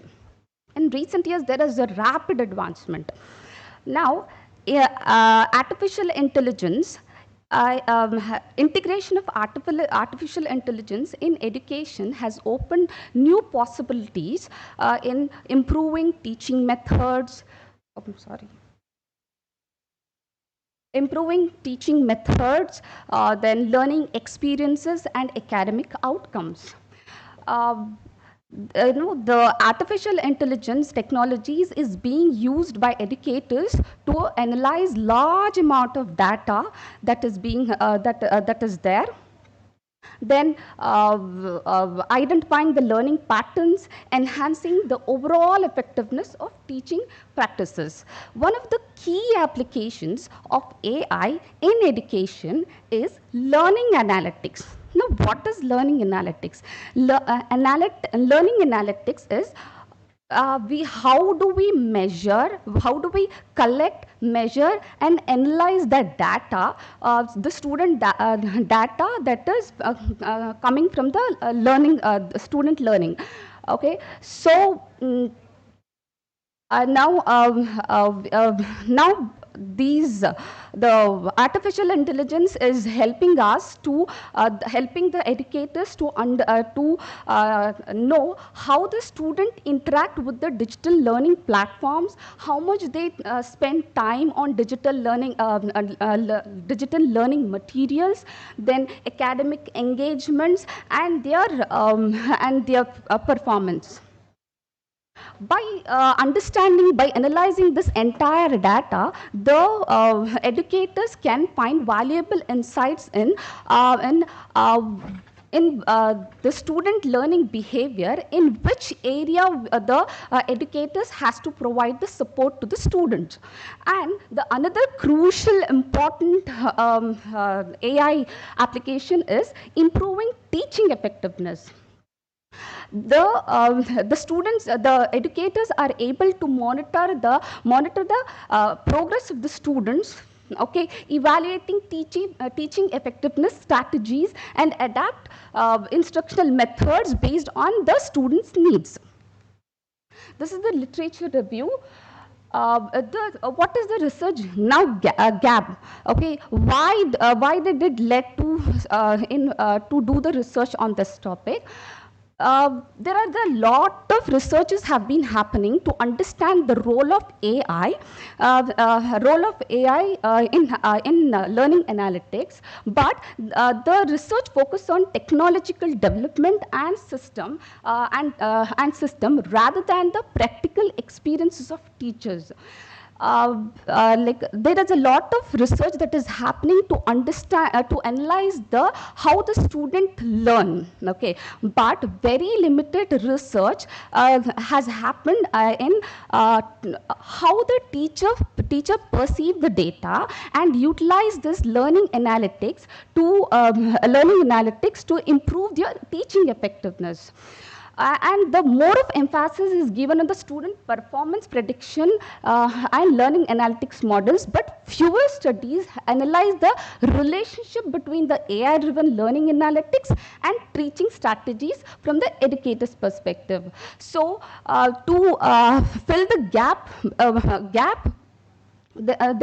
these are the objectives of the study. Now, what is the research methodology that we have gone through is, we have used research, the descriptive research design, then the data source is a structured descriptive questionnaire, It's a descriptive questionnaire to measure how the what is the perception of the teacher, what is the awareness of the teacher about the AI data learning analytics, and the analysis techniques which we have used is the percentage analysis and descriptive analysis. So according to the analysis, 76% of the educators are aware of AI technologies. So 50 we have taken respond from 50 50 teachers who have been using the digital platforms for teaching practices. So when we went through 76% of the teachers are aware of artificial intelligence in education. 76% of teachers understand that the student learning behavior. 72% of teachers find that AI is being effective in teaching. Okay, we can increase the effectiveness of teaching. 74% of AI, 74% of the respondents believe that we can find the students who are facing difficulties and enhance our teaching strategies. And yes, along with these, there are challenges too. Okay, the challenges are like, there is no proper training for this for the teachers. These are the challenges, and there is we have to ensure that there is a proper infrastructure. The digital infrastructure is in place. Implement robust policies for data privacy and ethical use of student. So the conclusion is the AI-driven analytics has a potential to transform the teaching and learning process in digital education. It enables the educators to gain deeper insights into student behavior, the engagement, and the academic performance. And most teachers have a positive attitude towards the perception of AI. So this is the conclusion. Thank you.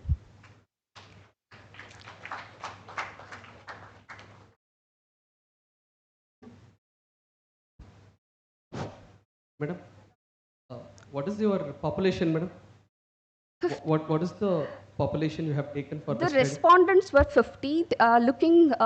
We have distributed the questionnaires. That is standardized questionnaires for 50 respondents who use their digital platforms for teaching practices. Okay, so they are already aware. Yes, they are aware. Yeah, 50 number is too less. Yeah, Madam, it was very short. When you have taken already when they are aware, then your findings on awareness, how it can be 70+%? When you are saying 100% they are aware, your target population. In 50 respondents, 76%. I mean, it is kind of. No, madam, you go to your findings slide, madam.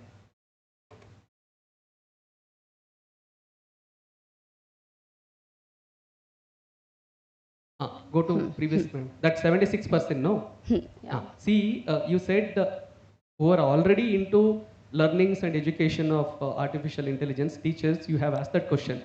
So that means that percentage need to be 100%, no? How it can be 76? First one. There are two deviations. One, that has to be 100%. The second thing, the population selection may be, it can be something, something can be changed on that. So that you need to discuss with your mentor. Yeah. Since you are a scholar, I wanted to give the input. That's it. Yeah, sure. Okay, madam. Thank you. So no any other thing. Those are the teachers, sir. Those are the teachers who are using the digital platforms for teaching practices. Whether they are engineering, because you belong to School of Engineering. Yes. So there is non-engineering graduates also. Yeah. So whether the teachers are training in the engineering. Sir, it is overall mixed, depending upon the accessibility of the teachers. Engineering, obviously AI is matter. Yeah. It is not only engineering, sir. From university, we have taken few I think you have to teachers. increase the samples. Yeah, okay, sir. Okay, thank you. Next speaker, Dr. Sandeep.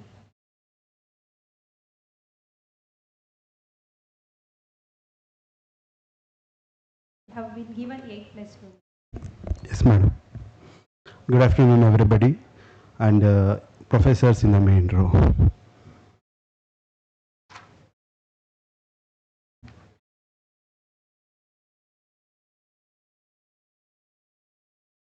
The whole research. Mic sigutta?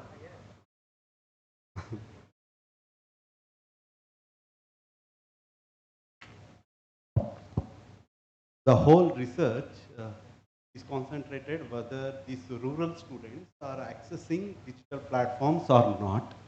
If they are accessing, what is the implication of these digital platforms on the learning of the rural students? The question is very simple. Based on that, I have done research on it. In the introduction, there are many digital platforms we come across today. The important and the major one is YouTube. And we also have LMS from the government side, from the DCE, Department of Collegiate Education, and we have MOOC also, and some other similar such platforms we come across. And after COVID-19, the usage of this digital platform has been increased. When we do research before COVID or post-COVID or after COVID, and we come across such statistics that there is an increment in the usage of that digital platforms. The literature review, I have gone through so many papers, and I have selected only 3 research papers here, and the 2 is from the Western, and that is too old, 2005 and 2006 and 2004. And what they have cited, that divide includes skill, not just access. By accessing internet, no one can acquire knowledge. That was the findings in 2005 and 2006. Later on, they found that the technology alone cannot solve inequality. And the recent research, what we come across in Indian studies, that socio-economic factors, mainly income, caste, geography, influence the adoption of digital platform learning of rural students. Coming to the research gap, what is that? Most studies focus on urban institutions and limited research on rural first grade colleges, degree colleges, and need to study impact of learning level and engagement. Coming to the objectives are very simple here, to examine the accessibility and usage of digital learning platform among rural students.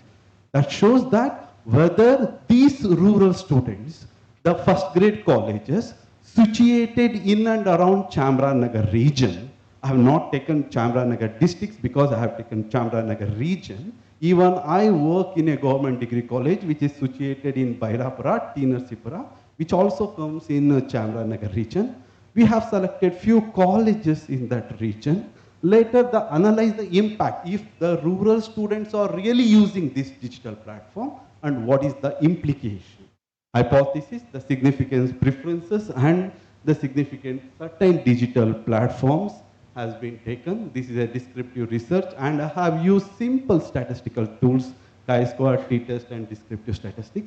These are the results what we come.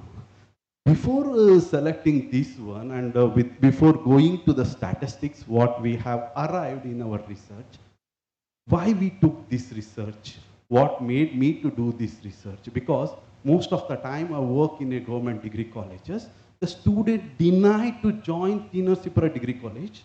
She wants to come to Maharani's degree college, or someone we have offered MCom PG courses in T. Narsipura only, but the students wants to come to Manasa Gangotri. Why the students wants to come to Manasa Gangotri? Why students wants to come to Maharani's? There may be so many variables, there may be so many reasons. If the students is really interested in doing studies, if she really wants to study, she feels that or he feels that the lecture what she get or he gets in Maharani's college or in Manasa Gangotri may vary. The information, the technology used in Manasa Gangotri or technology used in Maharani's college or the lectures they deliver, what type or kind of lecture they deliver in Maharani's college maybe differ the college which is situated in T. Narsipura or which may be situated in Kodegala or it may be situated in Suttur or somewhere else. No, the digital platform, whether this digital platform will going to bridge that gap or will the digital platform provide such an equivalent knowledge, any knowledge, a student who is studying in Maharanis may get the same level of knowledge the students who studies in T. Narsipura. Now, our research is that whether these, by using this digital platform, can we give the same amount of knowledge to the student who resides in Madheshwaram Betta, who is there, who is living in a small village, and he will also get the same amount of knowledge, same information, and what are the updates in the education system? It is possible or not? Yes, the students start using digital platforms. Most of them are accessing digital platforms with the help of smartphones. 82% of the students are using mobile phones, smartphones to access the digital platforms. Laptops, only 7% of the students are using laptops. Tab, only 4%, and we have no device. No device means, how can they access? They are using their parents or someone's device to learn. Coming to the internet source frequency, that is that mobile data, most of them are using, 80% of the students are using mobile data, only 8% are using Wi-Fi, and college internet is just 5%. Even we provide college internet in our college, we have that facility, and no regular internet because they may use hotspot or some other kind of internet source. And digital platforms they are using to learn, that's YouTube is the highest one. 80% of the students are using more YouTube and only 3% are using Swayam MOOC, and Google Classroom, only 1% of the students are using Google Classrooms, and college LMS, that is, which is provided by the government degree college, DCE is 3%, and other platforms are around 11%. And the statistical findings are that the significant association between the device, internet, and platforms, because when we collect data, we have to look at the data whether there is a significance, they are significant or not, whether the data given by the end users are given in a right manner or not. That's why we use that. And paired sample test is used that before using a digital platform, what was the learning level was just 2.8, and after using the digital platform, it has been increased to 4.2. That shows that it is proven that digital platforms are doing well for rural students to acquire knowledge. The last one is one sample t-test, which is to agree that the students has agreed that the digital learning helps them to understand what the subject or subject concepts what they are learning. And the conclusion is that the digital learning of enhance the rural students. Digital learning is really useful for rural students to learn. There is an infrastructure gap, that is device and internet, that can be compensated, and need for the strengthen the platforms. And most of them are using YouTube. We need to concentrate on Swayam and LMS platforms. And the policy focus is to improve the accessibility and inclusiveness in the rural higher education system. Thank you. A very good presentation, Dr. Sandeep. Any clarification? ಸರ್ಕಾರಿ ಕಾಲೇಜುಗಳಲ್ಲಿ 2019 Covid pandemic ಆದಾಗ ಮಾಸ್ಟರ್ಗಳು ಮತ್ತು students online ಕ್ಲಾಸನ್ನು ಮಾಡಿ ಅಂತೇಳಿ ಸರ್ಕಾರ ಆದೇಶ ಮಾಡಿತು. ಆನಂತರ ಏನಾದ್ರು ಈಗ ಕೋವಿಡ್ ಪ್ಯಾಂಡಮಿಕ್ ಆದ ನಂತರ LMS ಅಂತ ಒಂದು ಮಾಡಿದ್ರು. ಅದರಲ್ಲಿ ಟೀಚರ್ಸು ವಿಡಿಯೋಗಳು ಮಾಡಿ ಅಪ್ಲೋಡ್ ಮಾಡೋದು, ಅದ್ರ ಪಾಠ ಕೇಳೋದು ಅಂತ. ಈ LMS ನಡೀತಾ ಇದೆಯಾ ಸರ್ ಈಗ? ಸರ್ ನೀವು ಡಿಗ್ರಿ ಕಾಲೇಜಾ? University college. ಹಾಂ ಸರ್, ನಡೀತಾ ಇದೆ. ಓದ್ ಸೆಮಿಸ್ಟರ್ ಕೂಡ ನಾನು ಡಿಜಿಟಲ್ ಕಂಟೆಂಟ್ನ ಮಾಡಿ ಹಾಕಿದ್ದೀನಿ. ವ್ಯೂಸ್ ಇದೆ, ನಡೀತಾ ಇದೆ. ಯಾಕೆ ನಡೆಯುತ್ತೆ ಅಂದರೆ ಆ ಫಂಡ್ಸ್ನ ತಂದಿರೋದು ವರ್ಲ್ಡ್ ಬ್ಯಾಂಕಿಂದ, ಅವ್ರಿಗೆ ನಾವು ಡೇಟಾ ಕೊಡಲೇಬೇಕು. We are answerable to that. ನಡೆಸ್ತಾ ಇದ್ದೀವಿ, ನಡೆಸ್ತೀವಿ.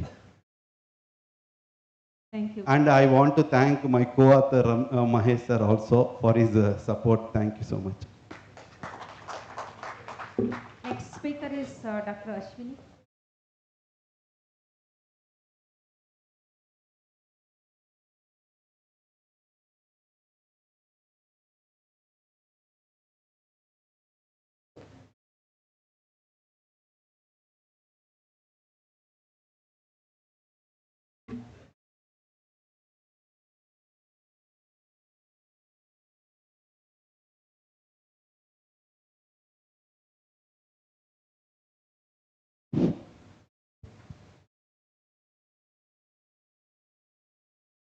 Very good afternoon to one and all. Before we could start, let me admit one thing very honestly. When we heard Balasubramaniam sir talk and CEC director sir's talk, it was really speechless. Very thoughtful aspects were being provided, ma'am, in the morning session. So it was really a very wonderful session. Thanks to IMMERSIVE as well as CSE for organizing such talk. Anyways, the topic is really about from classrooms to capabilities, navigating emerging technologies and building future-ready learners in India. We have learned so many things from the morning, the speakers all around who have presented the papers today, and already 5 papers have been presented. We have been learning that so many challenges are there while implementing the artificial intelligence in the learning platform. Now there are so many questions to answer. Are we really ready to accept it? Are the students ready? Is the platform ready? Is the government ready? Many questions are there that has to be answered. So we will navigate along through answering these questions. I have divided the entire concept and in presentation into the introduction and background and literature review and research gap, research problem and objectives, methodology, key findings and critical insights and recommendations, whereby my much focus will be on the literature review as well as the research problem as well as the key findings and the recommendations as well. I'll take larger time, so I'll skip some of the slides and we'll directly move to the introduction now. As we have heard many of the speakers speaking that yes, 21st century is definitely witnessing unprecedented changes. We have seen artificial intelligence, AR, VR, data-driven.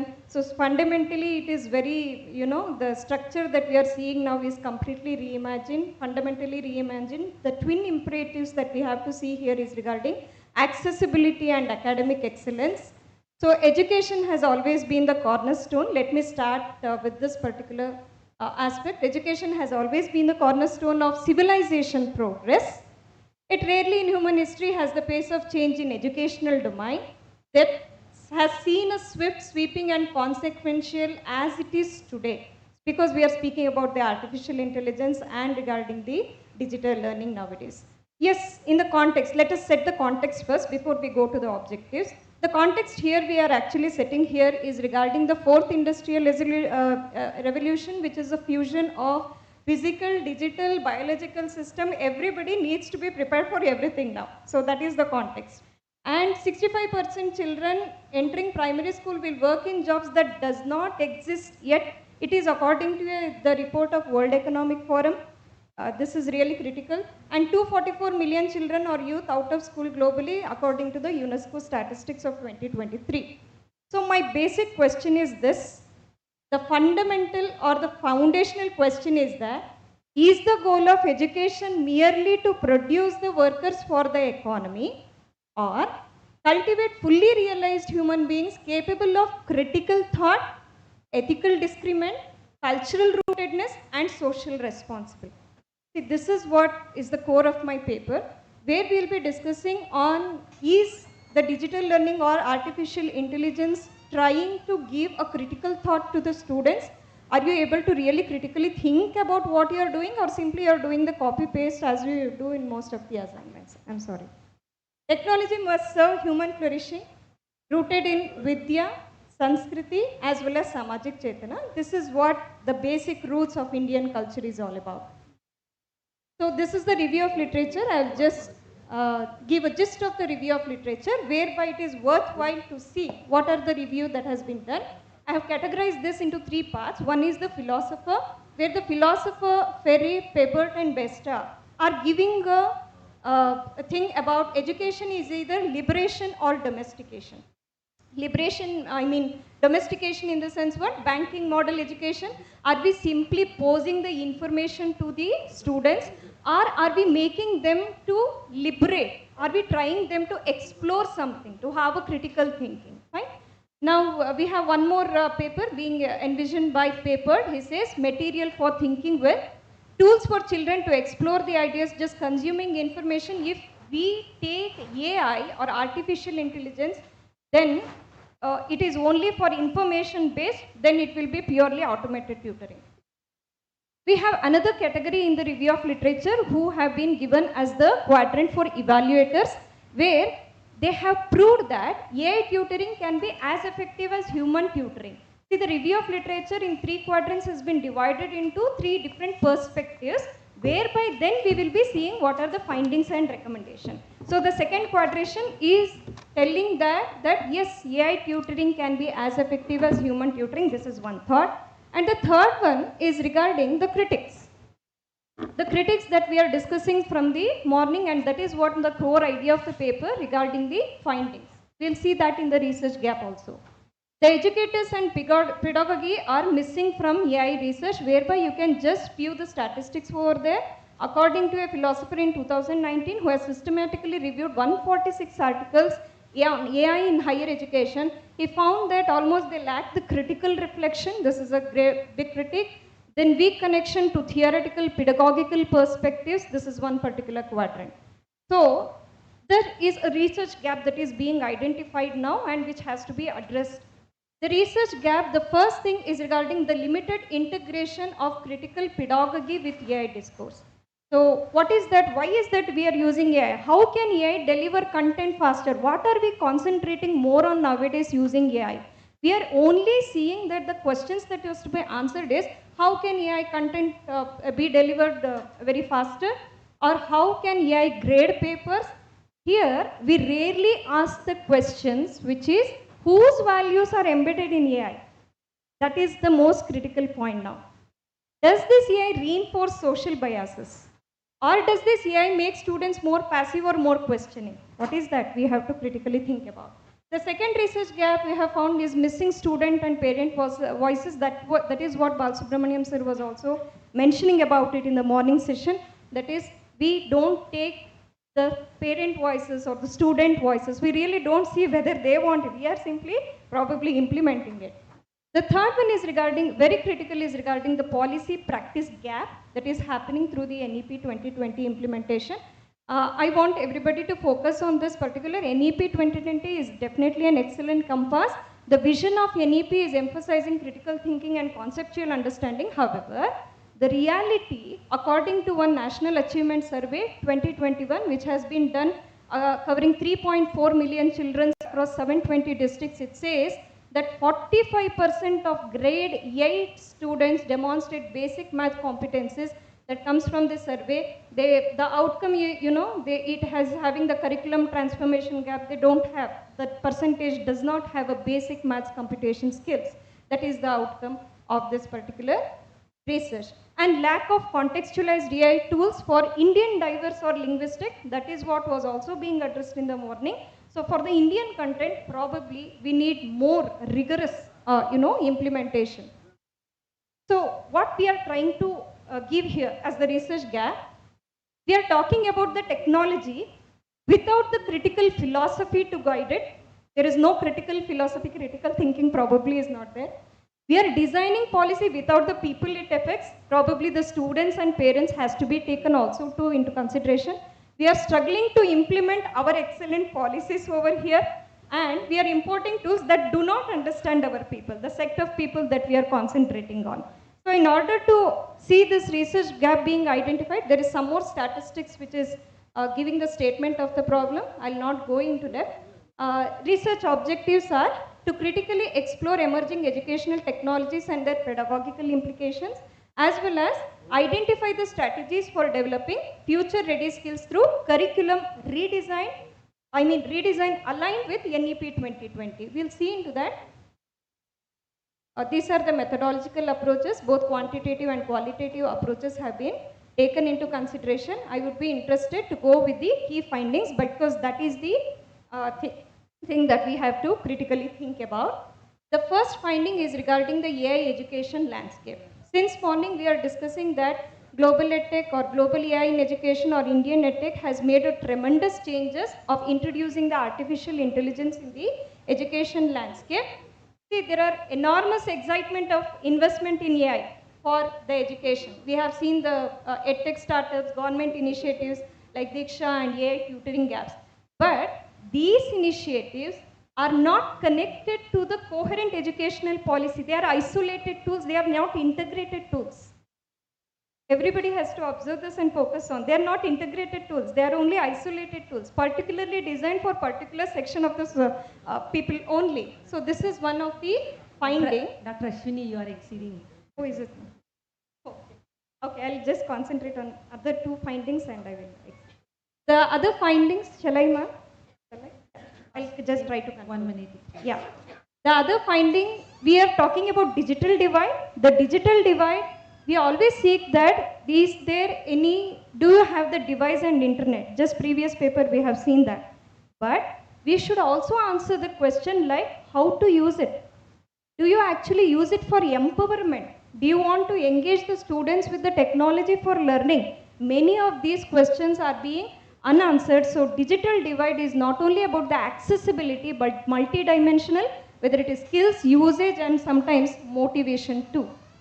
So curriculum transformation gap is there. Ground reality students shows that students lack basic competencies and yes, you cannot build a competency-based future-ready curriculum on a foundation value where nearly half of the students are nearly lacking the basic foundational skills. As time is just encompassing, I will directly go to the recommendations. The National AI in Educational Policy Framework, where data governance, algorithmic transparency and students' insights according to the UNESCO AI ethics has to be taken into consideration for the policy framework for Indian environment. And digital infrastructure, we have already PM Vani and BharatNet integration that has to be also to be integrated, and redesign teacher education should also be consideration, should be taken, where only we find according to a survey that only 23% are really confident about using the digital technologies. Then where are the other teachers? We have to make them empowered. Develop contextual multilingual UI. I know that most of you might be having in your mind that Diksha is already doing that, but even then we have to accelerate that phase. And institutional participatory design, whereby students, teachers, all the stakeholders should take into the consideration in order to do that. Thank you, Dr. Ashwini. Good presentation, but you would have focused more on your findings and instead of literature review. That was the core aspects, ma'am. That's why I your finding is more important. Yes. So if there are no questions, we'll move on to next speaker, Mr. Madhusudan. Please stick on to the time. 8+2. CD.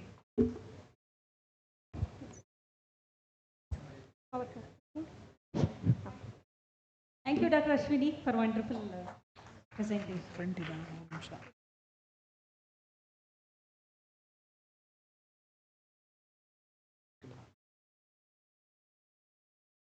Good afternoon, one and all present here. I am Madhusudan K, Assistant Professor of Commerce and Research Scholar, Maharani's Government First Year College, Mysuru. My research paper title is An Empirical Study on the Effectiveness of Video-Based Learning in Commerce Subject.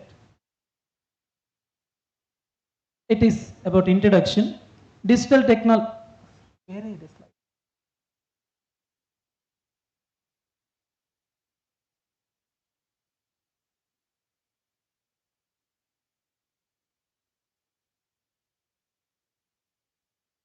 Change ಆಗುತ್ತೆ ಬೇರೆ people.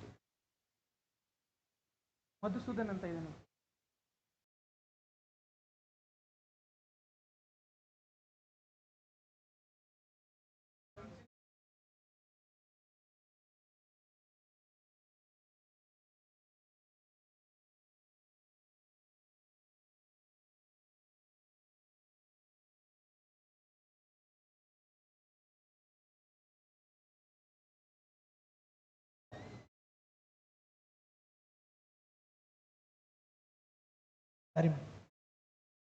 This is about my research paper, an empirical study on the effectiveness of video-based learning in commerce subject.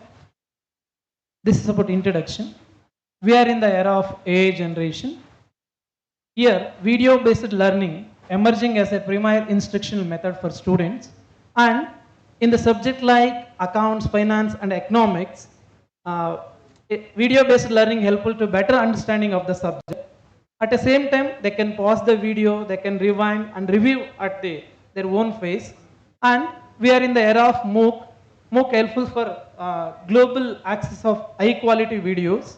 This research focus on pre-test and post-test, analyze the gap between student expectations and their actual experiences. This is about literature review. I have taken 4 papers. Video-based learning significantly boosts the student motivation and simplify complex topics for better long-term retention and superior performance. After watching many videos, students performing better in their examinations and all, their understanding level is better. This is about objectives. I have taken 3 objectives to examine the effectiveness of video-based learning in improving conceptual understanding in commerce subject, to compare pre-test and post-test scores of students using video-based learning, to analyze the gap in MOOC courses, that is expectations and actual experiences. My limitations of study, I have taken 270 students, commerce students, for this research paper. The research focuses only on video-based learning and does not include other digital learning tools such as virtual simulations or interaction platforms. The study uses quantitative methods which may not capture detailed qualitative experience of students. Methodology, we have used simple statistics, that is descriptive statistics, paired sample t-test and coherence t.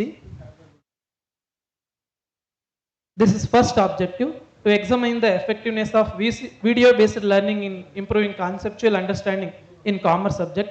Here, mean is pre-test score is 54.82, post-test score is 71.36. It shows 16% increasing after watching video-based learning. Next year also, with a t-value of minus 31.21, degree of freedom is 269, significance is 0. It shows it's improving the students' understanding level. Next is, we have a coherence value of 1.89. Here statistics says more than 0.8 coherence value means we are understanding better level. Second objective, to compare pre-test and post-test scores of students using video-based learning. We have a mean difference of 16.54. It shows they are performing better and their understanding level is better after watching video-based learning. Next is here confidence interval for mean difference, that is 95%. Mean difference is 16.54, lower bound is 15.5. Next, this is third objective, to analyze the gap between student expectation and actual experience in MOOCs courses for commerce educations. Here actual student expectations is 4.21, actual experience is 3.68. We have to improve more MOOC courses. Next is mean difference is 0.53 with the degree of freedom of 269, t value is 10.39. Confidence interval of the differences, mean difference is 0.53, lower bound is 0.43, upper bound is 0.63. Key findings, these are the key findings. Video-based learning improves conceptual understanding in only commerce subjects, and students perform better after video-based instruction. Significant expectations experience gap exists in MOOCs courses. This is about conclusions. Video-based learning is an effective technique tool in commerce education. It significantly improves academic performance.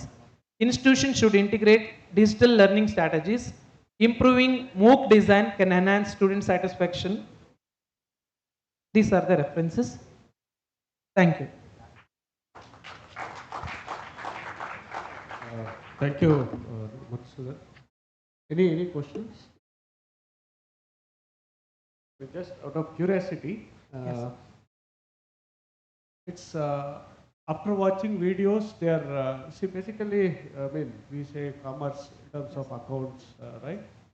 Is it does it mean that you are adding images to this? How students are getting more scores? Madam, sir, theoretically we are teaching income tax, accounting, and finance. Video-based learning helpful for better understanding, sir. In video, what do you emphasize more in video? Practical things, sir. Like how we are maintaining online accounts in accounts and tax filing, like that, sir. Okay, thank you. Thank you, sir.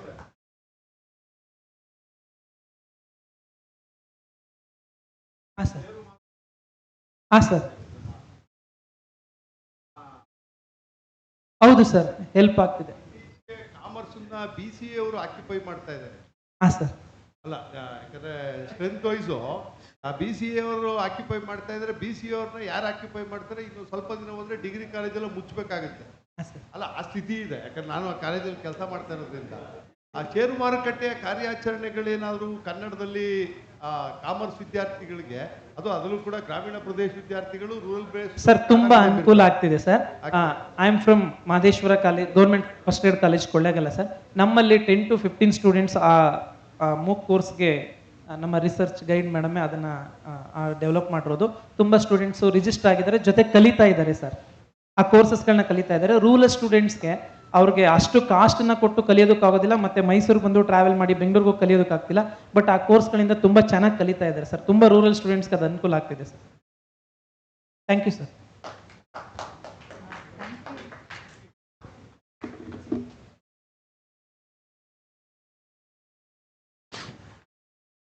Good afternoon, everyone.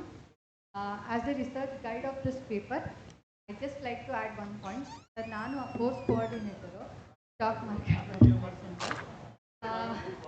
ಅದಕ್ಕೆ ನಾನು commerce ಸ್ಟೂಡೆಂಟ್ಸ್ಗೆ ಅದು use ಆಗ್ತಾ ಇದೆ ಅಂತ ಈ research paper ಮಾಡಿದ್ದು. Sir, ಏನಂತ ಹೇಳಿದ್ರೆ, ನಾವು ಈ ಕೋರ್ಸಲ್ಲಿ ವರ್ಚುವಲ್ ಲ್ಯಾಬ್ಸ್ ಅಂತ ತೋರಿಸ್ತೀವಿ. ಅಂದರೆ ಹೇಗೆ ನೀವು ಬೈ ಮಾಡ್ಬೋದು, ಹೇಗೆ ಸೆಲ್ ಮಾಡ್ಬೋದು, ದುಡ್ಡು ಇನ್ವೆಸ್ಟ್ ಮಾಡ್ದೇನೆ ನೀವು ಲರ್ನ್ ಮಾಡ್ಬೋದು. How to trade in markets ಅಂತ. ಅದನ್ನು ನಾವು ಕ್ಲಾಸ್ ರೂಮಲ್ಲಿ ಬೋರ್ಡ್ ಮೇಲೆ ಹೇಳೋದಕ್ಕಿಂತ ಇದು ನಮಗೆ ಈಸಿ ಆಯಿತು. ಮಕ್ಕಳಿಗೆ ಆ ಇಮ್ಯಾಜಿನೇಷನ್ ಹೋಗಲಿಕ್ಕೆ ಸ್ವಲ್ಪ ಈಸಿ ಆಯಿತು. ಸೊ ಅದು ಒಂದು benefit.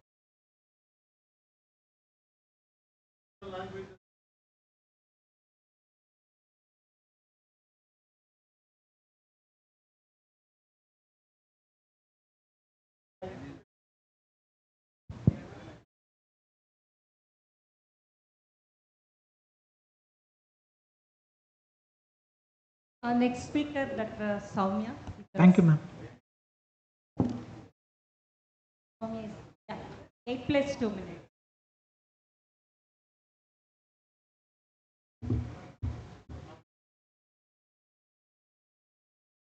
Good evening. Good evening, everyone. Myself, Dr. Soumya, Assistant Professor, BGS College of Education, Adichunchungiri University. First, before starting my presentation, I would like to ask one question.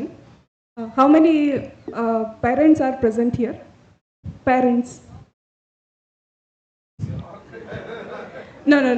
I am talking about your personal space, not professional space.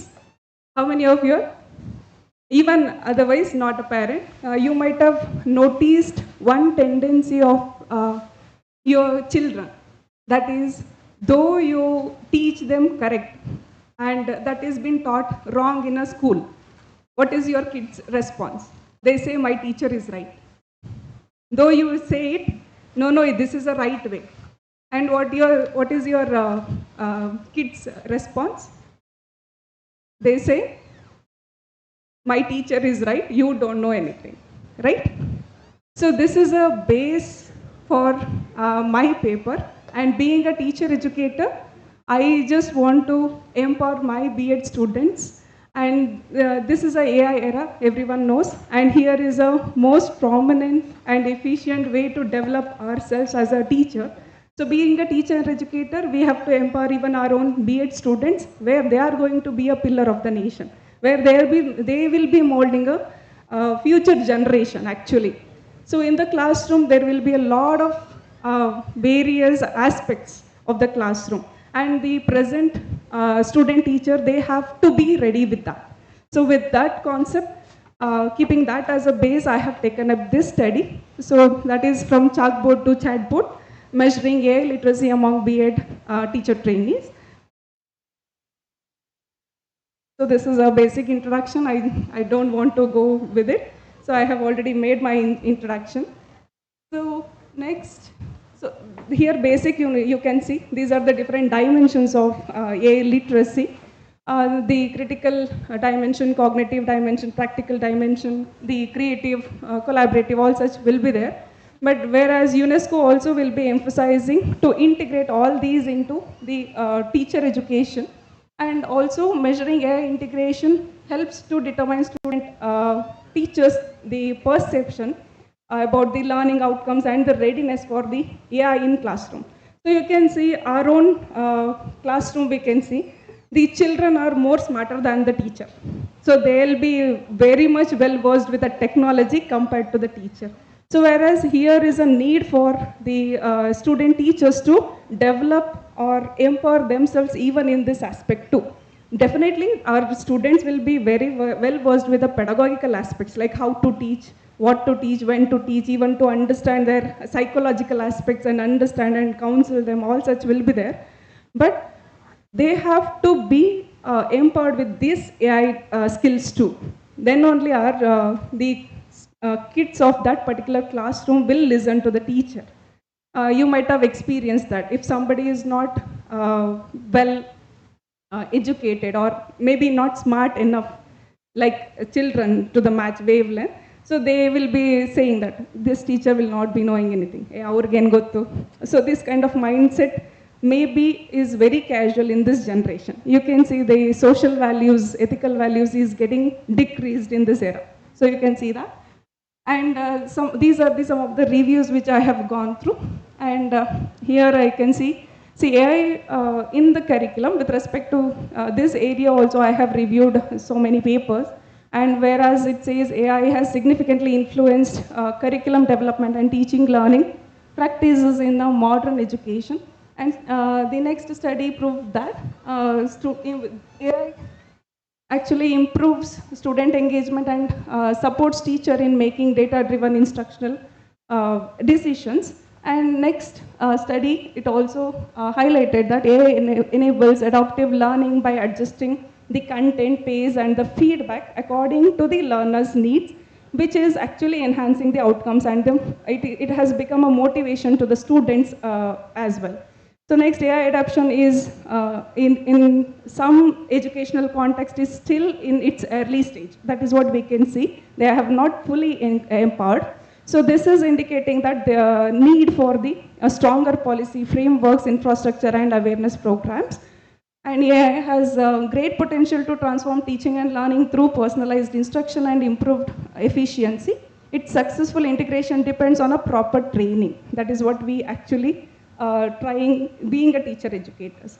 So proper training, ethical awareness, and the balanced collaboration between a human educators and the AI system. Whatever AI gives, we cannot be simply taking up and doing it in the classroom. We have to use our own intelligence to tailor according to the need of a learner actually. So this is the AI literacy in India, where I was going through some of the reviews.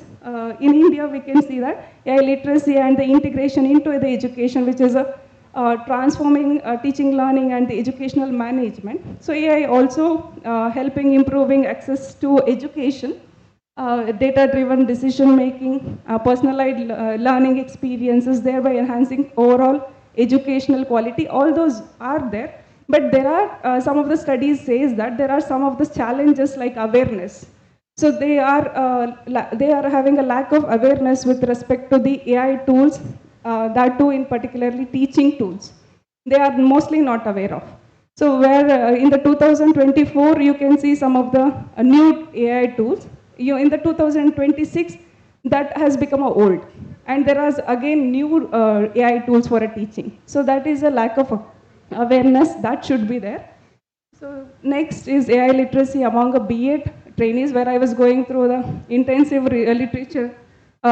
Here also some of the aspects which I could notice that. So improving AI literacy among a B.Ed teacher trainees requires a balanced approach that integrates technical knowledge, ethical consideration, and the practical training to prepare future educators for the assisted teaching environments. So here is a need for my study. So based on all the reviews, we can say that. So AI is rapidly transforming the field of education, influencing teaching methods, learning processes, assessment systems, and educational administrations. So AI can also support personalized learning, student engagement, enhanced teaching efficiencies through tools such as intelligent tutoring systems, adaptive learning platforms, and automated assessments.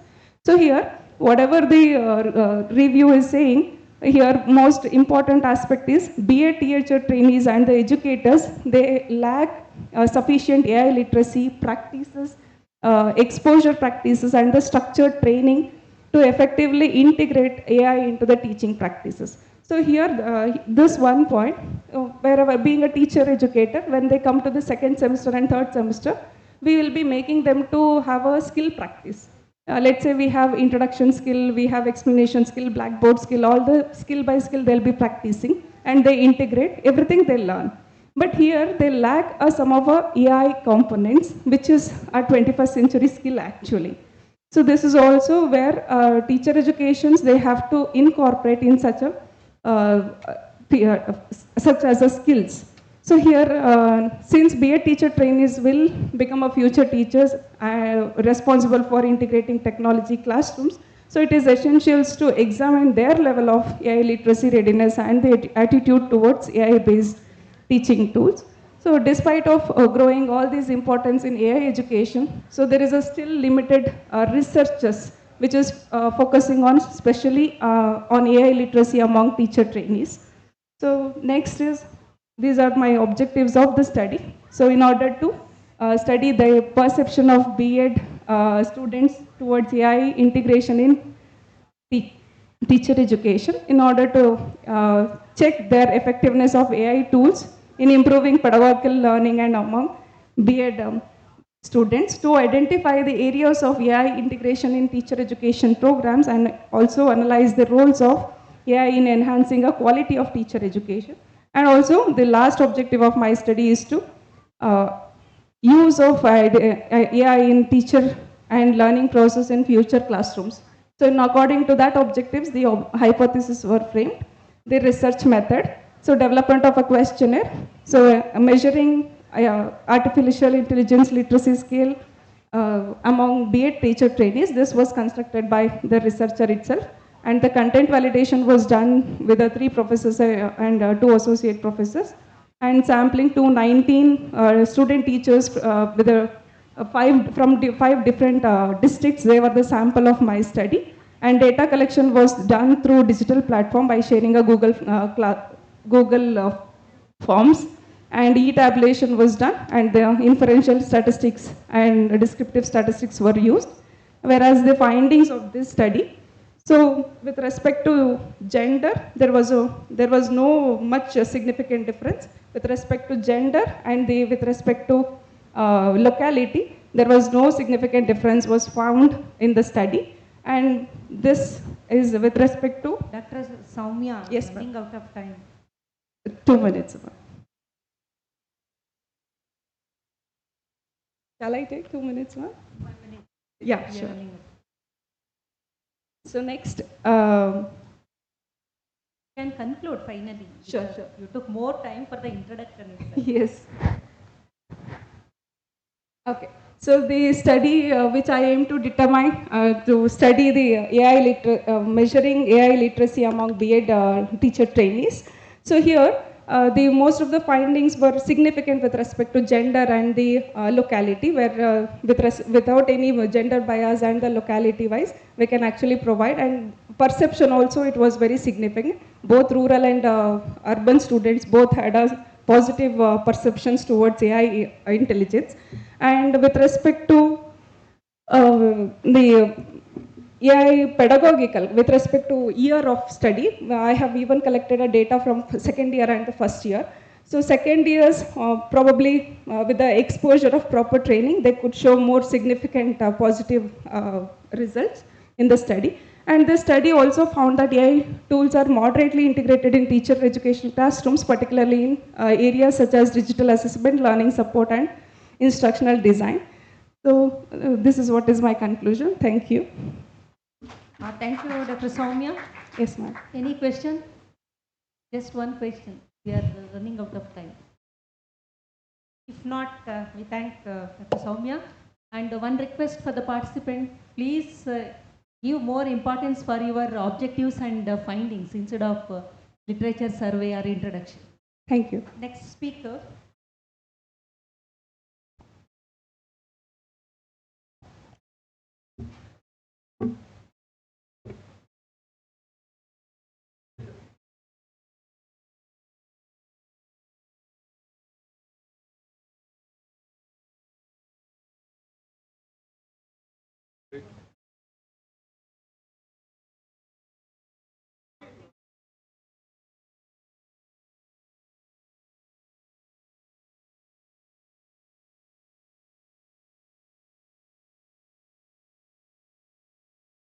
Continue with the presentation. Dr. Yamuna. ಅಲ್ಲಿ ಹೇಳ್ಬಿಟ್ಟು ಬರ್ತೀನಿ ಇಲ್ಲೇ service ಮಾಡಲಿಕ್ಕೆ. Madam, please stick on to your objectives and findings.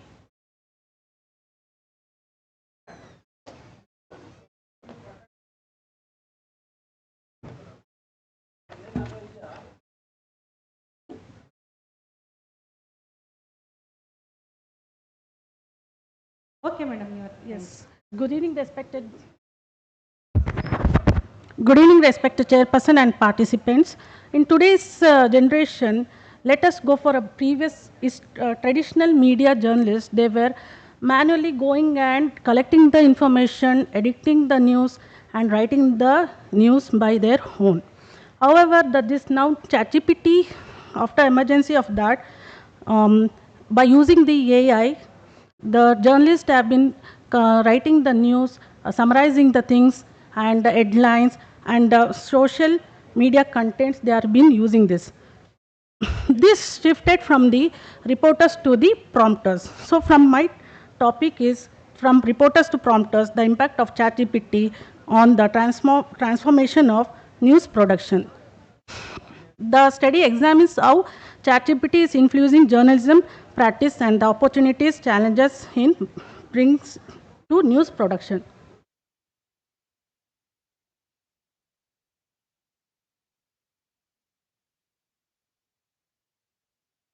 Literature review, the case studies have taken as a case studies and the ethical implication and efficiency and the challenges. My research gaps is the need for best practice and the long-term impact. Problems are the statement where the research objectives examine the role of ChatGPT in news production and journalism, identification the problems and challenges posed by the AI journalism, and AI is in ethical integration into the journalist workflow and the potential benefits and the risks does AI pose to journalism. Methodology, quantitative descriptive approach, and the data source are the case studies, news reports, scholarly artists, and the tools of analysis are the thematical analysis, content analysis, coding, and categorization. Findings and analysis are the data source whereas with the scholarly articles on AI in the using of the AI in the journalism field, in the newsrooms, reports, and the case studies have taken, and the media industries publications, where the indications of recurring themes categories of AI application in journalism. Major results were the widely used news writing for fact-checking, translation, and the social media management. The major result were the widespread integration of AI in newsrooms, efficiencies and productivity gains, and need for the balanced adaptation. Conclusion, AI in the chat GPTs are transforming journalism practice, newsroom efficiency.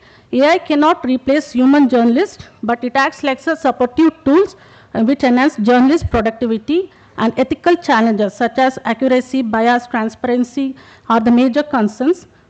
Finally, human editorial judgment is essential to maintain the credibility, accountability, and professional standards of ensuring AI outputs are verified, fact-checked, contextualized, and ethically sound when integrated into finally news production.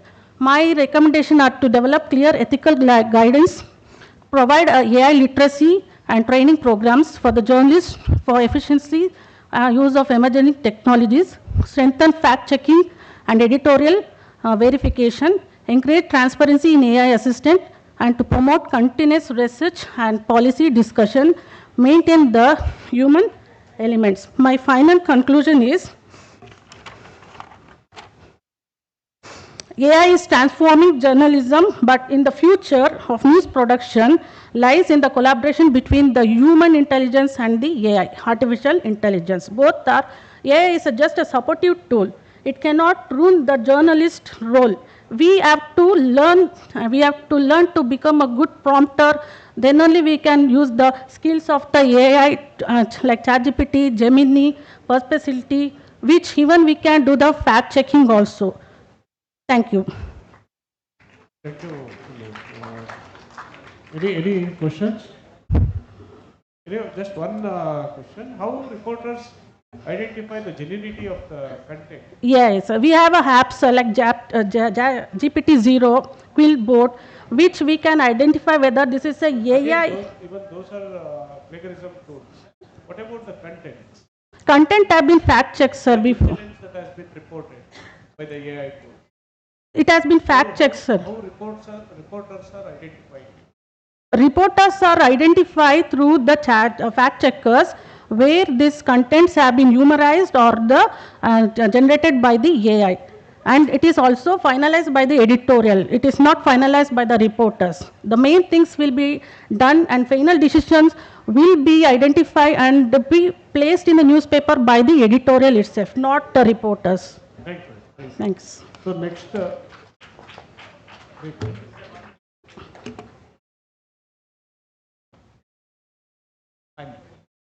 excuse me, let's have a break for the high tea for 5 minutes. Okay. I request everyone to reassemble here back by 4:45. And I request the next presenters to be ready for the presentation and give your PPTs.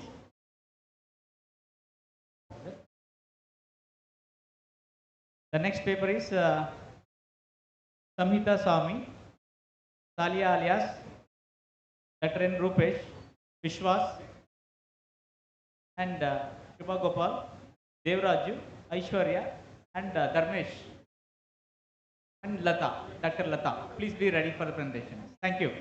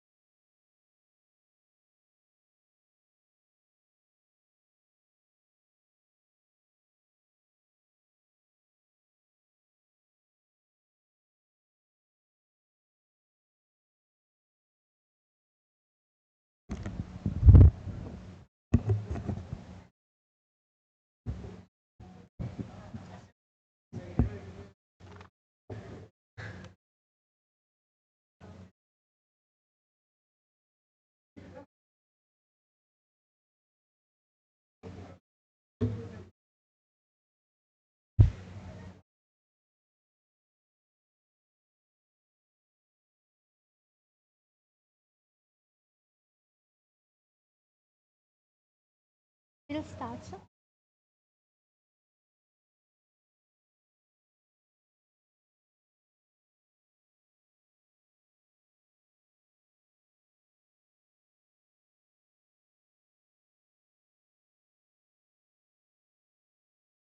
Yeah, please start. Good afternoon, everyone. I'm Samhita Swami, our research scholar under the guideship of Dr. Padmanabhan, Department of Journalism and Mass Communication.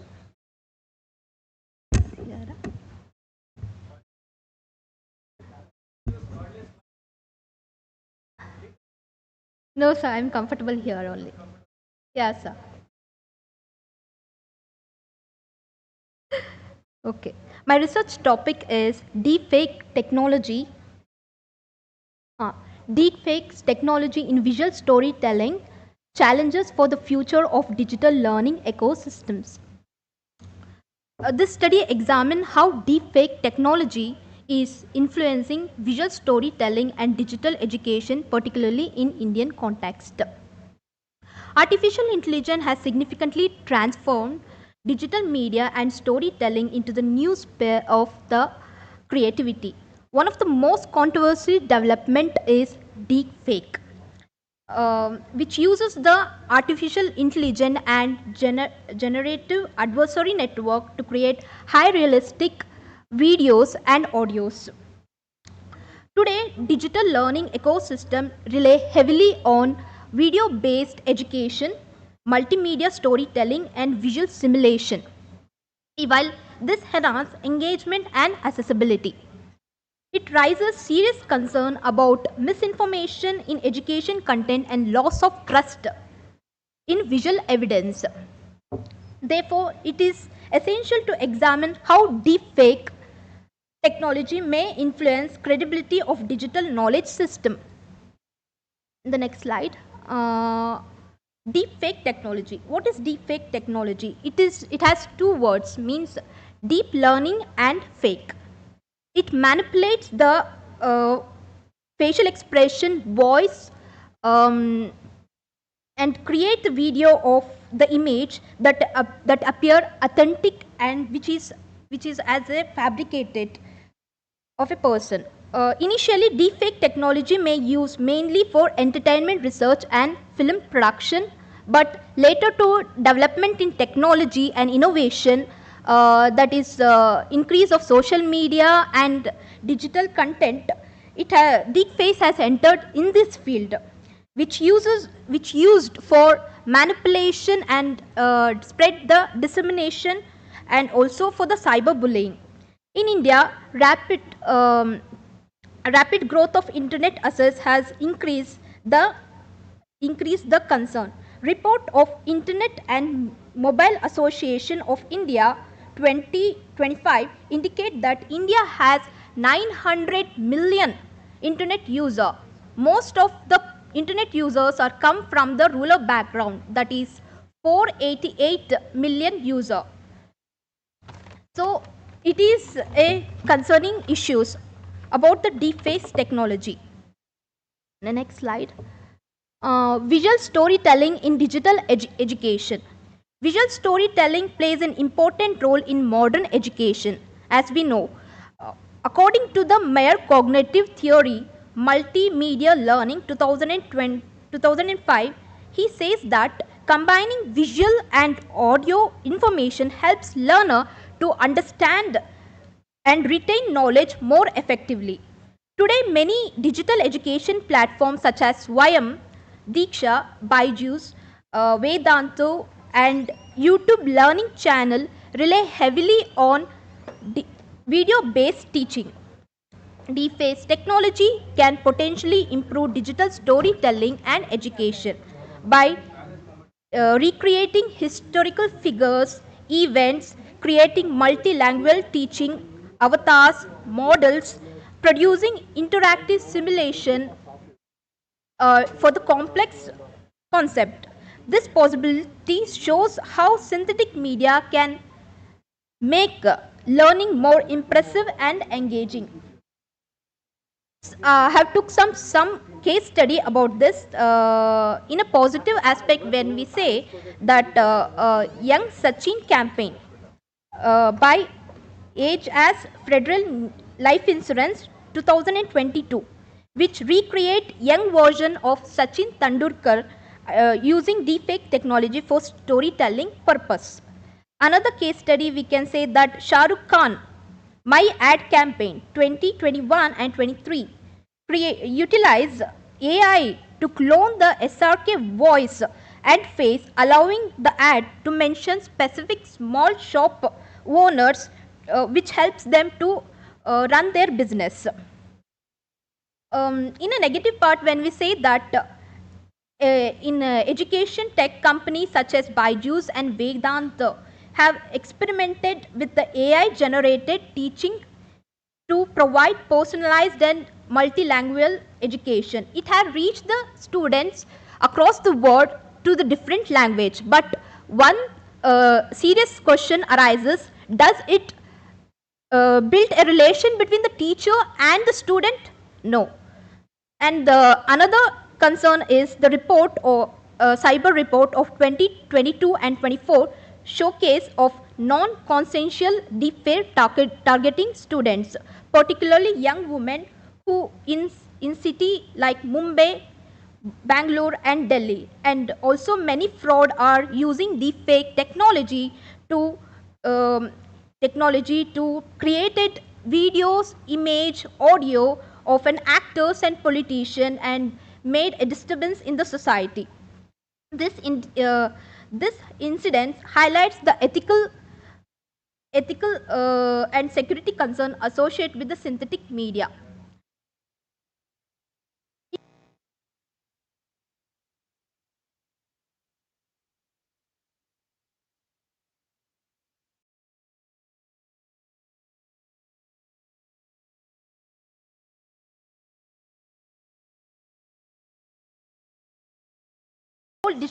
Digital literacy are more vulnerable because they don't know basic knowledge about the digital literacy. So it may be bring problem in future. And the last is the framework for responsible integration. Rather than completely eliminating deepfake technology, it is important to develop framework for responsible integration.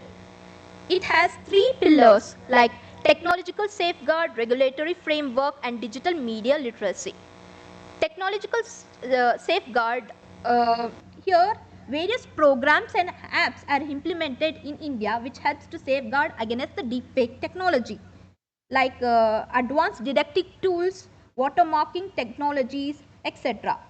And regulatory framework. Government in India, issues related synthetic media can be addressed through the laws such as Information Technological Act 2000 and IT Intermediary Guidelines Rules 2001, Bharatiya Nyaya Sanhiti 2023 and Digital Personal Data Protection Act 2023. This legal framework helps regulate misuse of AI generated media. And the lastly is the digital media literacy. This is most important for everyone, either a student or a common people, because digital media literacy is more important and it is a growing subject. So digital media literacy refers to the ability of an individual to critically analyze and evaluate digital information before accepting it as a truth or false. In digital environment where AI generated media is becoming increasingly sophisticated, students and educators must develop the skill to verify the information source, identify signs and of manipulation, and understand how synthetic media technologies operate. Educational institutions should therefore integrate media literacy training in their curriculum, enabling students to become responsible digital citizens. And a conclusion, we all say that digital deepfakes are double-edged sword. One hand, it offers innovative opportunity for impressive storytelling, educational simulation, and multilingual learning experience. On another hand, it presents serious challenges related to misinformation, ethical misuse, and the erosion of trust in media, digital media. Therefore, the future of digital learning ecosystem depend on the responsible governance, and also more important is our ability to balance the technology, innovation, and understand the digital media literacy. Through the combination of technological safeguard, regulatory framework, and strong digital media literacy, and only through such balanced approach can we ensure the artificial intelligence enhance education rather than undermining it. Thank you. Thank you, Samita Swami, for good presentation. Okay, so thank you, ma'am. We'll move on to next speaker. Okay.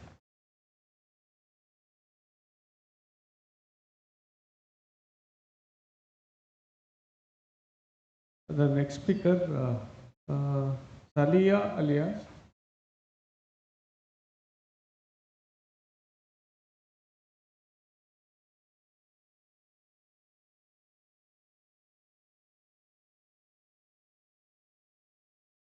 Just 2 minutes. Please focus on highlighting the contributions. Okay, sir. Sure. Good afternoon to one and all. Myself, Salia. I'm doing BA Geography as well as the teaching assistant of Physical Geography. So my topic is blending geospatial technologies with pedagogical practices and innovative approach to teaching geography in secondary classroom. So this is a discipline-focused paper. So what I'm trying to, as you all know, geography is a study which is focusing on spatial distribution, then man-environmental relationship. So traditionally, this subject was taught using the maps, which was already present in the textbook, right? As well as using the teacher knowledge, as well as the atlases. But after the quantitative revolution, the geospatial technologies has been introduced to geography. So it means the GIS, WebGIS, ArcGIS, and I can say the Google Earth, all has been introduced in geography. I'm sorry. So all of these technologies has been introduced to geography. So integrating these techniques in geography can make this study more interactive as well as inquiry-based learning. So coming to my literature review, I have focused on 3 to 6 papers, but mostly speaking of these 3 papers, they all have stated that yes, using GIS in geography has enhanced visualization, spatial reasoning, and student engagement in geography education. It's already proved. So the research cap is that my theme is based on edutech fusion. So we can see that the concept of edutech fusion, this is a triadic blending of technology, pedagogy, and the teacher competency readiness. So I am focusing on teacher competency readiness that has not been sufficiently explored in geography teacher education.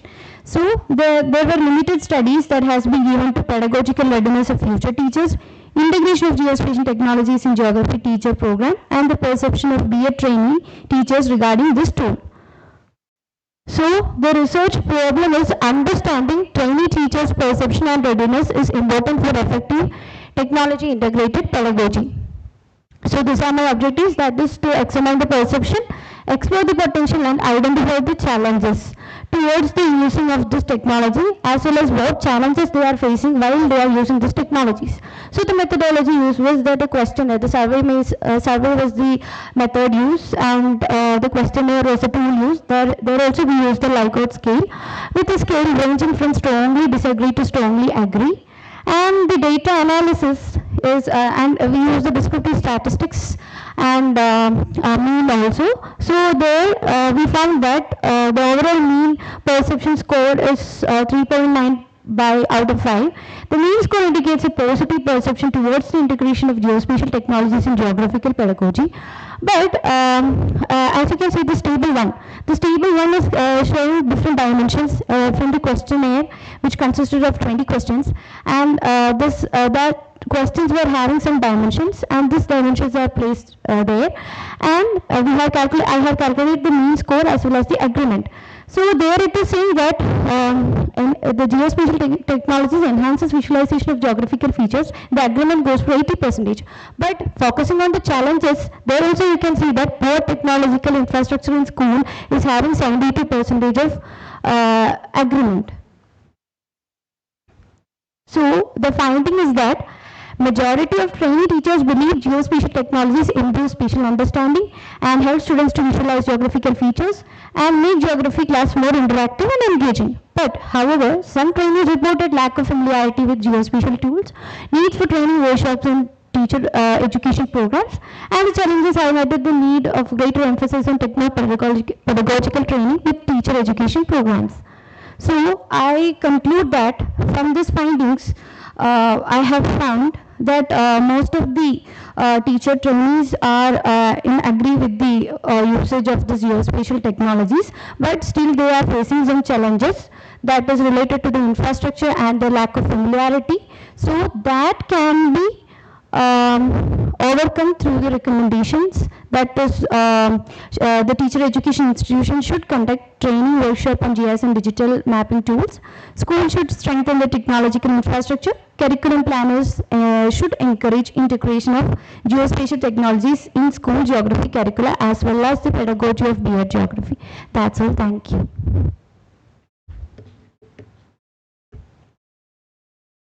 Any questions? How basically the geo information is influencing the education or improving the education quality? Sir, one small question. Once more. How basically these geospatial technologies are influencing the improvement of quality education? Influencing the? Quality education.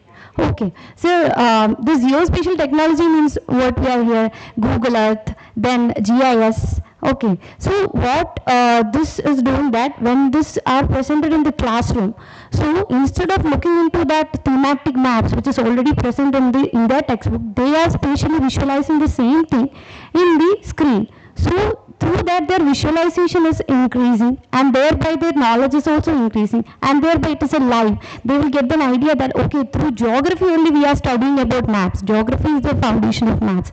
From this tools and methods we are obtaining the maps and this is how the GPS and all is working. So that's how the quality education will work on that. Thank you, sir. The next speaker, Dr. Rupesh.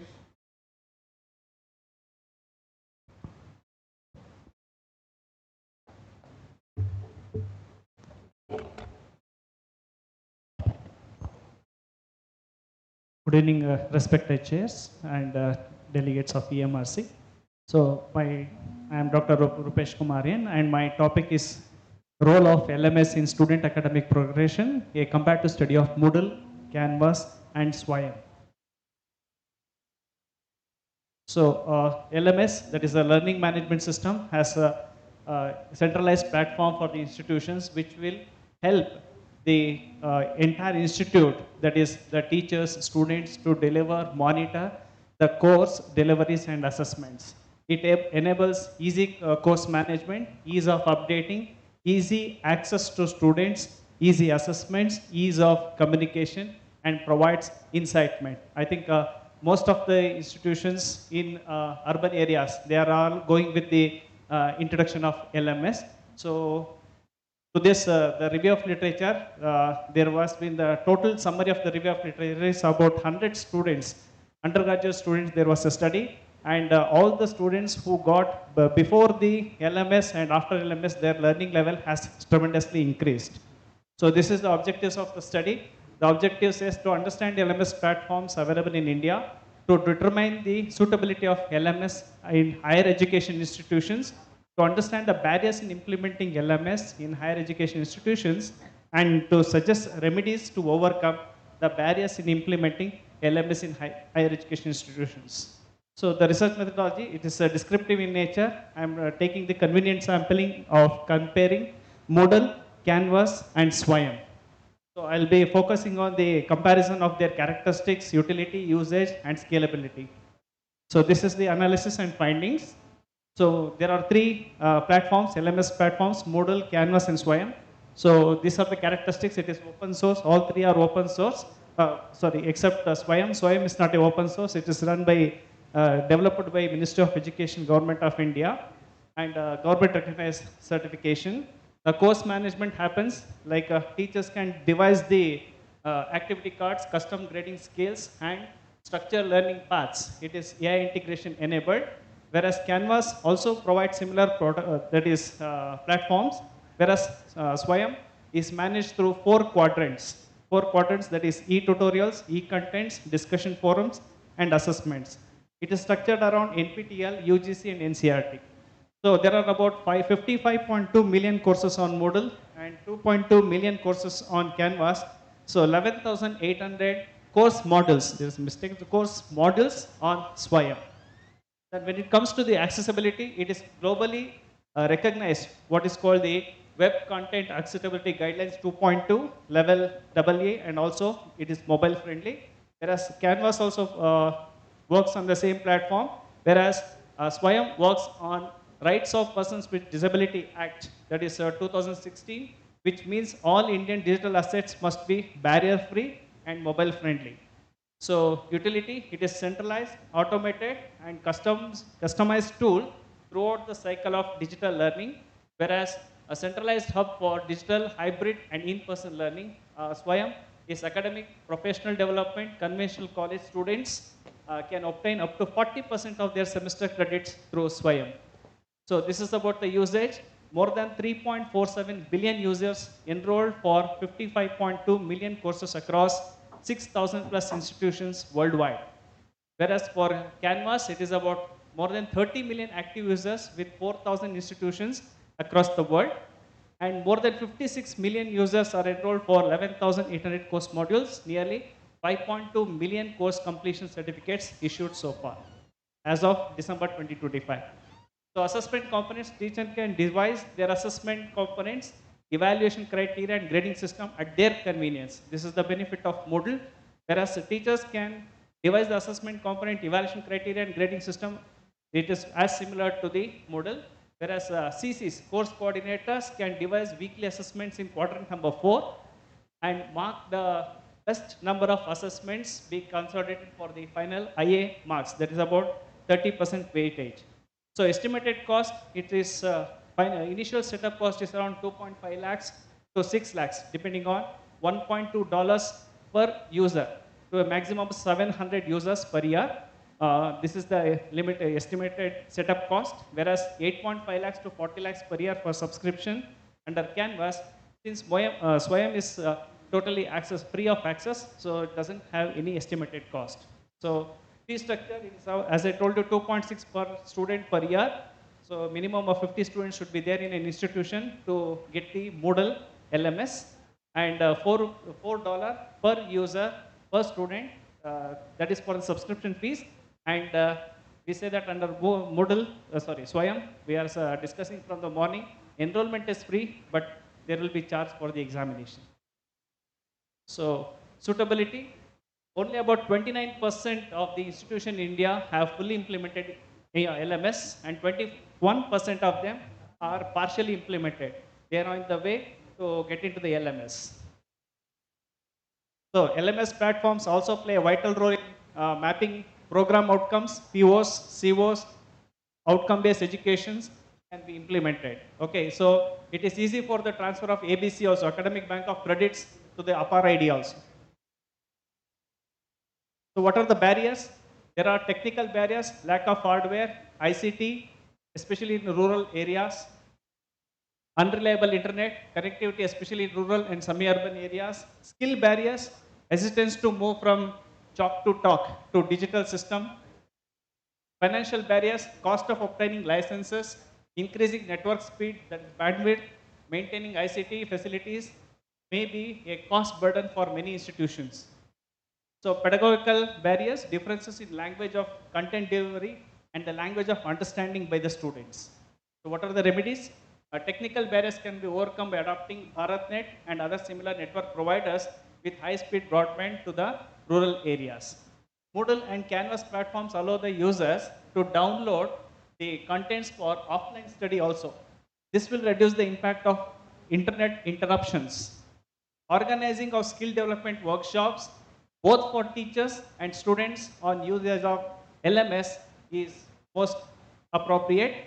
Utilizing institution ties with non-profit organizations or companies with CSR funds and government bodies to provide computer systems at a subsidized price is another option.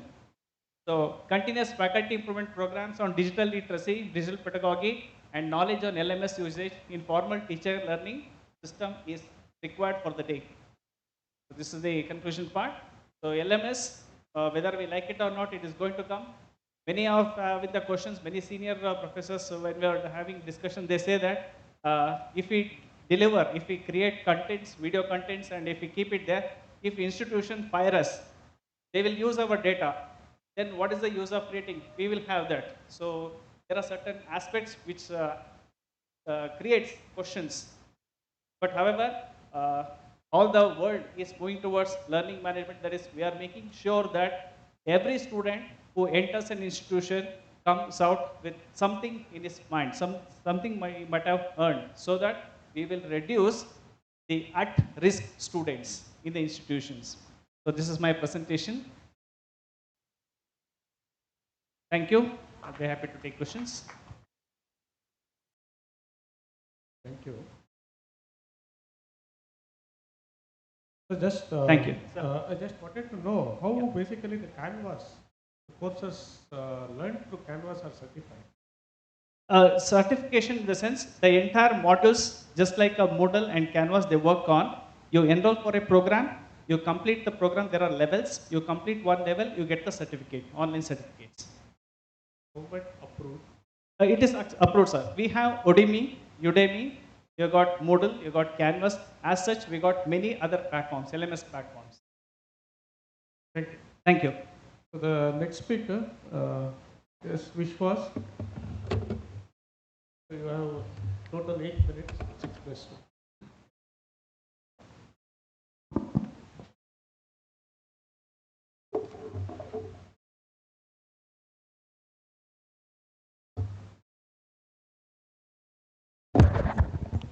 Good evening, everyone.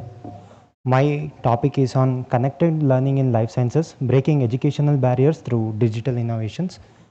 So introduction, mainly life science is a group of biological sciences which deals with microbiology, biotechnology, genetics, molecular biology, and various biological aspects. And apart from that, historical perspective, mainly the biological concepts which we were used to study was from the theoretical data and from the paper data. And the focus of study mainly highlights that how we used to take the biological concept from past to the present and to the future perspectives. Introduction mainly highlights, as I earlier said, the biological sectors and shift in educational approaches such as lecture-based to the modern AI-driven education system. So education in the past. So traditional approaches for the scientific learning. So you can see this image in 1970s and all, the scarcity of education was very less, and in 1990s, the availability of books was more comparatively with today's modern times. And in 2010, mainly the smart class system mainly came into the India, where modules and diagrammatic representation, green board models came. But these didn't even give a major contribution for the science, for education, and in case of biological data. So limitations were mainly the limited practical laboratory exposure and passive learning environment, difficulty in visualizing the complex structures, and need for modern education transforms.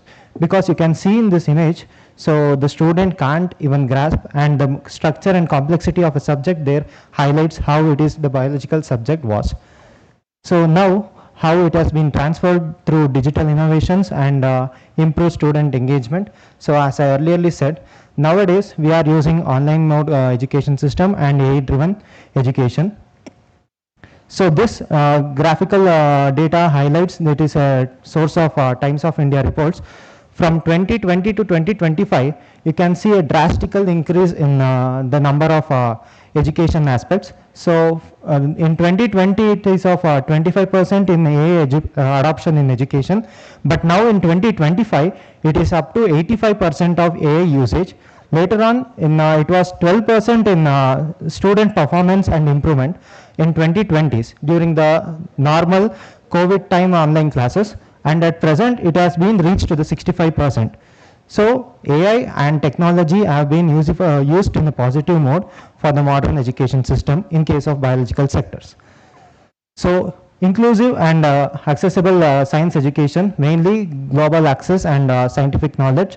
Later on, support to diverse learning communities, remote and flexible learning, promotion of equal educational opportunities in case of life science aspects. So this image, as I mainly my concept highlights.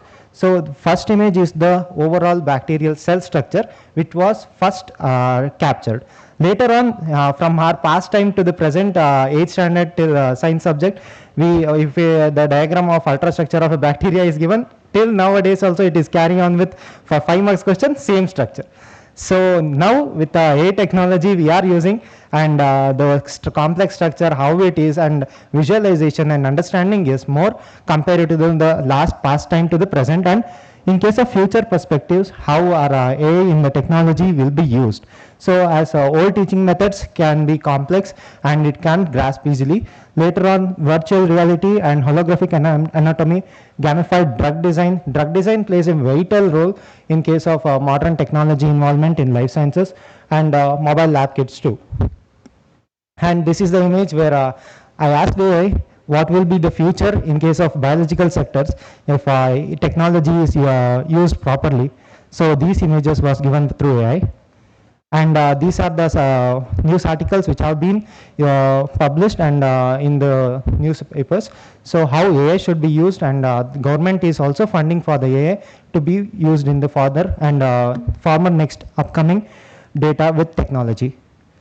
So conclusion, mainly AI also needs to be used in our modern education system too, comparatively, because each and everything are in our fingertips. So usage of proper and correct way will take this in a very right manner.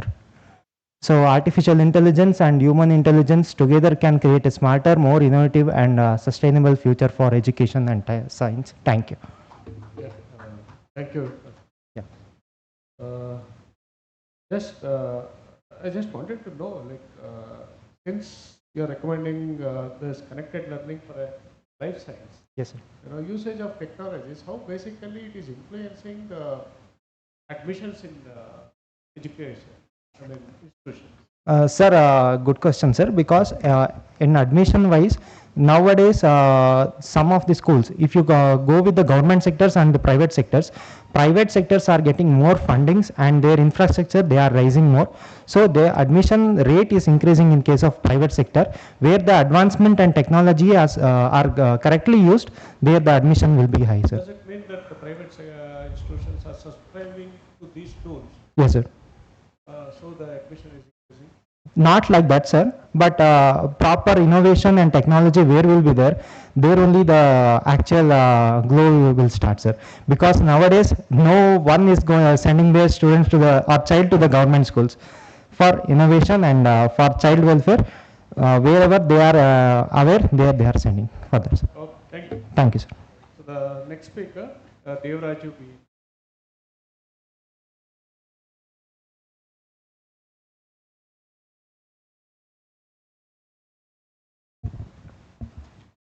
Good evening, everyone.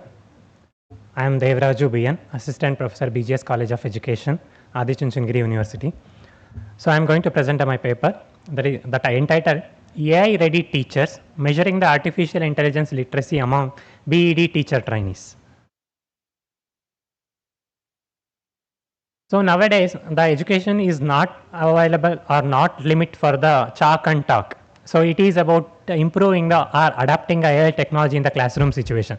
So and also it is essential for teacher trainees or in the educational institution like teacher training institute. It is more essential to make the teacher as a AI enabled rather than making a blackboard classroom teacher. So that's why I taken a study.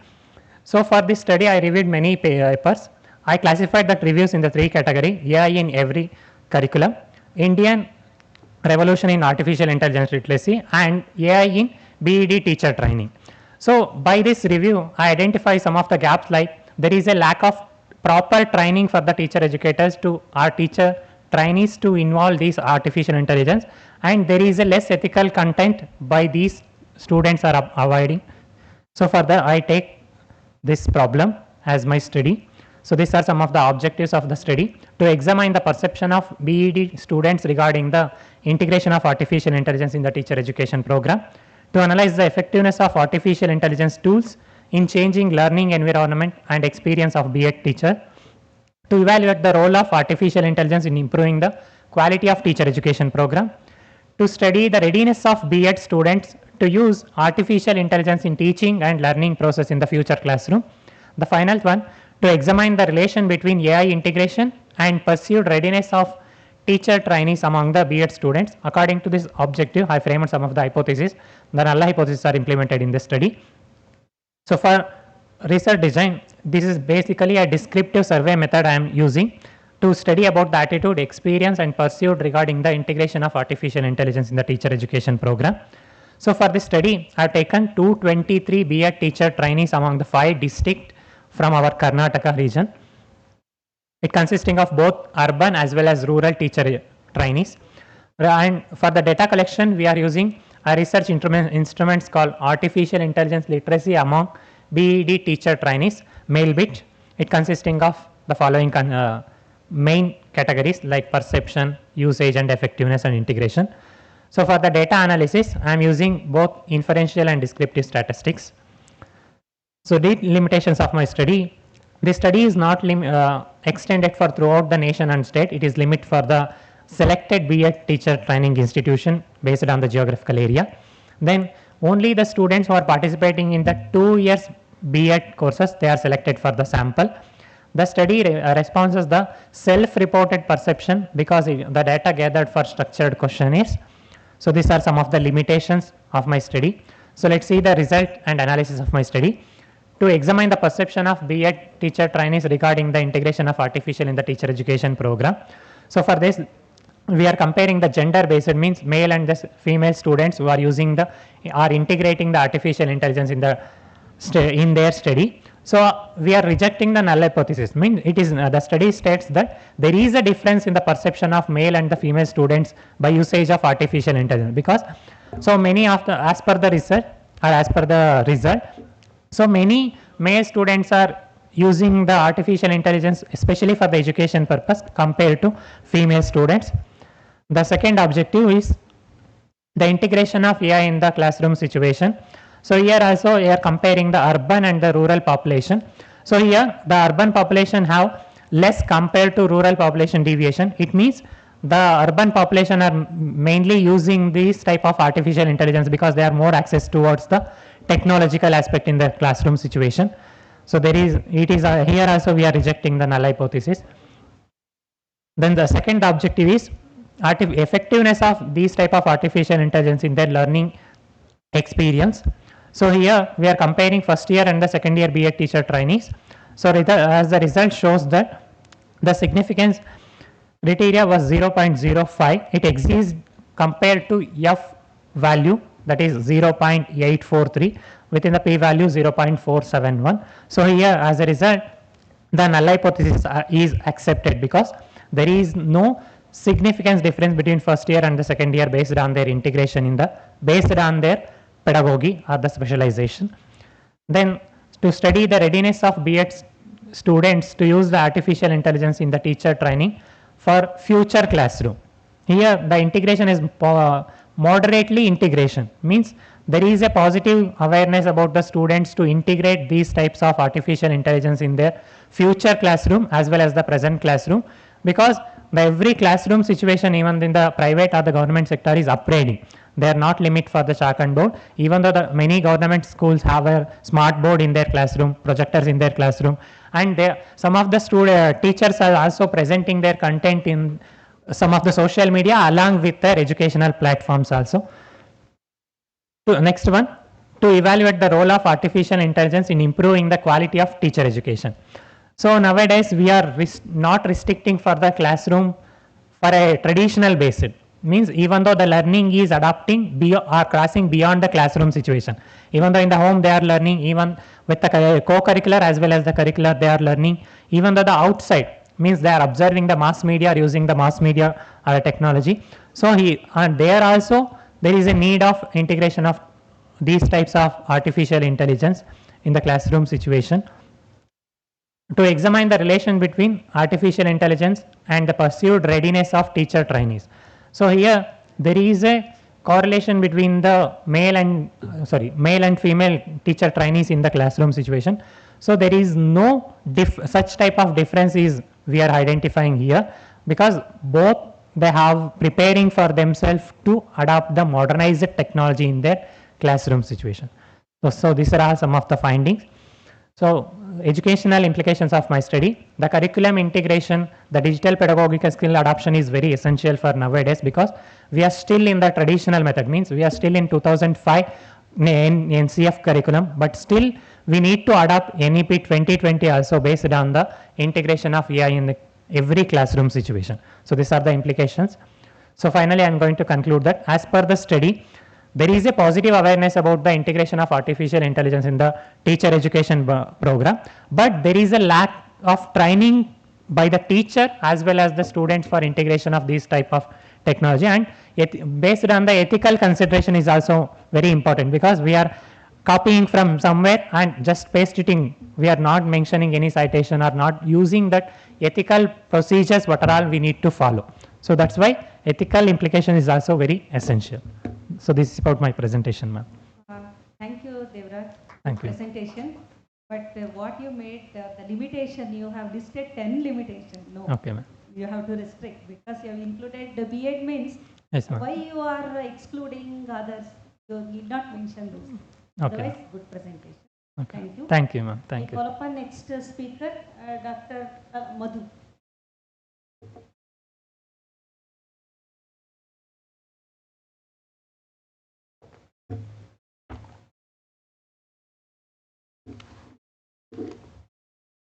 You have 8 minutes. Okay, ma'am. Okay.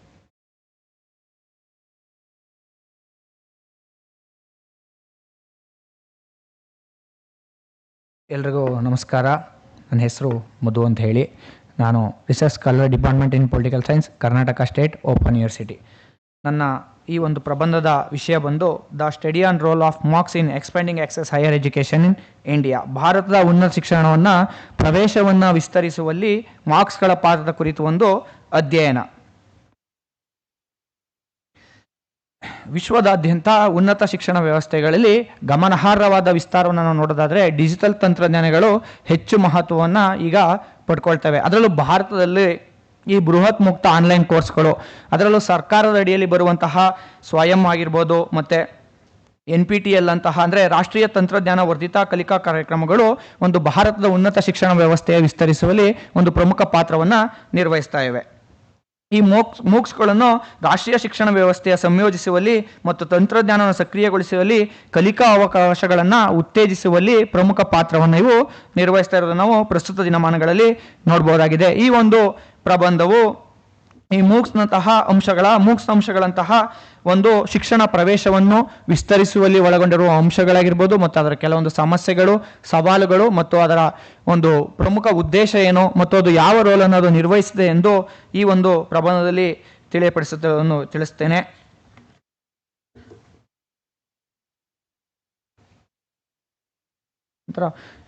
Importance of MOOCs in higher education.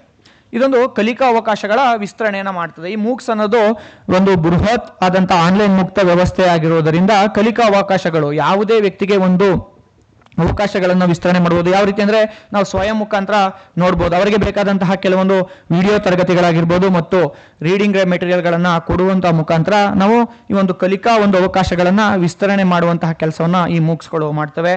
ನಂತರ ಕಡಿಮೆ ವೆಚ್ಚ. ಇದು ಕೆಲವೊಂದು free ಕೋರ್ಸ್ಗಳು ಸಹ ಇದರಲ್ಲಿ ಲಭ್ಯತೆ ಇದ್ದು ಕೇವಲ ಕಡಿಮೆ ಮೊತ್ತವನ್ನು ಒಂದು ಪರೀಕ್ಷಾ ದೃಷ್ಟಿಯಿಂದ ಕಟ್ಟಲಾಗುತ್ತದೆ, ಮತ್ತು ಇದು ಸರ್ಟಿಫೈಡ್ ಕೋರ್ಸ್ಗಳು ನಾವು ಇದರಲ್ಲಿ ದೊರೆಯುವಾಗಿದ್ದರಿಂದ ಇದು ಕಲಿಕಾ ಅವಕಾಶಗಳನ್ನು ವಿಸ್ತರಣೆ ಮಾಡುವುದರ ಜೊತೆಗೆ ಕಡಿಮೆ ವೆಚ್ಚವನ್ನು ಸಹ ಒಳಗೊಂಡಿರೋದನ್ನು ನಾವು ಕಾಣ್ತೀವಿ. ಮತ್ತೆ ಇದರಲ್ಲಿ ಯಾವುದೇ ರೀತಿಯಂತಹ ಒಂದು ಏಜ್ ಲಿಮಿಟ್ ಅಂದರೆ ಜೀವನ ಪರ್ಯಂತ ಕಲಿಕೆಗೆ ಅವಕಾಶ. ಅದರಲ್ಲೂ ಸಹ ಈ ಮೂಕ್ಸ್ಗಳು ಮತ್ತೊಂದು ಪ್ರಮುಖ ಒಂದು ಪ್ರಾಮುಖ್ಯತೆ ಏನು ಕೊಡ್ತದೆ ಅಂತಂದ್ರೆ, ಕೆಲವೊಂದು ಯಾರ್ಯಾರು ಈ ಸಿವಿಲ್ಸ್ ಎಕ್ಸಾಮ್ಸ್ಗಳಿಗೆ ಪ್ರಿಪೇರ್ ಆಗುವಂತಹ ವಿದ್ಯಾರ್ಥಿಗಳಿಗೆ ತನ್ನ ವಿಷಯದ ಹೊರತಾಗೂ ಸಹ ಒಂದು ಆನ್ಲೈನ್ ಕೋರ್ಸ್ಗೆ ಜಾಯ್ನ್ ಆಗಿ ಆ ವಿಷಯನ ಕುರಿತು ಅಭ್ಯಾಸ ಮಾಡಲು ಈ ಮೂಕ್ಸ್ ಕೋರ್ಸ್ಗಳಲ್ಲಿ ಈ ಸ್ವಯಂ ಅದರಲ್ಲೂ ಸಹ ಹೆಚ್ಚು ನಮಗೆ ಅನುಕೂಲಕರವಾದ ವಾತಾವರಣವನ್ನು ಸೃಷ್ಟಿ ಮಾಡ್ತದೆ. ಈಗ ಯಾವುದೇ ಒಂದು ಆಪ್ಷನಲ್ ಪೇಪರ್ ತಗೊಂಡಾಗ ಅದಕ್ಕೆ ತಕ್ಕಂತ ಬೇಕಾದಂತ ಮಾಹಿತಿ ಮತ್ತು ರೀಡಿಂಗ್ ಮೆಟೀರಿಯಲ್ ಆಗಿರ್ಬೋದು, ಮತ್ತೆ ಅದಕ್ಕೆ ತಕ್ಕಂತ ಅಸೆಸ್ಮೆಂಟ್ ಆಗಿರ್ಬೋದು, ಮತ್ತೆ MCQ ಕ್ವಶನ್ ಸಹ ಎಲ್ಲಾ ಸಹ ಈ ಸ್ವಯಂ ಅಡಿಯಲ್ಲಿ ನಮಗೆ ಲಭ್ಯವಾಗಿರೋದ್ರಿಂದ ಆ ಕೋರ್ಸ್ಗೆ ಜಾಯ್ನ್ ಆದ್ರೆ ನಾವು ಹೆಚ್ಚು ಮಾಹಿತಿಯನ್ನ ಕಲೆ ಹಾಕಿ ಒಂದು ಉನ್ನತ ಶಿಕ್ಷಣಕ್ಕೆ ಅಥವಾ ಹೆಚ್ಚು ಜ್ಞಾನವನ್ನು ಪಡೆಯಲು ಈ ಮೂಕ್ಸ್ ಕಾರ್ಯಕ್ರಮಗಳು ನಮಗೆ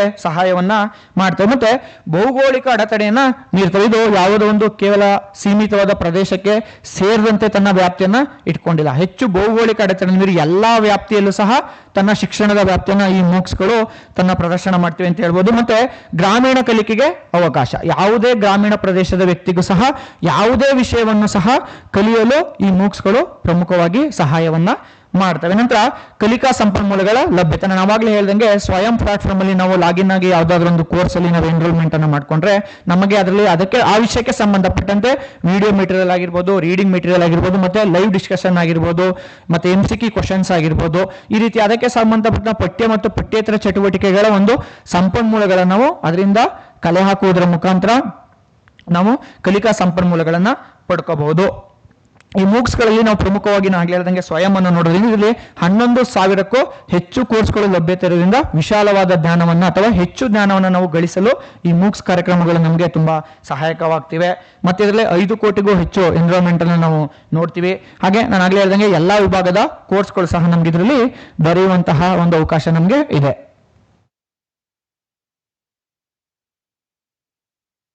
ಮತ್ತೆ ಚಾಲೆಂಜಸ್ ಏನೇ ನಮಗೆ ಈ ಒಂದು ಆನ್ಲೈನ್ ಕೋರ್ಸ್ ಅನ್ನು ನಮಗೆ ಮಾಡಬೇಕಾದ್ರೆ ಕೆಲವೊಂದು ಚಾಲೆಂಜಸ್ ಸಹ ನಾವು ನೋಡ್ತೀವಿ. ಡಿಜಿಟಲ್ ಸಾಧನದ ಕೊರತೆ, ನಾನು ಅವಾಗಲೇ ನಿಮ್ಗೆ ಹೇಳಿದೆ ಏನಂತ, ಗ್ರಾಮೀಣ ಪ್ರದೇಶಗಳಲ್ಲೂ ಸಹ ಈ ಕೋರ್ಸ್ ಅನ್ನು ವಿಸ್ತಾರ ಮಾಡ್ತೀವಿ. ಆದ್ರೆ ಎಲ್ಲಾ ಗ್ರಾಮೀಣ ಪ್ರದೇಶಗಳಲ್ಲೂ ಒಂದು ಪೂರಕವಾದಂತಹ ಡಿಜಿಟಲ್ ಸಾಧನಗಳ ಕೊರತೆ ಮತ್ತು ಈ ಅಂತರ್ಜಾಲ ನೆಟ್ವರ್ಕ್ ಸಮಸ್ಯೆಗಳ ಇಶ್ಯೂಸ್ ಅನ್ನು ನಾವು ನೋಡ್ಬೋದು. ಇದು ಸಹ ಒಂದು ಈ ಮೂಕ್ಸ್ ನಲ್ಲಿ ತಮ್ಮ ಒಂದು ಗುಣಮಟ್ಟವನ್ನು ವಿಸ್ತಾರಗೊಳಿಸುವಲ್ಲಿ ಪ್ರಮುಖವಾದ ಚಾಲೆಂಜಸ್ ಆಗಿದೆ ಅಂತ ನಾವು ಹೇಳ್ಬೋದು. ಮತ್ತೆ ಗ್ರಾಮೀಣ ನಗರ ಒಂದು ತಾರತಮ್ಯ, ನಾವಾಗಲೇ ಹೇಳ್ದಂಗೆ ನಗರ ಪ್ರದೇಶಗಳಲ್ಲಿ ಅಂತರ್ಜಾಲ ಒಂದು ಬಳಕೆ ಆಗಿರ್ಬೋದು ಮತ್ತು ಅದರ ಸಂಪೂರ್ಣ ಪೂರೈಕೆ ಸುಗಮವಾಗಿರ್ತದೆ. ಆದರೆ ಕೆಲವೊಂದು ಗ್ರಾಮೀಣ ಪ್ರದೇಶಗಳಲ್ಲಿ ನಮಗೆ ಅಂತರ್ಜಾಲ ಸಮಸ್ಯೆ ಇರೋದ್ರಿಂದ ಈ ಆನ್ಲೈನ್ ಕ್ಲಾಸಸ್ ಅನ್ನ ಕಲಿಯುವಂತಲ್ಲಿ ಅಥವಾ ಲೈವ್ ಡಿಸ್ಕಷನ್ ಮಾಡುವಂತಹ ಸಂದರ್ಭದಲ್ಲಿ ನಮಗೆ ಕೆಲವೊಂದು ಸಮಸ್ಯೆಗಳು ಎದುರಾಗ್ತಿವೆ. ಮತ್ತೆ ಸ್ಥಳೀಯ ಭಾಷೆಗಳಲ್ಲಿ ಕೋರ್ಸ್ ಅನ್ನು ನಾವು ಆಡ್ ಮಾಡಿದ್ರೆ ಹೆಚ್ಚು ಜನರಿಗೆ ಉಪಯೋಗ ಆಗುತ್ತೆ ಮತ್ತು ಹೆಚ್ಚು ತಿಳುವಳಿಕೆಗೆ ಅದು ಸಹಾಯವಾಗುತ್ತೆ. ಯಾಕೆಂದ್ರೆ ನಮ್ಮ ಮಾತೃಭಾಷೆಯ ಮುಖಾಂತರ ನಾವು ಕಲಿಕೆಯಲ್ಲಿ ತೊಡಗಿದ್ರೆ ಅದರ ಒಂದು ಪ್ರಭಾವ ಅಥವಾ ಮಿತಿ ಅನ್ನೋದು ಜಾಸ್ತಿ ನಮಗೆ ಜ್ಞಾನಭರಿತವಾಗಿ ತಿಳಿಬಹುದು. ಅದರಿಂದ ಸ್ಥಳೀಯ ಭಾಷೆಯಲ್ಲಿ ಒಂದು ಆದ್ಯತೆಯನ್ನ ಕೊಡುವಂಥದ್ದು ಒಂದು ಚಾಲೆಂಜಸ್ ಆಗಿ ಪರಿಣಮಿಸಿದೆ. ಅದೇ ರೀತಿ ಸಮಯ ನಿರ್ವಹಣೆ, ಅಂದ್ರೆ ನಾವು ಈ ಮೂಕ್ಸ್ ಕೋರ್ಸ್ಗಳಲ್ಲಿ ನೋಡ್ತೀವಿ ಕೆಲವೊಂದು ಕ್ಲಾಸಸ್ಗಳು ಒಂದು ತರಗತಿಗಳು ಏನಾಗಿದೆ ಅಂದ್ರೆ ಒಂದು ಕೆಲವೊಂದು ಸಮಯದಲ್ಲಿ ಲೈವ್ ಡಿಸ್ಕಷನ್ಗಳು ನಡೀತವೆ. ಆ ಸಮಯ ಎಲ್ಲರಿಗೂ ಸಹ ಹೊಂದಾಣಿಕೆ ಆಗಬೇಕೆಂದೇನಿಲ್ಲ. ಅಂದ್ರೆ ಕೆಲವರಿಗೆ ಆ ಸಮಯದಲ್ಲಿ ಬೇರೆ ಕೆಲಸಗಳು ಸಹ ಇರುವಂತಹ ಸಮಯದಿಂದ ಕೆಲವೊಂದು ಬಾರಿ ಸಮಯ ನಿರ್ವಹಣೆ ಎಂದು ಸಹ ಒಂದು ಸಮಸ್ಯೆ ಅಥವಾ ಚಾಲೆಂಜಸ್ ಆಗಿ ಪರಿಣಮಿಸಿದೆ ಎಂದು ಹೇಳ್ಬೋದು. ನೆಕ್ಸ್ಟ್ ಸಜೆಷನ್, ನಾವು ಈ ಒಂದು ಮೂಕ್ಸ್ ಕೋರ್ಸ್ಗಳಲ್ಲಿ ಏನೊಂದು ಸಜೆಷನ್ ನಾವು ಕೊಡ್ಬೋದು ಅಂತಂದ್ರೆ ಅಂತರ್ಜಾಲ ಸೌಲಭ್ಯ ವೃದ್ಧಿಯನ್ನು ಮಾಡೋದು. ಅಂದ್ರೆ ಗ್ರಾಮೀಣ ಪ್ರದೇಶ ಆಗಿರ್ಬೋದು, ಯಾವುದೇ ಒಂದು ಗುಡ್ಡಗಾಡು ಪ್ರದೇಶ, ಕೆಲವೊಂದು ನಗರ ಪ್ರದೇಶಗಳಲ್ಲೂ ಸಹ ಅಂತರ್ಜಾಲದ ಸಮಸ್ಯೆಗಳನ್ನು ಇರೋದನ್ನು ನಾವು ಕಾಣ್ತೀವಿ. ಅಂತಹ ಪ್ರದೇಶಗಳಲ್ಲಿ ಈ ಅಂತರ್ಜಾಲ ವೃದ್ಧಿ ಆಗೋದ್ರಿಂದ ನಮ್ಮ ಆನ್ಲೈನ್ ಕೋರ್ಸ್ಗಳು ಅದರ ಒಂದು ಸಂಪೂರ್ಣವಾದಂತಹ ಬಳಕೆಗೆ ನಮಗೆ ಒಂದು ಅನುಕೂಲ ಆಗ್ತದೆ ಅಂತ ಹೇಳ್ಬೋದು. ಮತ್ತೆ ನಾವಾಗಲೇ ಹೇಳ್ದಂಗೆ ಪ್ರಾದೇಶಿಕ ಭಾಷೆಗಳನ್ನು ಅಭಿವೃದ್ಧಿ ಮಾಡ್ಬೇಕಂದ್ರೆ ಯಾವ ಯಾವ ಪ್ರದೇಶದಲ್ಲಿ ಈಗ ನಮ್ಮ ಕನ್ನಡ, ಈಗ ನಮ್ಮ ಸ್ವಯಂ ಅಲ್ಲೇ ಸಹ ಕನ್ನಡದಲ್ಲಿ ಕೆಲವೊಂದು ಕೋರ್ಸ್ ಇವಾಗ ತಾನೇ ಮುಂಚೆ ಮಾಡ್ಬೇಕಾದ್ರೆ ಹೇಳಿದ್ರು ಬಿಸ್ನೆಸ್ ಮ್ಯಾನೇಜ್ಮೆಂಟ್ಗೆ ಸಂಬಂಧಪಟ್ಟಂತೆ ಕನ್ನಡದಲ್ಲಿ ಒಂದು ಉಪಕ್ರಮವನ್ನು ಪ್ರಾರಂಭಿಸಿದ್ದೀವಿ ಅಂತ. ಅದೇ ರೀತಿ ಇಂಡಿಯನ್ ಕಾನ್ಸ್ಟಿಟ್ಯೂಷನ್ಗೆ ಸಂಬಂಧಪಟ್ಟಂತೆ ಈ ಬಾರಿಯಿಂದ ಕನ್ನಡದಲ್ಲಿ ಪ್ರಾರಂಭವಾಗಿದೆ. ಅದೇ ರೀತಿಯಾಗಿ ಹಿಸ್ಟ್ರಿಗೆ ಸಂಬಂಧಪಟ್ಟದಾಗಿರ್ಬೋದು, ಸೈನ್ಸ್ ಸಬ್ಜೆಕ್ಟ್ಗೆ ಸಂಬಂಧಪಟ್ಟಂತೆ ಕನ್ನಡದಲ್ಲಿ ಏನಾದರೂ ಕೋರ್ಸ್ಗಳನ್ನ ಪ್ರಾರಂಭ ಮಾಡಿದ್ರೆ ಸಿವಿಲ್ ಸರ್ವಿಸಸ್ ಆಗಿರ್ಬೋದು ಅಥವಾ ಗೌರ್ಮೆಂಟ್ ಎಕ್ಸಾಮ್ಸ್ ಮಾಡುವಂತಹ ವಿದ್ಯಾರ್ಥಿಗಳಿಗೆ ಅದು ಅತ್ಯಂತ ಅನುಕೂಲಕರ. ಎಷ್ಟಾಗುತ್ತೆ ಅಂದ್ರೆ ನಾನಂತ ಕನ್ನಡ ಮೀಡಿಯಂ ಓದಿರುವಂತಹ ವಿದ್ಯಾರ್ಥಿಗಳು ಅದರ ಒಂದು ಅನುಕೂಲ ಪಡ್ಕೊಳ್ಳೋಕೆ ತುಂಬಾ ಅನುಕೂಲ ಆಗುತ್ತೆ. ಅದರಿಂದ ಪ್ರಾದೇಶಿಕ ಭಾಷೆಗಳಲ್ಲಿ ಎಲ್ಲಾ ವಿಭಾಗದ ಕೋರ್ಸ್ಗಳನ್ನು ಮಾಡೋದ್ರಿಂದ ವಿದ್ಯಾರ್ಥಿಗಳಿಗೆ ಒಂದು ಹೆಚ್ಚು ಅನುಕೂಲವಾಗುತ್ತದೆ ಅಂತ ಹೇಳಿ ನನ್ನ ಒಂದು ಸಲಹೆ ಆಗಿದೆ. ಮತ್ತೆ ಮಾರ್ಗದರ್ಶನ, ಈ ಮೂಕ್ಸ್ ಕೋರ್ಸ್ಗಳಲ್ಲಿ ಏನಾಗುತ್ತೆ ಅಂದ್ರೆ ವಾರಕ್ಕೆ ಒಂದು ಅಥವಾ 2 ಒಂದು ಲೈವ್ ಡಿಸ್ಕಷನ್ ಕ್ಲಾಸ್ ಅಲ್ಲಿ ಏನಾಗುತ್ತೆ ಅಂದ್ರೆ ಹೆಚ್ಚು ನಮ್ಮ ಟಾಪಿಕ್ ಓರಿಯೆಂಟೆಡ್ ಡಿಸ್ಕಷನ್ ನಡೀತದೆ. ಆದ್ರೆ ಆ ಕೋರ್ಸ್ಗೆ ಸಂಬಂಧಪಟ್ಟಂತೆ ಮಾರ್ಗದರ್ಶನ ನೀಡೋದಕ್ಕೆ ಮತ್ತು ಆ ಕೋರ್ಸ್ ಮಾಡಿದ್ರೆ ಮುಂದೆ ಅದರಿಂದ ಏನು ಉಪಯೋಗ ಆಗುತ್ತೆ ಮತ್ತು ಅದರಿಂದ ನೆಕ್ಸ್ಟ್ ಹಂತಗಳು ಏನು ಅದನ್ನ ವಿದ್ಯಾರ್ಥಿಗಳಿಗೆ ತಿಳಿಸೋಕ್ಕೋಸ್ಕರ ಅದಕ್ಕೆ ಒಂದು ಸಪರೇಟ್ ಸೆಷನ್ಗಳನ್ನ ಮಾಡುವಂಥದ್ದು ಅಥವಾ ಎಲ್ಲರನ್ನು ಸೇರಿ ಅಂದ್ರೆ ಎನ್ರೋಲ್ ಆಗಿರುವಂತಹ ಒಂದು ರಾಜ್ಯಕ್ಕೆ ಸಂಬಂಧಪಟ್ಟಂತೆ ವಿಭಾಗವಾರು ವಿದ್ಯಾರ್ಥಿಗಳನ್ನ ಸೇರಿಸಿ ಈ ಕೋರ್ಸಿನ ನಂತರ ಯಾವ ಕೋರ್ಸ್ ಆಯ್ಕೆಗೆ ನಮಗೆ ಸೂಕ್ತ ಆಗುತ್ತೆ, ನಂತರ ಏನೆಲ್ಲ ದಾರಿಗಳು ನಮ್ಮ ಮುಂದೆ ಇವೆ ಎಂದು ತಿಳಿಸೋದ್ರಿಂದ ಒಂದು ಈ ಒಂದು ಮೂಕ್ಸ್ ಅನ್ನು ನಾವು ಇನ್ನೂ ಉನ್ನತ ಮಟ್ಟಕ್ಕೆ ಕೊಂಡೊಯ್ಯಬಹುದು ಎಂದು ನನ್ನ ಸಲಹೆ ಆಗಿದೆ. ಮತ್ತು ಸಂಸ್ಥೆಗಳ ನಡುವೆ ಒಂದು ಯಾಕೆಂದ್ರೆ ಸರ್ಕಾರ ಏನು ತನ್ನ ಅಡಿಯಲ್ಲಿ ಒಂದು ಕಾರ್ಯವನ್ನು ನಿರ್ವಹಿಸುವ ಸಂಸ್ಥೆಗಳಿಗೆ ಬೇಕಾದಂತಹ ಸಂಪನ್ಮೂಲಗಳನ್ನಾಗಿರ್ಬೋದು ಮತ್ತು ಯೋಜಿತ ಕಾರ್ಯಕ್ರಮಗಳಾಗಿರ್ಬೋದು ಅವನ್ನು ಪೂರೈಕೆ ಮಾಡುವುದರ ಮುಖಾಂತರ ಒಂದು ಇನ್ನೂ ಉನ್ನತ ಮಟ್ಟಕ್ಕೆ ಈ ಮೂಕ್ಸ್ ಕಾರ್ಯಕ್ರಮಗಳನ್ನು ಕೊಂಡೊಯ್ಯಬಹುದು ಅನ್ನೋದು ನನ್ನ ಸಲಹೆ ಆಗಿದೆ. ನೆಕ್ಸ್ಟ್ ಅಂತಿಮವಾಗಿ ಕನ್ಕ್ಲೂಷನ್ಗೆ ಬರೋದ್ರೆ ಈ ಮೂಕ್ಸ್ ಅನ್ನೋ ಕಾರ್ಯಕ್ರಮ ಮೂಕ್ಸ್ ಅನ್ನೋ ಅಂದ್ರೆ ಬೃಹತ್ ಒಂದು ಉನ್ನತ ಶಿಕ್ಷಣ ಪ್ರಸಾರ ಕಾರ್ಯಕ್ರಮ ನಾವು ನೋಡೋದಾದ್ರೆ ಆನ್ಲೈನ್ ವ್ಯವಸ್ಥೆಯನ್ನು ನೋಡೋದಾದ್ರೆ ಈ ಉನ್ನತ ಶಿಕ್ಷಣವನ್ನು ಪ್ರಸಾರ ಮಾಡುವಂಥದ್ದು ಮತ್ತು ಇದರೊಂದಿಗೆ ಯಾವುದೇ ಒಂದು ಪ್ರದೇಶಗಳಲ್ಲಿ ತನಗೆ ಬೇಕಾದಂತಹ ಇಷ್ಟ ಬಂದಂತಹ ವಿಷಯಗಳನ್ನ ಕಲಿಕೆಗೆ ಆ ವ್ಯಕ್ತಿಗೆ ತುಂಬಾ ಸಹಾಯವಾಗುತ್ತೆ ಮತ್ತು ಡಿಜಿಟಲ್ ಮುಖಾಂತರ ಆ ವ್ಯಕ್ತಿ ಕಲಿಯೋದರಿಂದ ತನ್ನ ಡಿಜಿಟಲ್ ಜ್ಞಾನವನ್ನು ಸಹ ಆ ಒಂದು ಯಾವ ವ್ಯಕ್ತಿ ಕಲಿತಾ ಇದ್ದಾನೆ ಆ ವ್ಯಕ್ತಿ ಆ ಒಂದು ಡಿಜಿಟಲ್ ಜ್ಞಾನವನ್ನು ಸಹ ಹೆಚ್ಚಿಸಿಕೊಳ್ಳಲು ಸಹಾಯ.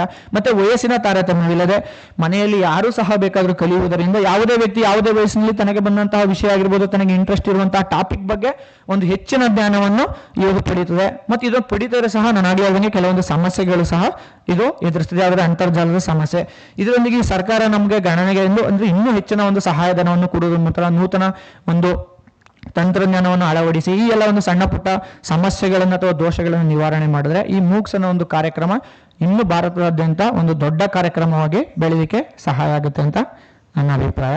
ಧನ್ಯವಾದಗಳು. Thank you, Madhu.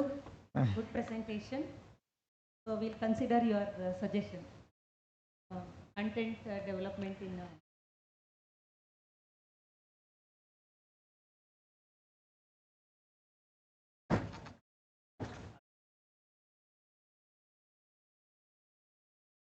ಅದೇ ಸರ್ ಅದೇ ಸರ್ ಓಕೆ ಸರ್ ಸರಿ okay sir okay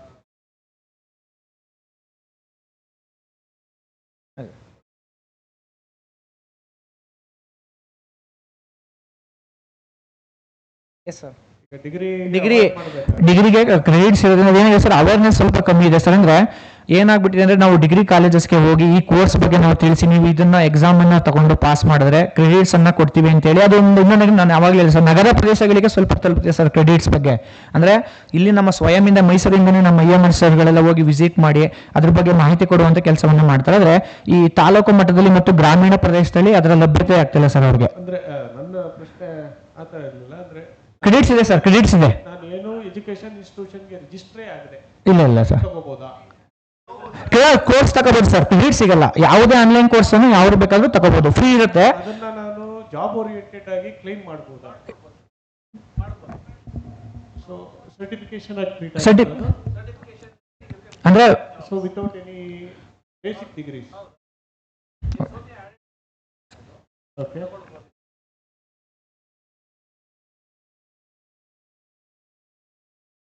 historical tourism no sir ಏನು ಯಾರು ಬೇಕಾದರೂ ಯಾವ ಕೋರ್ಸ್ ಅನ್ನು ಬೇಕಾದ್ರೂ ಆಯ್ಕೆ ಮಾಡ್ಕೋಬೋದು ಸರ್. Okay sir. ಈಗ ನೀವು ಆನ್ಲೈನ್ ಅದನ್ನ ಯಾರು ಬೇಕಾದ್ರೂ ಓದ್ಬೋದು. ಫ್ರೀ ಫಾರ್ ಎವ್ರಿವನ್ ಯಾರು ಬೇಕಾದ್ರೂ ಓದ್ಬೋದು. No required. ಅವ್ರಿಗೆ ಯಾವುದೇ ಥರ ವಿದ್ಯಾಭ್ಯಾಸ ಮಿನಿಮಮ್ ಇರಬೇಕು ಅಂತ ಏನಿಲ್ಲ. ಯಾರು ಬೇಕಾದ್ರೂ ಈವನ್ ಡ್ರಾಪ್ ಔಟ್ ಸಹ ಮನೇಲೆ ಕೂತ್ಕೊಂಡು ಅವರು ಕೋರ್ಸನ್ನು ತಗೊಂಡು ಓದ್ಕೋಬೋದು ನಾಲೆಜ್ಗೋಸ್ಕರ.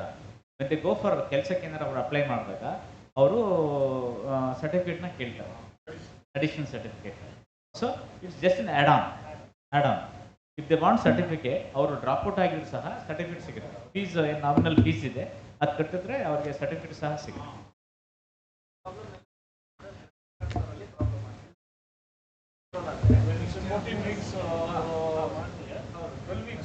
ಹಾಂ ಸರ್. ಹಾಂ ಡಾಕ್ಟರ್ ಧರ್ಮೇಶ್ ಇದರ ಡಾಕ್ಟರ್ ಧರ್ಮೇಶ್ ಲತಾ ಇಲ್ಲ ಡಾಕ್ಟರ್ ಧರ್ಮೇಶ್ ಇಲ್ವಾ? ಬನ್ನಿ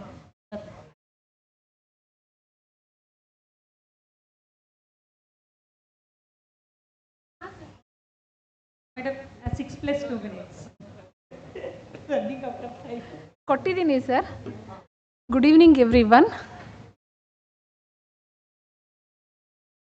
ಲಾಸ್ಟಲ್ಲಿ ಹಾಕಿದ್ದಾರೆ ನೋಡಿ.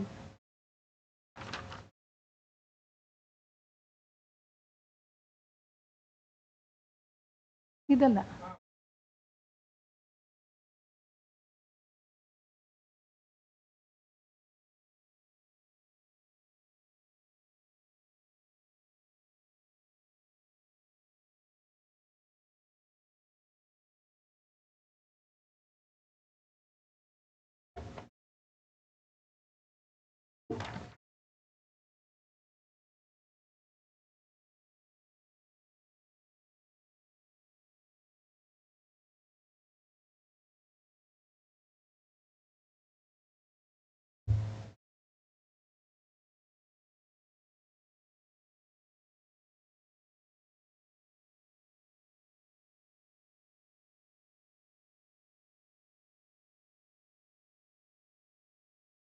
Good evening, everyone. Respected chairperson of this session and the participant here.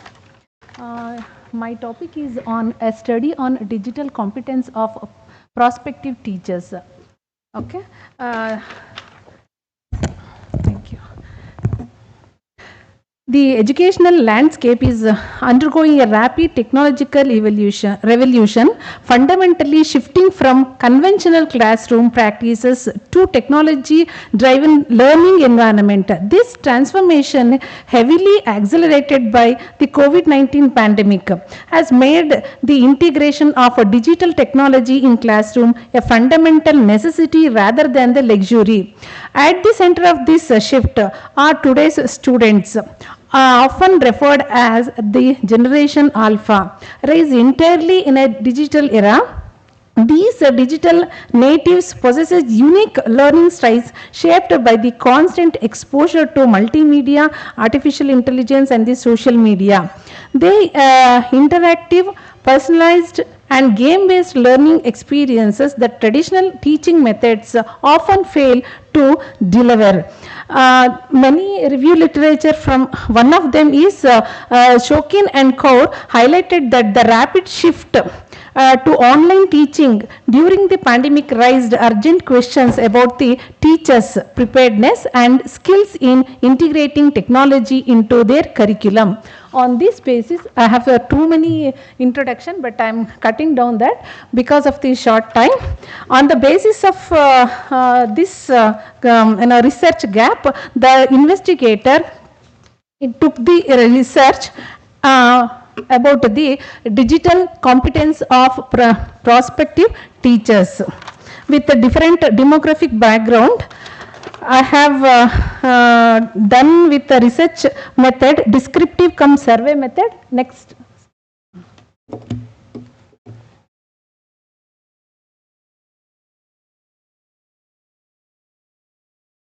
One nimisha.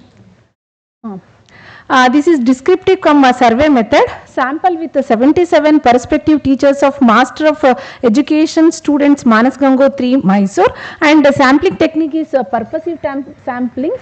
And the tool used, the investigator construct the scale of digital competence for prospective teachers with 30 items and with 5 areas, that is information and data literacy, communication and collaboration, digital content creation, digital safety, and the problem solving technical skills. The score is of a 5-point Likert scale with a minimum score of 30 and maximum of 150. The objectives of the research is to compare the significant difference of digital competence between male and female and the different age groups of prospective teachers and with the subject of studies, that is science, arts and commerce, and also the first year and second year, and also rural and urban prospective teachers in digital competency with the research question, that is what is the level of digital competence of prospective teachers. I made a null hypothesis for these objectives. There is no significant difference between male and female in digital competence with the different age group and science, arts and commerce prospective teachers and first year and second year prospective teachers in digital competence, and as well as the rural and urban prospective teachers. The variability of the study is independent variable is gender, age, subject of study, year of study and locality. Dependent variable is digital competence scale, and the limitation of the study is I have taken only the MEd students of this year, 25 and 26 students. Statistical technique used is percentage analysis, t-test and f-test.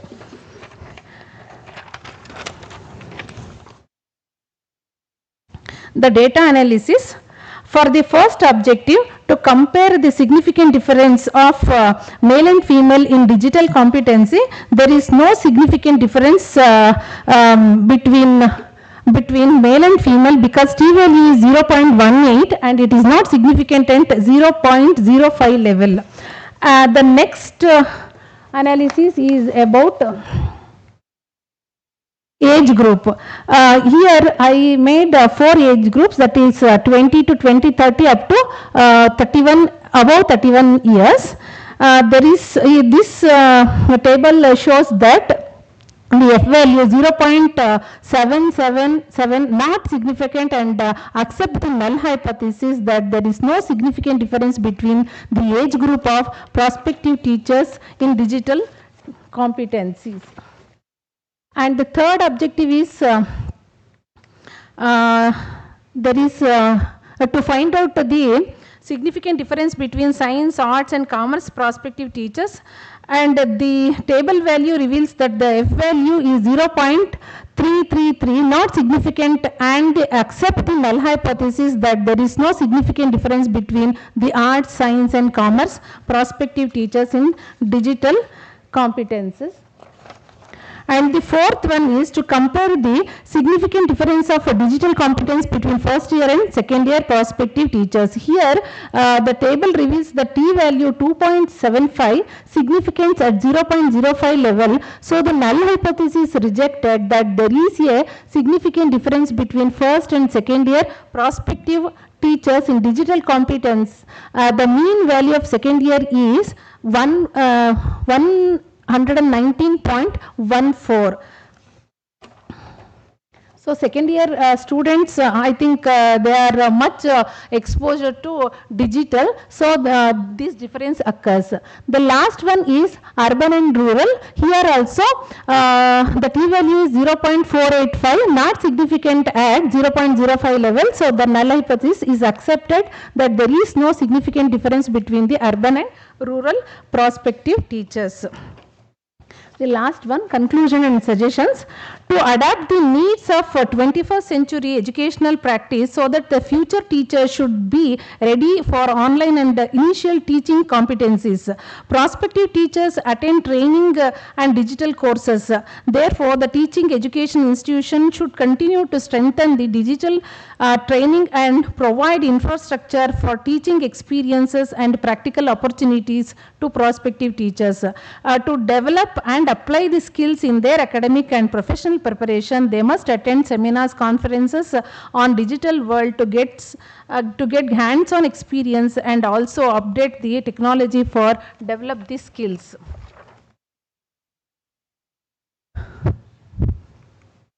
Thank you. Any questions? Madam? Thank you, one and all. Thank you for the MRC and Somshekar sir, Ramesh sir and the team member. ನಾನು ರೂಸಾ ಕ್ಲಾಸಿಗೆ attend ಆಗಿದ್ದಾಗ ಅವ್ರು ನಂಗೆ ತುಂಬ ಚೆನ್ನಾಗಿ cooperate ಮಾಡಿದ್ರು. ಆ group ಅವರೆಲ್ಲರಿಗೂ ನಮಗೆ ಹ್ಯಾಂಡ್ಸ್ ಆನ್ ಎಕ್ಸ್ಪೀರಿಯನ್ಸ್ ಮಾಡಿಕೊಟ್ರು ಸರ್ ಅವರು. ಹೇಗೆ ನಾವು ಕ್ಲಾಸ್ನ ಆನ್ಲೈನಲ್ಲಿ ಕೊಡಬೇಕು ಅಂತ ನಮಗೆ ಏನೋ ಹ್ಯಾಂಡ್ಸ್ ಆನ್ ಎಕ್ಸ್ಪೀರಿಯನ್ಸೇ ಮಾಡಿದ್ರು. Thank you for the MRC sir. Thank you one and all.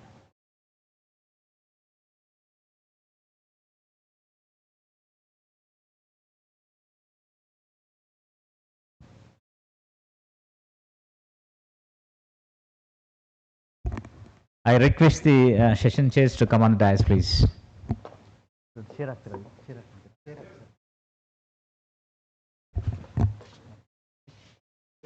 I request the session chair to summarize the technical session.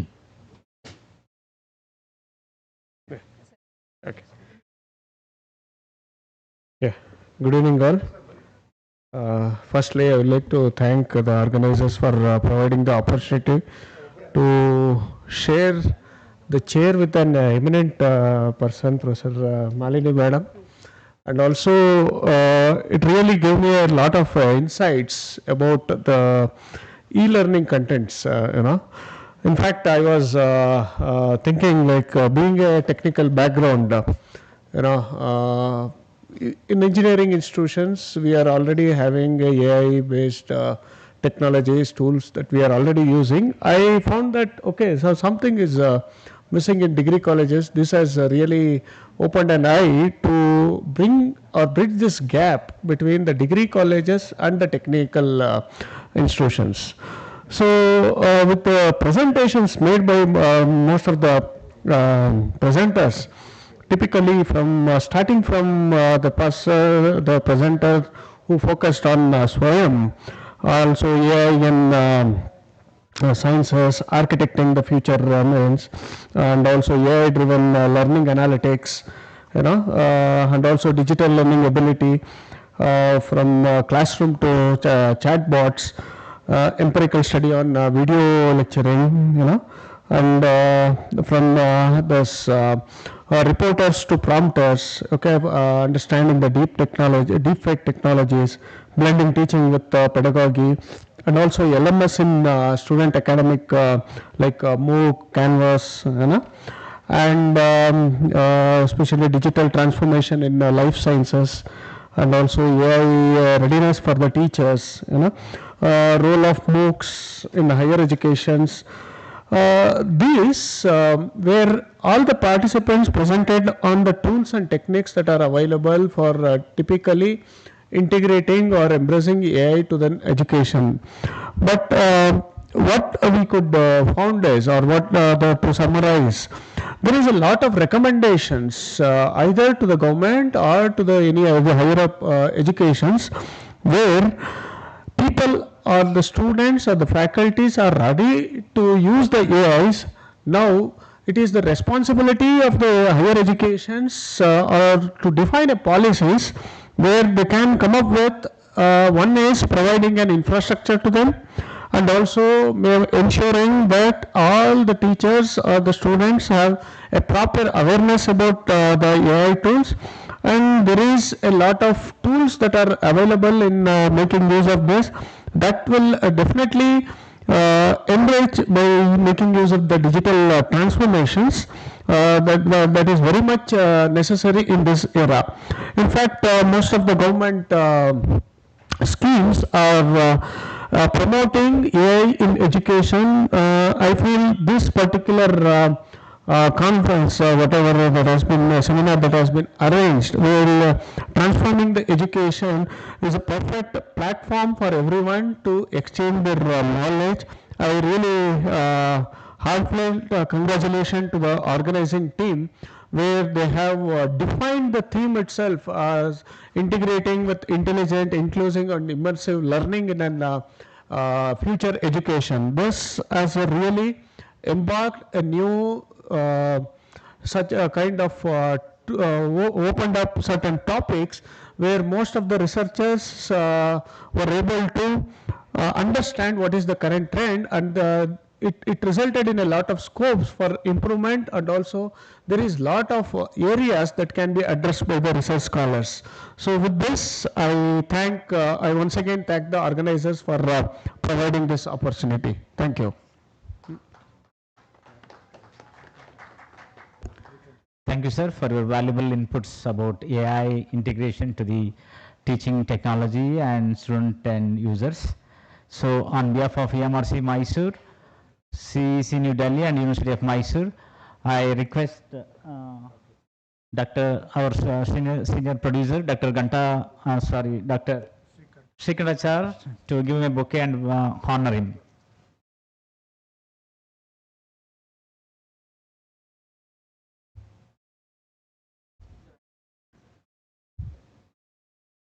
Please give him a big hand, please. You want to speak? You want to speak? Yeah. I now request Professor S.S. Malini, Department Head, Department of Genomics and Genetics, University of Mysore, to speak for a moment, please. Good evening, everyone. At the outset, I thank the organizer for giving me this opportunity to chair the session. And I really wonderstruck, even degree college faculty, they are really doing a wonderful job. Even the first time I witnessed even their inclusiveness in developing the content and all this. Hats off you, hearty congratulations. And this is my first experience with degree faculties. And the session was really very good. And even all of them, they have presented very well. and probably they would have given more focus, emphasis on their objectives and their study methodology, interpretation of the data, all those things. Otherwise, it's a very good informative session. And I thank my co-chair, Professor Shiva Prasad also. So once again, I thank all the EMRCC staff members for this great opportunity. Hearty congratulations for you for taking up this conference, 2 days international conference on transforming education for the future, which includes the intelligent, inclusive, immersive learning, so which is the need of the hour. Thank you, everyone. Thank you very much for your valuable inputs, ma'am. So whatever the inputs you have given, we are going to incorporate those in our future studies and research. So on behalf of EMRC Mysore, CEC New Delhi and University of Mysore, I request Secretary to give her a bouquet and memento, please.